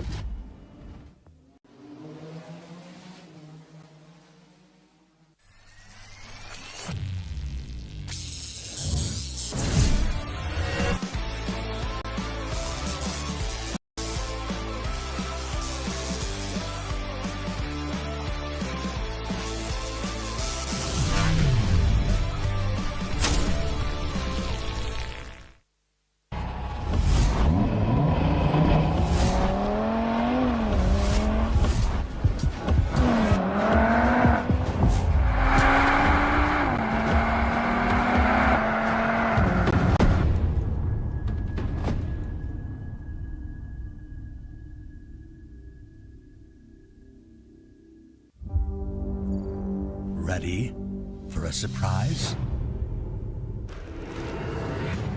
The off-roader has evolved with hybrid power while inheriting its legendary toughness.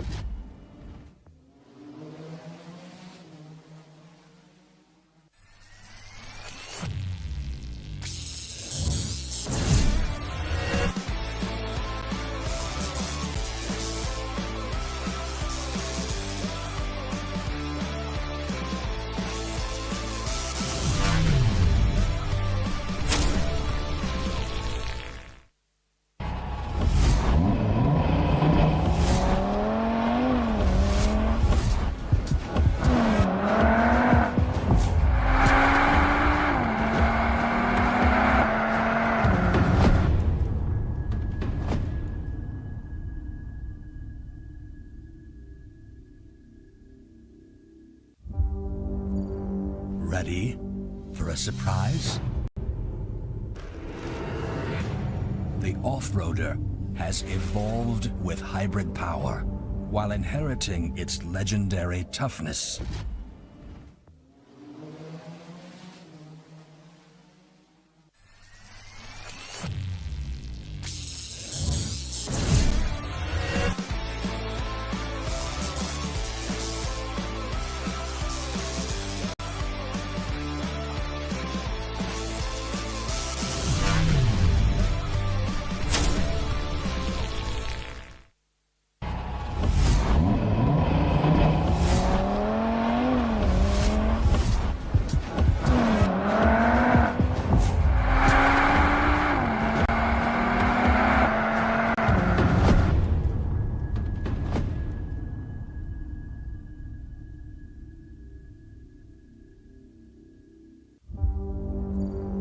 Ready for a surprise? The off-roader has evolved with hybrid power while inheriting its legendary toughness.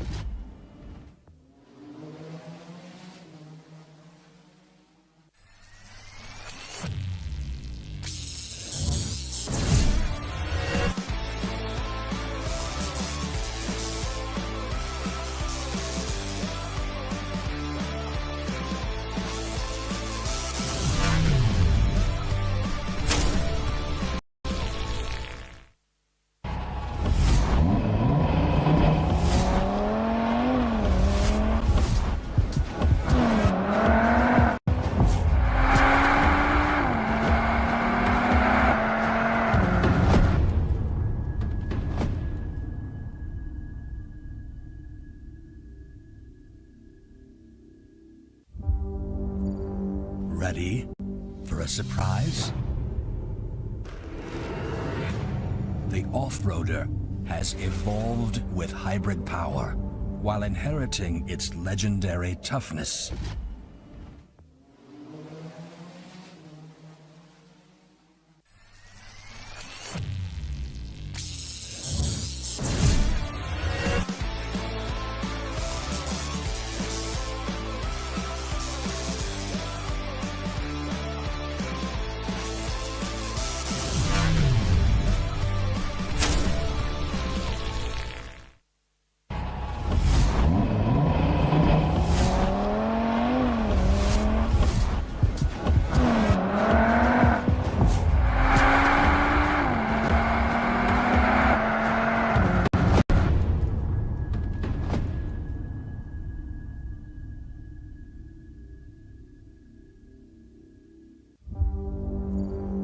Ready for a surprise?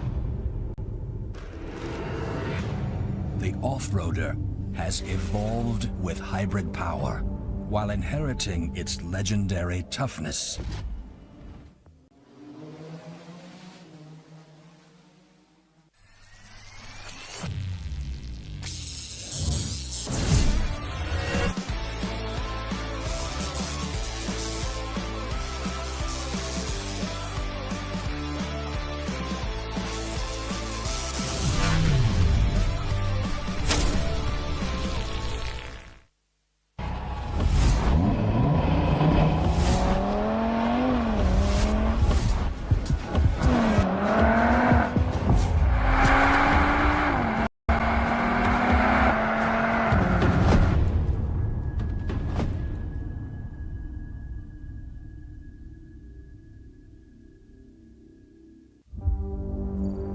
Ready for a surprise?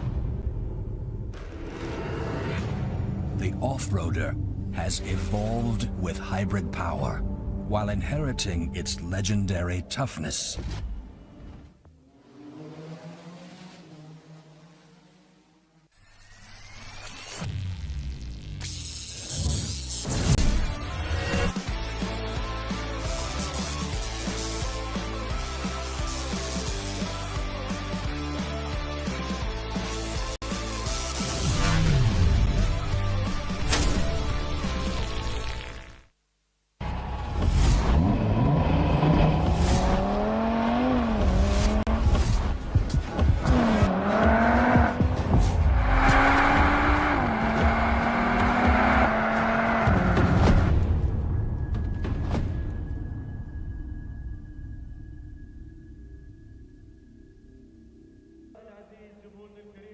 Okay, ladies and gentlemen, we are back.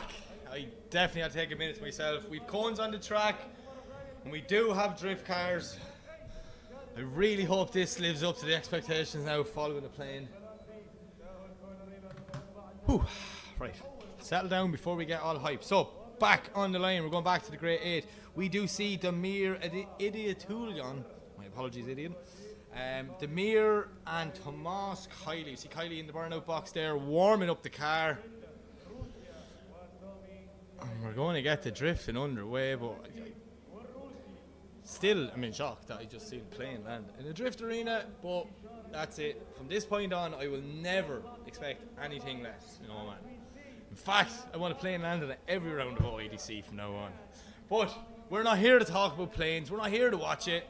We are here to talk about drifting. So we got Kylie, we got Demir. Demir, the higher qualifier, will lead in that beautifully prepared fresh XZ, and Kylie in his outstandingly amazing green 180SX to leave the line away they go. Kylie nearly touching Demir on the way down. This is exactly what you want to see from Tomas Kylie. Demir doing a lovely job now through that first zone, but Tomas Kylie is right there with him. What a transition from both guys. Barely making contact bumper to bumper as they push their way through. Kylie's right there on the door, touching that fresh XC, pushing them around the track as they transition now into the D-cell zone. Can they slow down? Yes, they can. Two phenomenal drivers, but look at the chase driving from Tommy Kylie. Man, that was epic. Absolutely epic. Right, never mind the plane, the drifting's back. Here we go again. I'm a drift fan, not a plane guy. No, Tomas Kylie with a masterclass in the chase position. Now, Demir, my man, that was an epic lead run. I can't wait to see what happens. Demir's spotter's going to be in his ear going, dude, you got to do it. You got to push 110%, get right up on Kylie and do not give him an inch, because you need to keep that proximity all the way around. And you'd barely put a sheet of paper in between them two cars at certain points of that track. Tommy Kylie representing Ireland, back for the second year in Oman, and definitely back better than ever.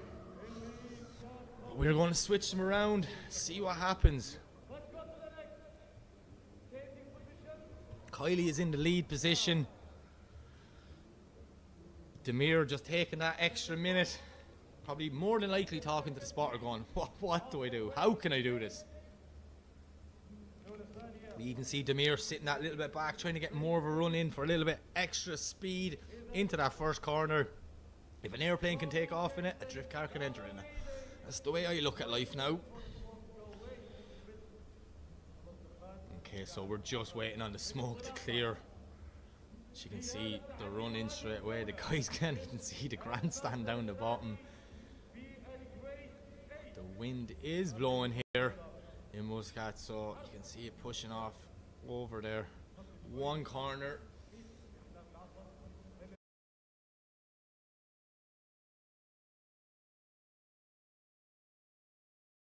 Don't know, but we're about to find out. We see our starlight marshal give the thumbs up to both drivers. The light is set. It goes green. Away they go. Kylie to lead. Demir to chase. Huge snappy initiation from Kylie. As we see Demir now ending up on the completely wrong side of the track. Did he get a little bit lost in Kylie's way transfer entry? I'm not 100% sure. As we see them now coming through the second section. Huge disadvantage for Demir from that first corner. Not what we want to see, but Tommy Kylie doing a great job here now as he comes into the decel zone. Dab of the handbrake, slows down that car, gets it right on the line. You see him on the front brakes. Demir dropping one wheel through the inner clip as they transition for the last time and over the finish line. Wow. Right, back to the replay. What happened here? Go back further. I don't even have control. I don't have that authority. Kylie did a mad snap in, but it didn't look, you know, he was within the half the track, so it didn't look like anything. I more think did Demir just not expect Kylie to go as wide maybe and just ended up on the wrong part of the track. He did a phenomenal job to get back online for the rest of the lap, but I think that decision will all come down to what happened on the first corner.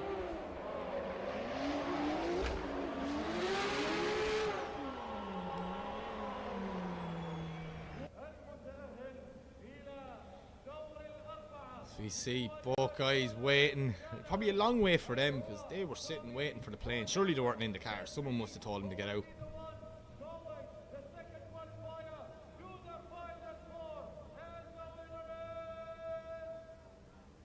So we wait the decision.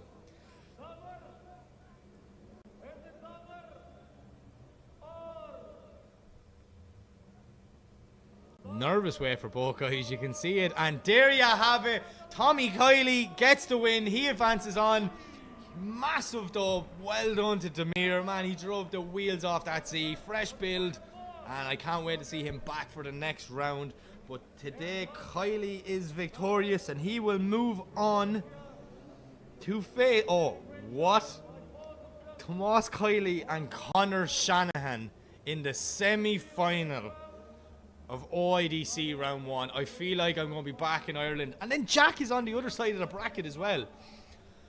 Wow. This is good. That's going to be a good battle. Trust me, if you're an old school IDC fan, you've seen that battle before.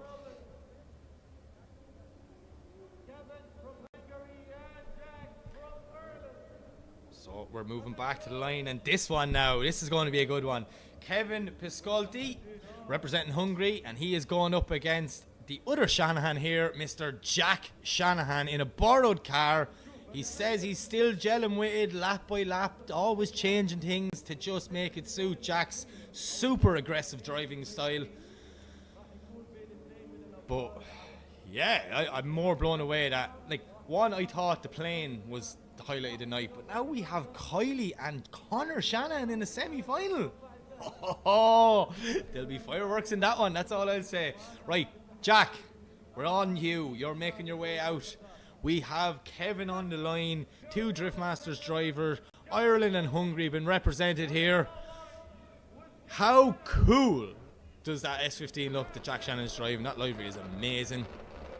But yeah, the light goes green, away we go. Kevin Pisculti to lead, and Shanahan to chase as they throw it in. Nice early initiation from Kevin. Jack doing a great job though, mirroring. Look at Shanahan lifting a wheel coming through that first corner. So much grip in the back of that car. How does he steer it with one wheel in the air while keeping that proximity? Kevin doing a phenomenal lead line here now, giving Shanahan every opportunity opportunity to do exactly what you see on your screen now. Pushing up on the doors, the transition into the decel zone. Can Shannon slow down to avoid contact? Yes, he can. Doing a brilliant job there. Oh, a little nudge as they come through the second last inner side clip.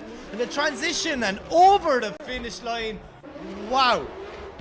What a lead and what a chase.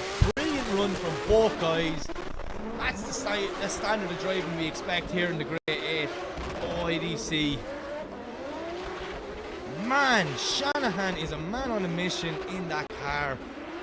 I still can't get over him transitioning so fast with one wheel in the air. How would that feel inside a car? I can't even comprehend it. And the grip these cars must have in the back to lift that front wheel. Kevin Pisculti as well. Look at that lead line. Very, very good. Very, very consistent. Everyone told me yesterday before qualifying, keep an eye on that guy. Keep an eye on him. He's one to watch. And now I know why. Just brilliant driving. Savage. Right. Get them back on the line. Let's go again.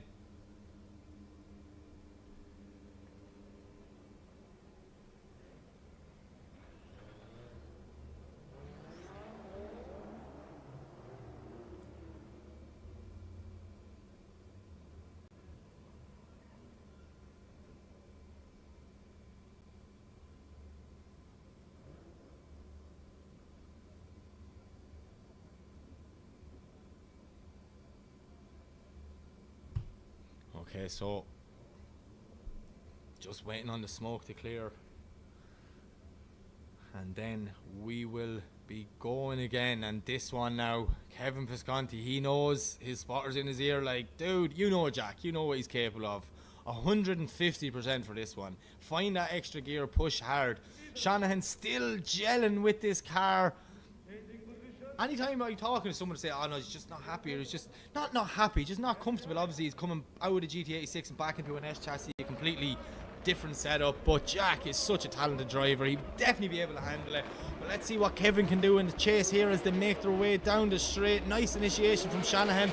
Kevin there tucked right in, a little bit shallow on the inside. Has to go on the front brakes. Now there he is, right on Shanahan's front wheel as they transition so fast through the first zone. And watch this, look at this from Kevin. He's nearly mirroring what Shanahan did, pushing him around the corner through the centre section as they enter the decel zone. Now a little dab of the handbrake from Shanahan just to scrub a small bit of speed, but Kevin Pisculti's right there with him, pushing Shanahan through the second last inside clip, transitioning for the last time. And unfortunately only one person can go on to the final four. Who's it going to be? The judges have a tough decision to make. Will it be Kevin? Will it be Jack? Will it be a one more time?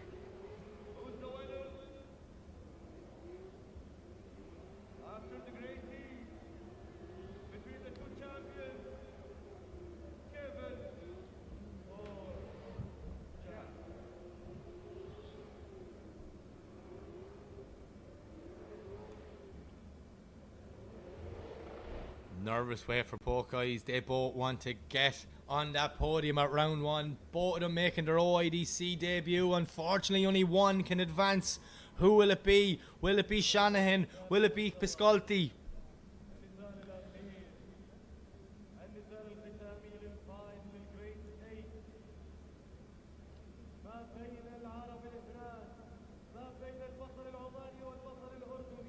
Two guys having a conversation. Good friends off the track as well. They've travelled around the world drifting together and against each other. And here they are in a grade 8 battle out in Oman.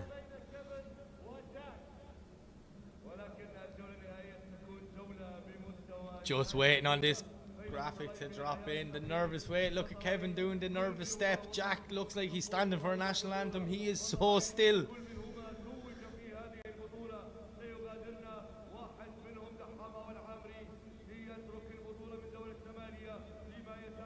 Oh, the judges going through this fine-tooth comb, trying to make sure the right decision is made. Who will it be? Will it be Shanahan? Will it be Pisculti? I would be fairly happy with it one more time in this one as well, because that battle was epic. But nearly everything has been epic tonight. This has been one of the best nights drifting I've seen in a long, long time.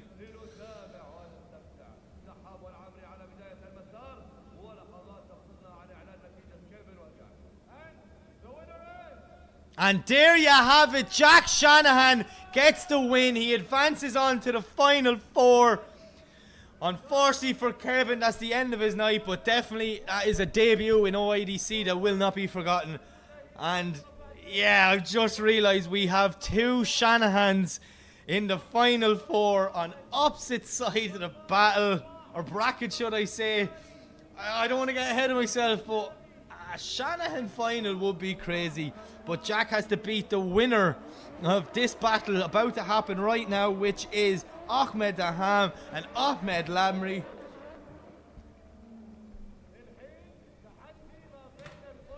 Ahmed Dham back where he belongs, looking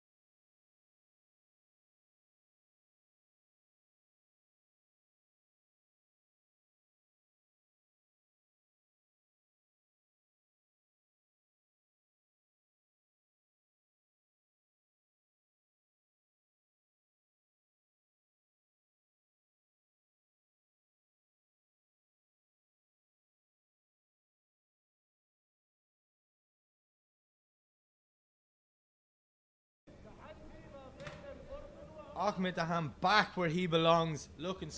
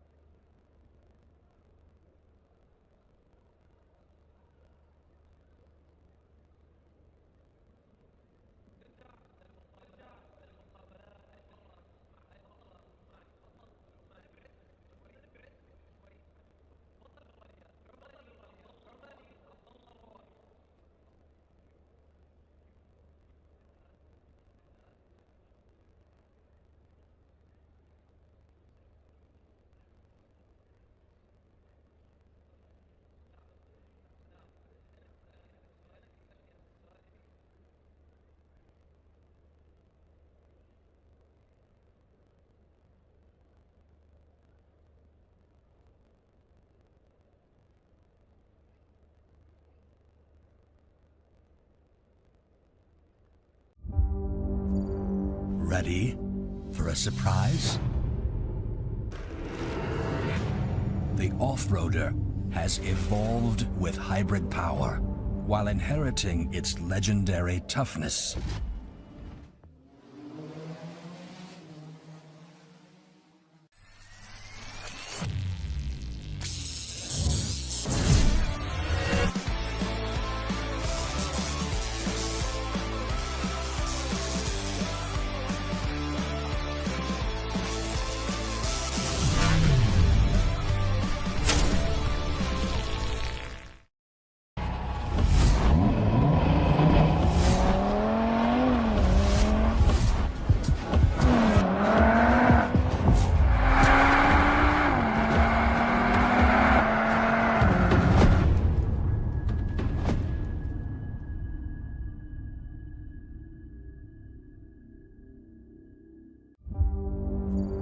Ready for a surprise?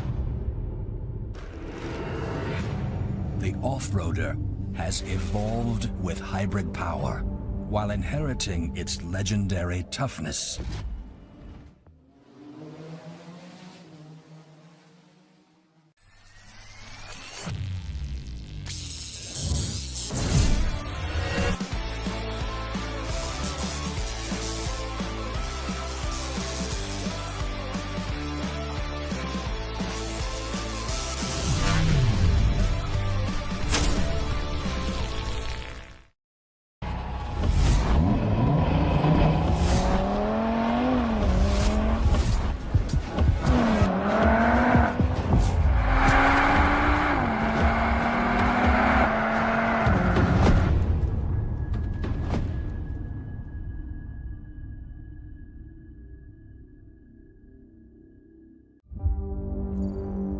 Ready for a surprise?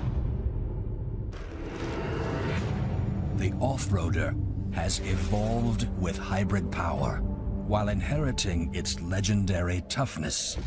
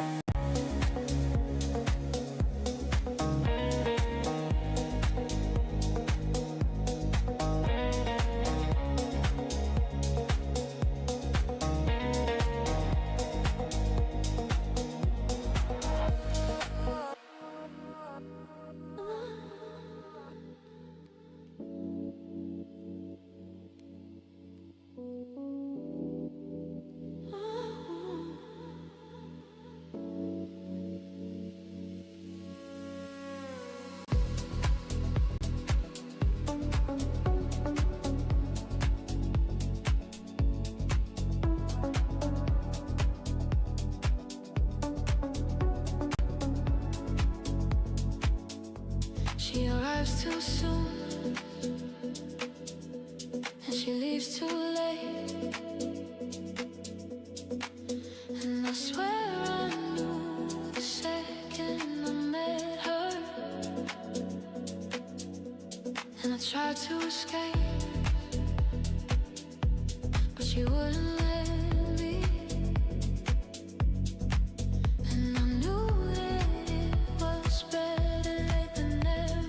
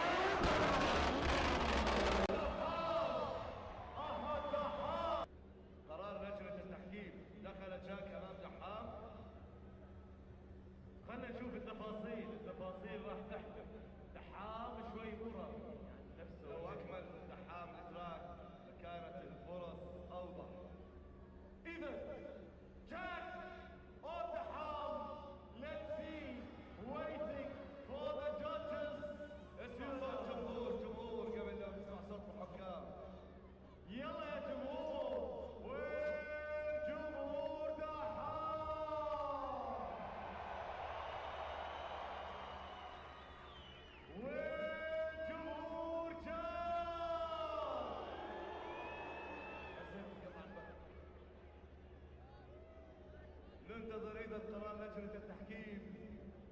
الله اكبر دحام المسار. خلينا نشوف خلينا نترقب ونشوف. Let's wait and see who is the one gonna go for the final as a second part of the finals, the first round finals of IDC 2026. Is it gonna be Ahmed Dham or Jack Shanahan? That's what we are waiting to hear and see from the judges. And معقول one more time? Maybe. لأنه التقييم صار على أول مرة، على أول هيت. والله الوضع شوي يعني الوضع مثله دحام، بس هناك جاك بعد.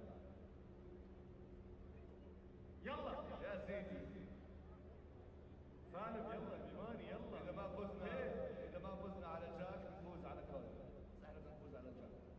نتأمل هذا. لا جاك إن شاء الله بالتوفيق للجميع. بعد يطلع له ترانزليشن. إذا ننتظر قرار لجنة التحكيم في هذا النزال الذي يثير التساؤلات، الذي يترك الجميع في حيرة بعد وقوف الهيت الثاني. يطلع شيء نستبق، يعني الجميع ينظر إلى يد البيماني. إذا قرر يعدل الكاب كل يتوتر. البيماني بدون يعني or one more time أو دحام أو جاك أو دحام جاك. قول يا رب من قلبك. يا رب ما حسيت من قلبي. بعد وش تريد اسوي؟ يعني سوي دعاء. يا رب ارزق دحام النهاية.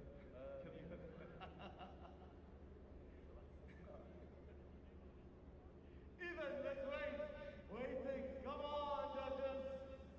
on judges, we want to know, is it Jack or دحام؟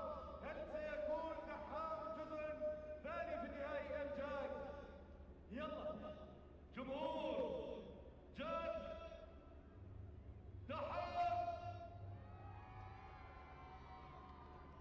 إذا الفائز هو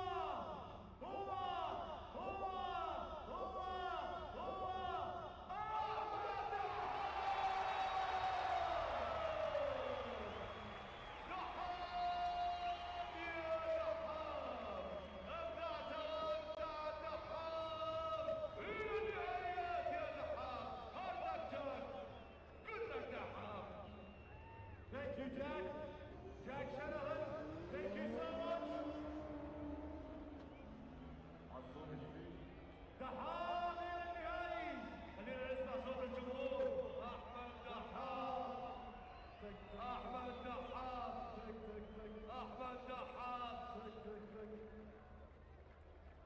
يلا يا دحام بالتوفيق للنهائي. إذا الطرفين الثاني والطرفين الثالث والرابع خلاص اكتملوا. الشقيقين جاك وكولر إلى المنافسة على المركز الثالث. هو تحدي بين اثنان اخوان على المركز الثالث ومنافسة على المنصة واحتلال المركز الأول. كايلي أو دحام.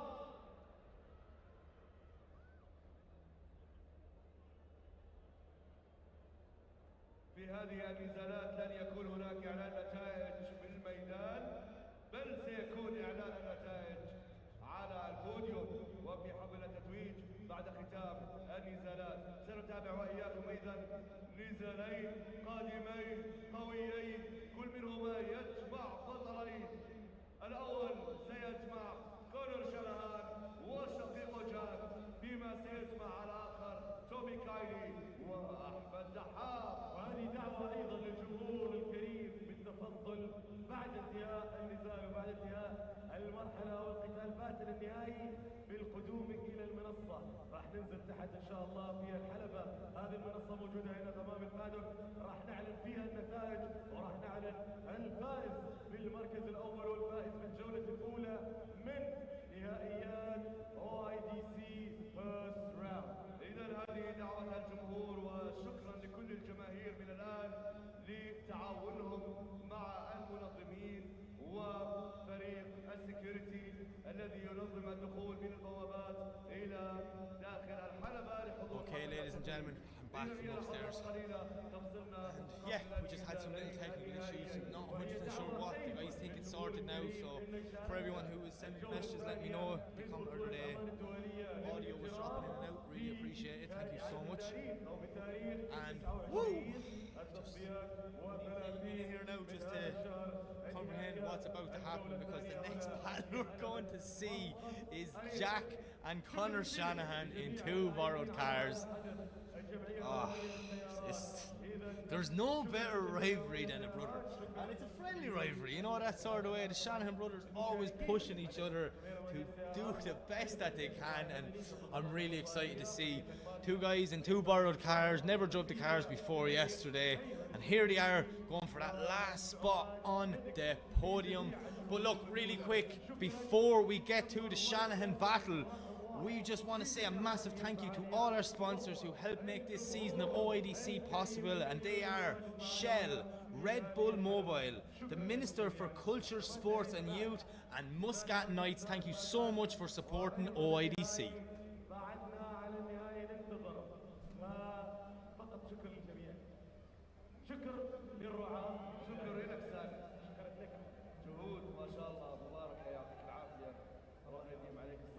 ولازم يعني نشكر الرعاة اكيد، ولكن خلينا نوجه كمان شكر لياز او يزن حبيبنا. شكرا اليوم اول تجربه ليزن بالوجود هنا بOIDC، ومن خلال الاستوديو التغطيه والمتابعه مع ابطال OIDC. يعطيك العافيه يزن، ابدعت وبدايه قويه ان شاء الله القادمه اجمل.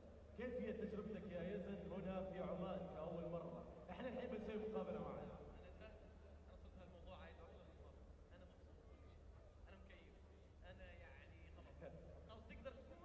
بعمان باذن الله راح نكون ان شاء الله باذن الله. ان شاء الله ان شاء الله. انت شرفتنا ونورتنا، صرت جزء من عائله OIDC في هذا الحدث الكبير. يعني وجودك اضافه قيمه لهذا الحدث بالمقابلات وبالضيوف اللي استقبلتهم واللي كانوا متواجدين معنا هنا من درفترز ومتسابقين ومنظمين ومشاركين ايضا في هذا الحدث. تسلم. ولي شرف كمان اني اكون متواجد معكم، اسماء ذو خبره كبيره كثير بعالم رياضه السيارات والMC، وانا جدا مبسوط بهذا الشيء. شكرا يا زن، بكفي مجاملات. يلا هلا دوري اسالكم. يلا تفضل. يلا اول شيء، حليتوا المشكله اللي بينكم؟ المشكله اليوم ما بتنحل؟ لا خلاص ان شاء الله دحام. خلص ما ضل عندك خيارات. بس انت بتعرف ان انا دائما مع العمري، وانا دائما مع كل عربي متسابق في هذه البطوله. الله الله الله، صح لسانك يا شيخ. طيب انا عندي سؤال لكم. تفضل. دعموس، كيف بتروح لعدم او للحياديه، خليني احكي بالتعليق؟ شوف، الحياديه بالتعليق احنا بالنهايه مفروض بنعلق بجزئيه مرتبطه بالتكنيكال سايد، بالاضافه ايضا لتفاعلنا مع الجمهور الموجود، فدائما هناك. لكن بجوز سمعتني انت لما كنا بنحكي انا وسالم اليوم بتوب 32 كنا بنتحدث عن جزئيه لا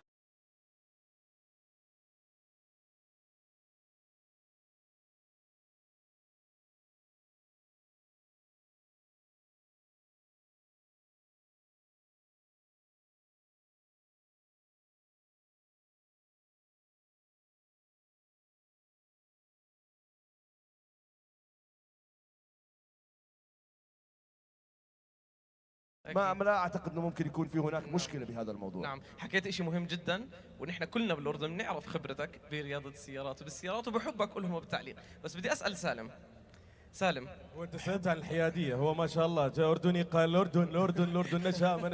انا احاول اسحبه. لا يا حبيبي، احنا في موضع لازم نكون حياديين شوي يعني. زين ترد علي على طول دقيقه من المقابل، انت تسمع لازم انت المايك يا اخي.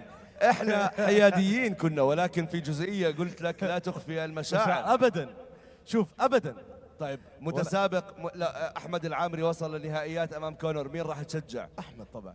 تخيل تقول كونور ما راح تقدر تطلع من المسقط، تطلع من الحلبة. لا هي المشاعر لا تخفى دائما. انت سالتني ليش اعطيته المايك من الاردن برضه. حلوين شباب حلوين. جيبوا لي واحد عماني يصير معانا. طيب سالم، حبايبي. سؤالي لك. أيوه. كنا نحكي عن خبرة المعلق برياضة السيارات والسيارات، هذا الموضوع كيف بدأ عندك وكيف بدأ تشعر انه عندك حب تجاه هاي الرياضة؟ والله شوف، هو الموضوع كله صدفة. أنا كنت دائما أسمع المحركات من خارج الحلبة هذه، يعني كنا نسمع أصوات وهدير المحركات من برا. سبحان الله، في فرصة كان الله يعني يرحمه ويغفر له الحبيب وزميلنا أخونا المرحوم والمغفور له إن شاء الله حبيب الزواوي. هو مدرسة في التعليق والكل يعرف هذا الشيء. هو مدرسة بدأت هنا وهي مدرسة واسم كبير، يعني كان صدى واصل لأقاصي الدول العربية. المغفور له حبيب الزواوي هو طبعا سبحان الله كأنه يسلمني دفة. كان موجود، علقنا إحدى البطولات، بطولة الريد بول كار بارك درفت، وأيضا بطولة OIDC، ومنها يعني سبحان الله أخذ الله أمانته وكملت المسيرة لهذه تكريما لهذا الرجل. وأيضا يعني هو من الأشخاص اللي بثوا فيني حب هذه الرياضة، رياضة المحركات. والحمد لله الدعم اللي تلقيته من الجمهور الكريم، الجمهور مسقط دائما متواجدين، أصحابي أخواني وأصدقائي موجودين في المدرجات، دائما التشجيع، دائما الكلمة الطيبة اللي تخليك أنت دائما تبذل أقصى ما عندك لأجل أن تمتعهم وأجل أن صوتك يكون صوت مسموع، صوت ممتع في هذه الرياضة. لا نستطيع هنا أن نذكر حبيب الزواوي، وإذا ذكروا بأنه زميل وهو فعلا زميل محترف، نذكره أيضا باسمي وباسم سالم بأنه هو أستاذ في التعليق على رياضة السيارات. ويعني في كل OIDC نستذكر حبيب الزواوي، وهذا المعلق الرياضي الذي يترك دائما بصمة في كل مكان. اليوم حبيب الزواوي في بطولات دولية وعالمية، هناك جوائز ثابتة سنوية، جائزة الأخلاق والروح الرياضية تحمل اسم حبيب الزواوي، جائزة حبيب الزواوي. وهنا أخصص على الأقل بطولة الشرق الأوسط وشمال أفريقيا للكارتينج، اللي في كل عام وفي كل نسخة تكون هناك جائزة تحمل اسم حبيب الزواوي. حبيب الزواوي الذي بدأ من هنا، من هذا الميدان، والذي أفنى عمره في التعليق هنا في هذا الميدان، وصل صوته لكل مكان في العالم، سمعناه، تعلمنا منه، واليوم نذكره. ولا يستطيع أحد أن يملأ مكان حبيب الزواوي، ولكن تبقى دائما رسالة حبيب الزواوي هي من تقودنا إلى قلوب الجماهير من خلال رياضة السيارات. نعم أكيد، ونتمنى له أكيد الرحمة والمغفرة. وقبل ما ترجعوا تكملوا بصوتكم الجميل التعليق على الجولات النهائية، بدي أسألكم سؤال، إلكم اثنين هالمرة وراح أعطيكم المايك وخلص وأروح. يلا. التناغم ما بينكم، الكيمستري كيف كان وكيف صار؟ احكي الحقيقة ولا نحكي جواب دبلوماسي؟ الحقيقة. خبرهم القصة اللي صارت قبل لا نلتقي أصلا. بكل وضوح. أيوة بكل وضوح. في أول مرة كنت باجي OIDC. أنت بتعرفني أنا بحكي حتى لو بابك. وصلت لمسقط وعلمت إنه راح أكون معلق ضمن فريق تعليق. طبعا احنا OIDC عشان نكون واضحين يعلق عليها باكثر من لغه. Okay, ladies and gentlemen, we are back. So yet again, I'm going to apologize for the technical difficulties. Obviously, the Irishman downstairs was shouting too loud, so they turned it down upstairs. الفيرست امبريشن انه طب يعني افرض ما قدرنا نكون اصحاب، يعني كيف بدنا نقدم واحد من اهم بطولات العالم انا وشخص انا وياه ما بنعرف بعض. We are ready to go to could be potential battle tonight, or this could be a disaster. But we have the third and fourth place playoff with Connor and Jack Shanahan, both Shanahan brothers, first time out in Oman. Who is going to get the third step on the podium? Who is going to have to settle for fourth at round one? Only time will tell. Both in a borrowed car. So let's see where this one goes. I am super excited. It's been just a phenomenal night of drifting. All go from the top 32, brilliant driving, and then the playing, and now we have this. And after this, when we find out who gets that third spot, we will be moving to the final where we have Ahmed Dham versus Tomas Kylie. Great night for drifting, that's what this is. And it's only round 1, the season's just kicking off. Right, here we go. That's not the graphic that's up on the screen. It is Connor Shanahan to lead, Jack Shanahan in the chase, both Shanahan brothers. Here we go, throwing it in, nice initiation from Connor, but Jack is right there with him. Look at that S15 hopping up and down as he pushes the side of his brother's car. Jack doing whatever he can to try and stick it on his little brother's door as they're coming through the second zone. Little bit of contact from Jack. Connor doing a brilliant lead line here now as they make the way in. Huge transition from both Shanahans. That was epic. And now look at Jack putting a masterclass on in the chase going, hey, you're my little brother and I'm going to prove it. That was some driving from both Shanahans. Man, I'd say their parents back in Ireland are so proud right now. The boys putting on a show, letting the world watch what phenomenal drivers they are. Look at that. That transition from both Shanahans was just near perfection, if you ask me. Small little bit of contact there. Jack is like, come on, Connor, will you hurry up? You're going too slow. But yeah, look at this. Brilliant driving from the Shanahans, man. Just, this is what to do. Driving all over the world, Europe, USA, now in the Middle East. Just some boys. They're just some boys.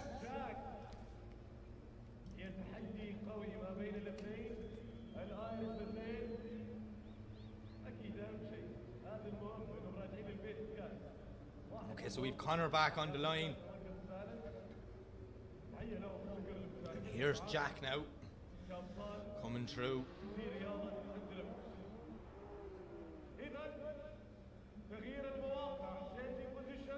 What's going to happen on the second half of this battle? Connor knows Jack was close all the way around, so he's going to have to stick it on his door from the start. Jack Shanahan just needs to put the lead line of his life in to see who's going to the third step in the podium.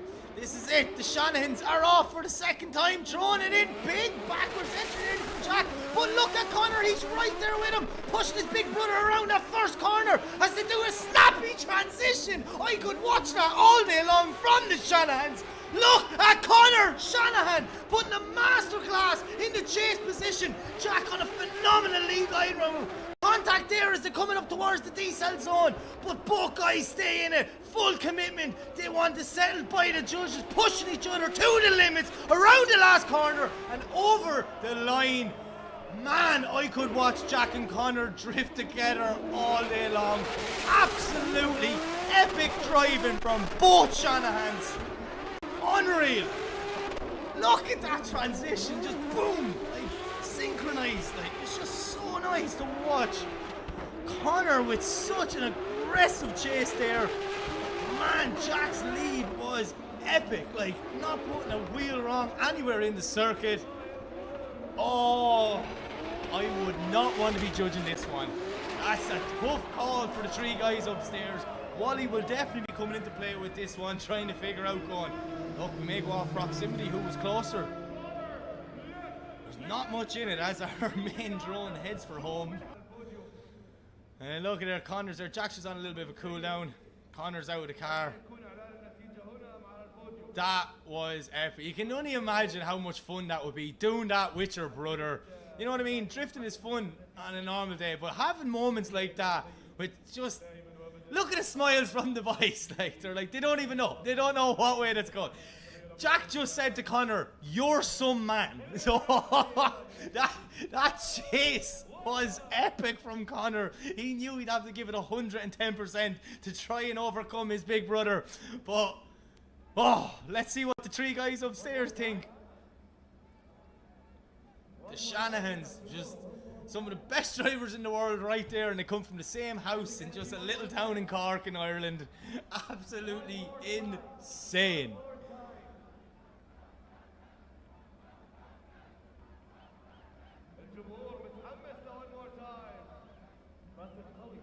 Who's it going to be? Is it going to be Jack's night? Is it going to be Connor's night? Well, do you want to know the worst thing?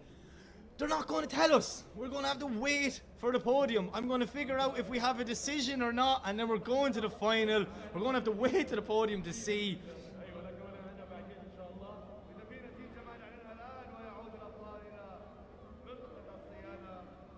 But I can hear in the background cars warming up, so the final is ready to go. Yeah, so no, the boys have been told to park up. Okay, we have a decision on the Shanahan battle, so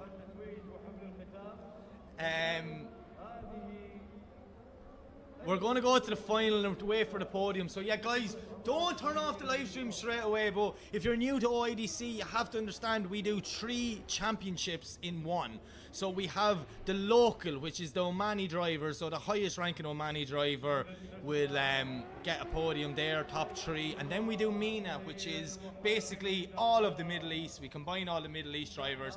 And then we have the main show, the international, the main finale. So that will be our 3rd podium. So yeah, just, you know, some people might be new watching this, could be tuning in watching the Shanahans and some new drivers, so just make sure and sit back, relax.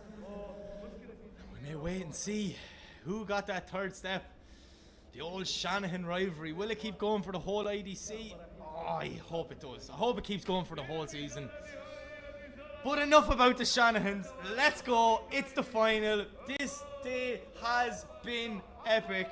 And if you told me this morning I'd be standing here looking at Ahmed Dham and Tommy Kylie going to a final, you know what, I probably wouldn't have been surprised. Them boys are driving like beasts.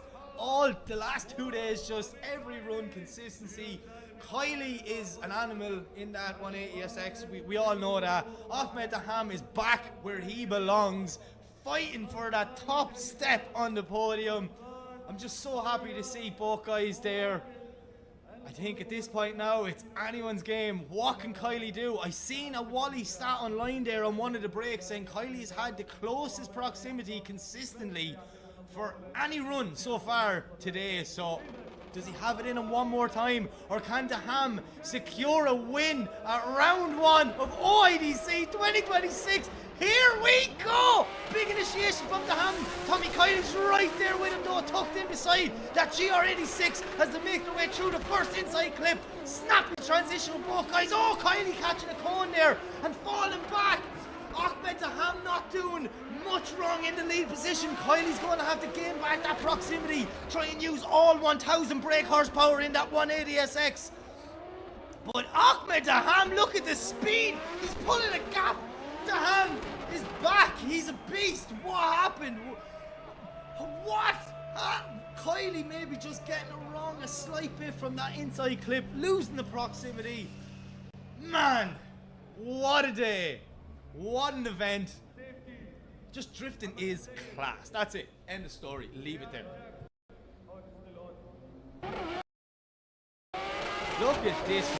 Great start to the battle, doing everything he's been doing all day long, and then just watch the first transition here. Gets a little bit too much on the inside, catches that cone, which means it would have been a wheel drop, and then from there he's just playing the game to try and get back up on the side of the Dham. But Ahmed Dham, literally a masterclass there.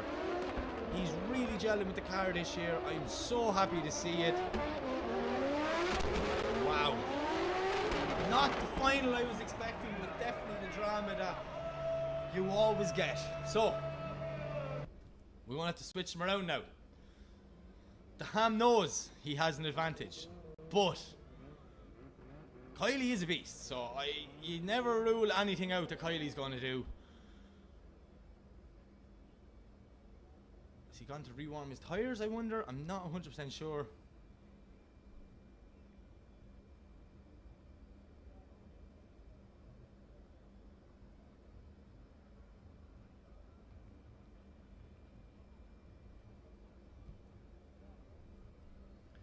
So I'm not sure, did Tomas call a 5-minute rule, or has he just gone in to get, oh no, there's the 5-minute signal. There's something wrong with Kylie's car, there must be. It just looked so much slower than it did all night, so unfortunately we're going to have to wait to see the other half of this battle. Hopefully Tomas and his team can get that car fixed and get back out so he can give us the final that we all deserve. But man, what a night here in Muscat. round one has been an emotional roller coaster, and every minute of it is just epic.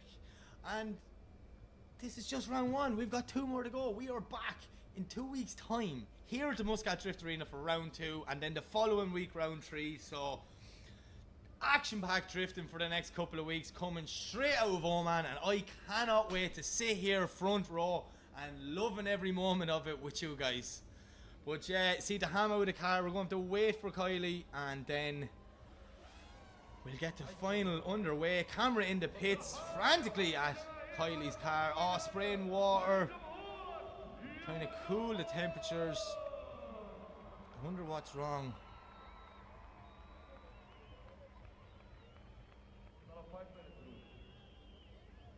So we're just going to have to sit and wait. Hopefully these guys can make the clock. But Kylie has a phenomenal team with him there, so I've no doubt the guys are going to get whatever it is sorted. They're spraying a lot of water on it. I can only imagine the temperatures in that car. It's had a hard few days.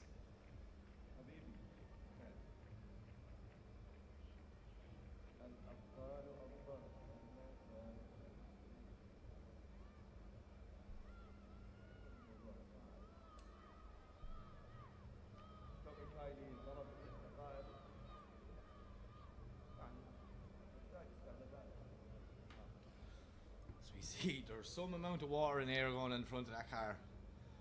Closing the door over. Just absolutely everywhere. That's the level it takes. You need a team like that around you, you know. You don't even have to think. Look, even here, get that blower over here. Cool down Tommy.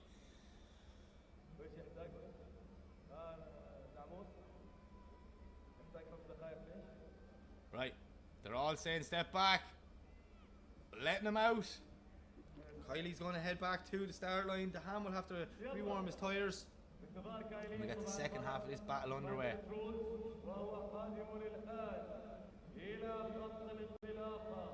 So you see everyone in the pits, frankly watching the big screen, enjoying it.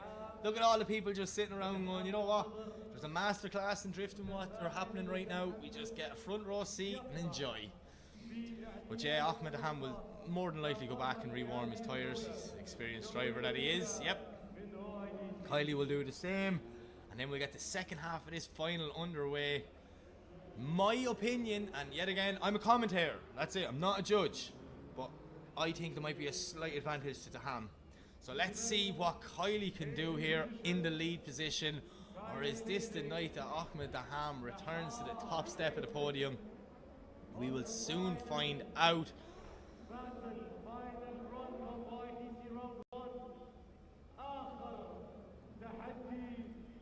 Kylie's on the line. Dham is pulling up. This is it. One more run here in Muscat for round 1 of OIDC 2026.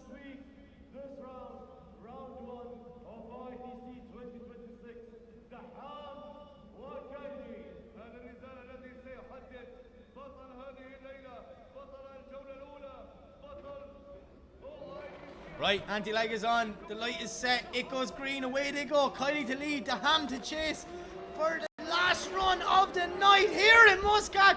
Tomas throwing it in nice and wide. Ahmed Dham goes right there with him. Kylie dialing on more angle at the end of the zone, locking up them front brakes to tuck the nose to that inside clip. But look at Dhaam's transition. Ahmed Dham doing a great job in the chase. So we see Kylie now putting foot to floor, trying to gain as much proximity to see can he bring this to her one more time. But he cannot shake off Ahmed Dham as they come through the centre section. One more transition from both guys. Huge dive from Dham as he puts the foot to floor, gets that GR86 right up on Tommy Kylie's door as they come through the last inner clip and over the finish line. Yes! Just yes! Epic night of driving here in Muscat, and it's only the beginning. Is it enough? Has Dham done enough to secure the win? Could Kylie get it one more time? I don't know, I'm not even going to speculate. I'll be against it one more time now, lads, I tell you that. As you see, massive burnouts over there from the guys, so let's figure out, do we have a decision? But really quick, one more time before we figure it out, thank you so much to our sponsors, Shell, Red Bull Mobile, the Minister for Culture, Sports and Youth, and Muscat Knights. Thank you for your support of the 2026 OIDC season. It looks like the Ham's parked up with the Shanahans. Is it the decision? Are we going to the podium? But really quick as well, guys, we are back in a couple of weeks' time for round 2 here in Muscat. We are back on the 29th of January for qualifying and battles on the 30th. So trust me, if tonight's anything to go by, you definitely want to be tuning in. And then after that, the following week, back to back, we have round 3. Oh, it's going to be amazing. I cannot wait. But for now, we need to figure out, are we going to the podium? Do we have a decision? What's going to happen? Keep in mind as well, we do 3 podiums, so the one you want to see will be the last one. We're going to go through the local Omani guys first, then the MENA, all the Middle East drivers, and then the big one to see who took the win. Will it be Ahmed Dham or will it be Tommy Kylie? I'm just processing everything that's going on here. Tonight has been one of the best things I've ever seen in drifting. I'm so happy to be a part of it. And I just can't wait for the rest of this championship. Yeah, fans are making their way on the track. That means one thing, guys. We have a decision. So, we're going to the podium. I am going to leave it here. I'm going to head down to the podium. Not sure if it's me or the boys going to be doing it. It will be in like dual lingua, a bit of Arabic, bit of English, but trust me, you'll understand the names no matter what language it is. Thank you so much for tuning in tonight. My name is Mike Leeson. I will see you back on the 29th of January for round 2 of OIDC 2026. Good night, guys.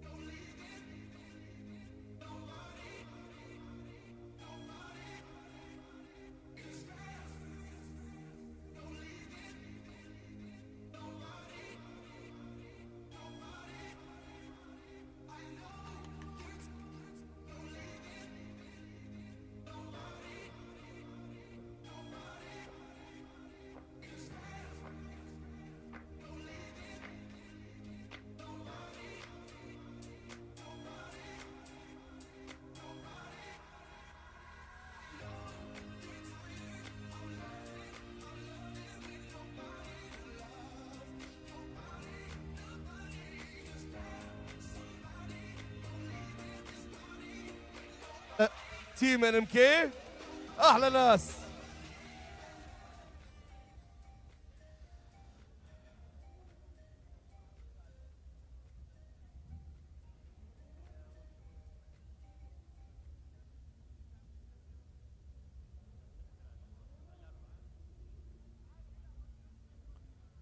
اوكي لحد ما توصلنا النتائج till we receive actually from the judges the scores.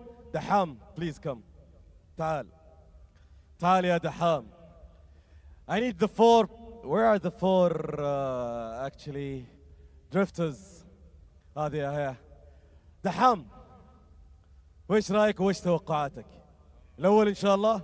والله ان شاء الله يعني صرنا سنتين مش قادرين حتى نطلع على البوديوم. الحمد لله المره هاي سياره توفقنا فيها. الشباب ان ام كي كلهم ما قصروا، الجمهور صراحه ما قصر. الحمد لله بدون مشاكل قدرنا نوصل للفاينل، فهذا بيهمني. ومبروك للجميع شو ما يكون النتائج، ويعطيهم الف عافيه جميع عمانيه.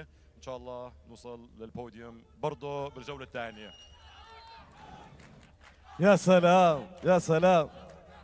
الله شوف النشامة يا سالم، شوف النشامة والله على عين والراس. شوف النشامة يا سالم، شوف.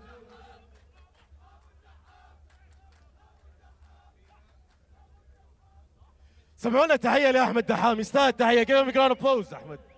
All the best. Please guys, can you come to the stage? Connor, Jack, Kylie, please. Connor Shanahan, the Drifts Master Champion and the World Champion, here with us at OIDC. What do you think about your participation and how did you see it actually? Yeah, really good. Really fun day. Was trying to push. Haven't drove left-hand drive in quite some time, so the references are a little bit different in this car, but I think mine and Jack's battle, the last chase run, we showed that we kind of figured it out. There were some good transitions, and makes a difference when you can really trust and push. And great day. Oman, thank you for having me.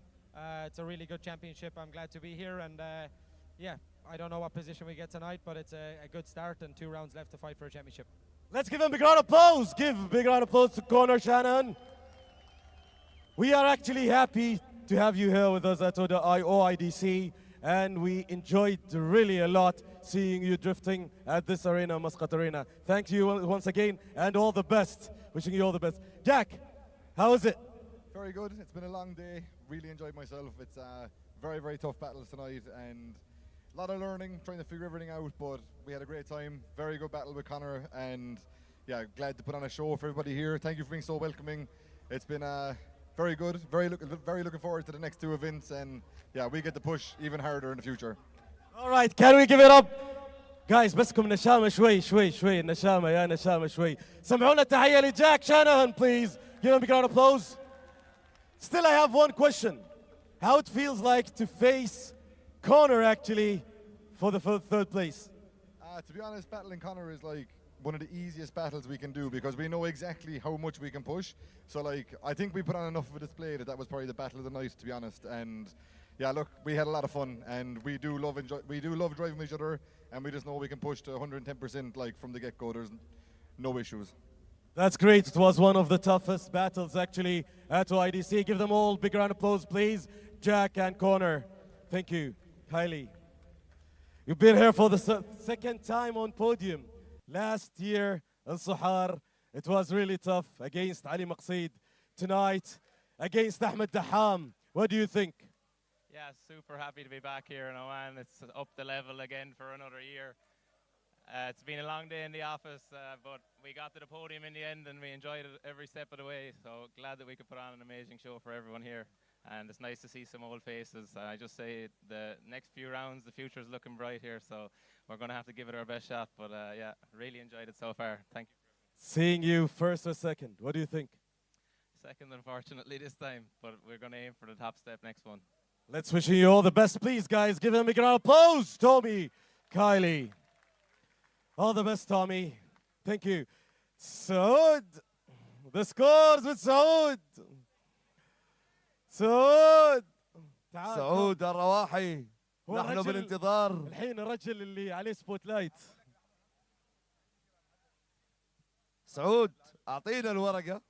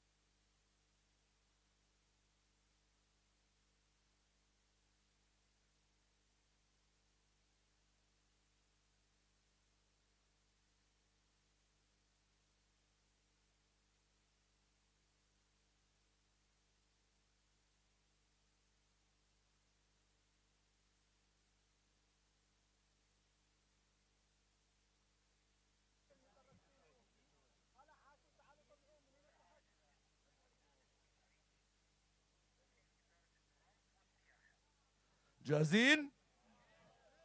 أنا جاهزين.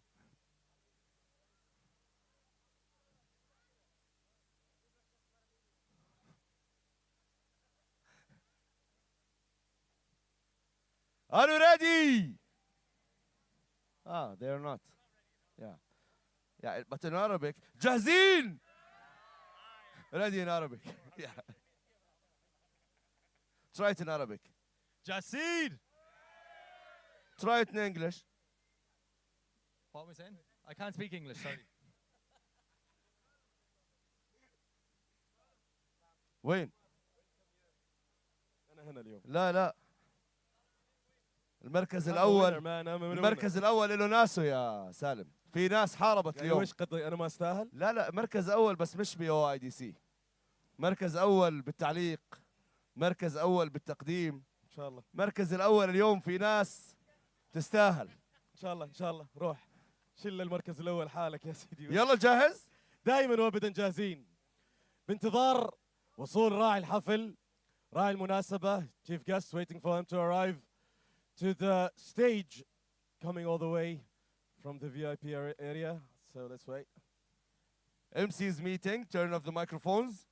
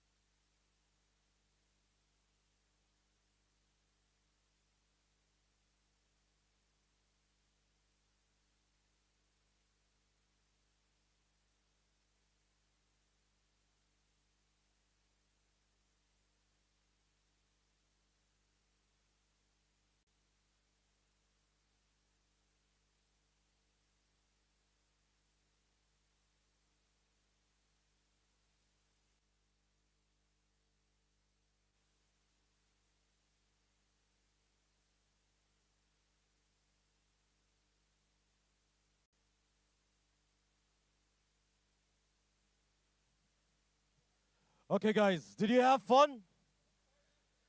Come on, everyone, did you have fun? Did you enjoy the first round? Yeah, from two of the kids actually. طبعا رحب معانا بوكيل وزارة التراث والسياحة سعادة السيد عزان البوسعيدي وضيوف الكرام معنا هنا لإعلان النتائج وتكريم الفائزين على في الفئات الثلاث، هي الفئة الوطنية وفئة الشرق الأوسط وأفريقيا، وبالختام الفئة الدولية لبطولة عمان الدولية للانجراف لهذا العام، عام 2026. Okay, are you ready? Okay, so we are going to start off with the national results. Okay, national results guys. إذن الفئة الوطنية، الفئة المحلية، نتائج الفئة المحلية. Starting with in third place in the national category is المركز الثالث للمتسابق في الفئة الوطنية المحلية هو علي البلوشي. وين العلوع؟ العلوع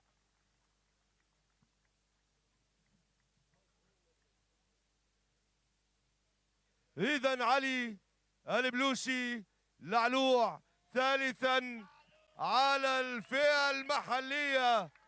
لعلوع لعلعها يا لعلوع. علي البلوشي ثالثا.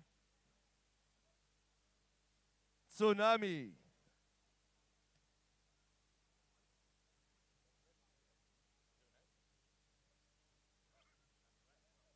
Okay, guys, so in second place in the national championship is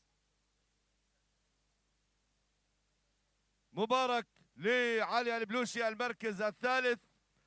والآن مع المركز الثاني ثانيا على الفئة المحلية طارق الشهاني.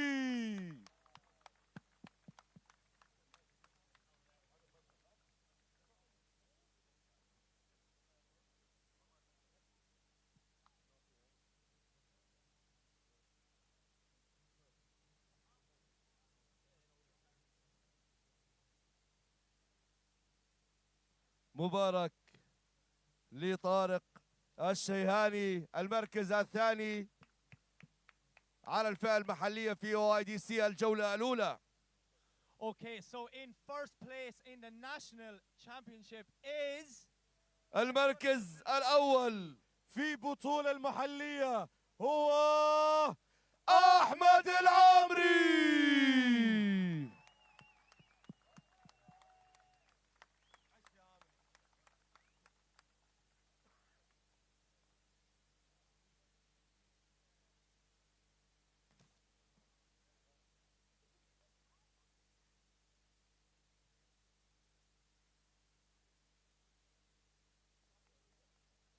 مبارك لأحمد العامري المركز الأول على الفئة المحلية. طارق الشيهاني المركز الثاني، والعلوع البلوشي المركز الثالث.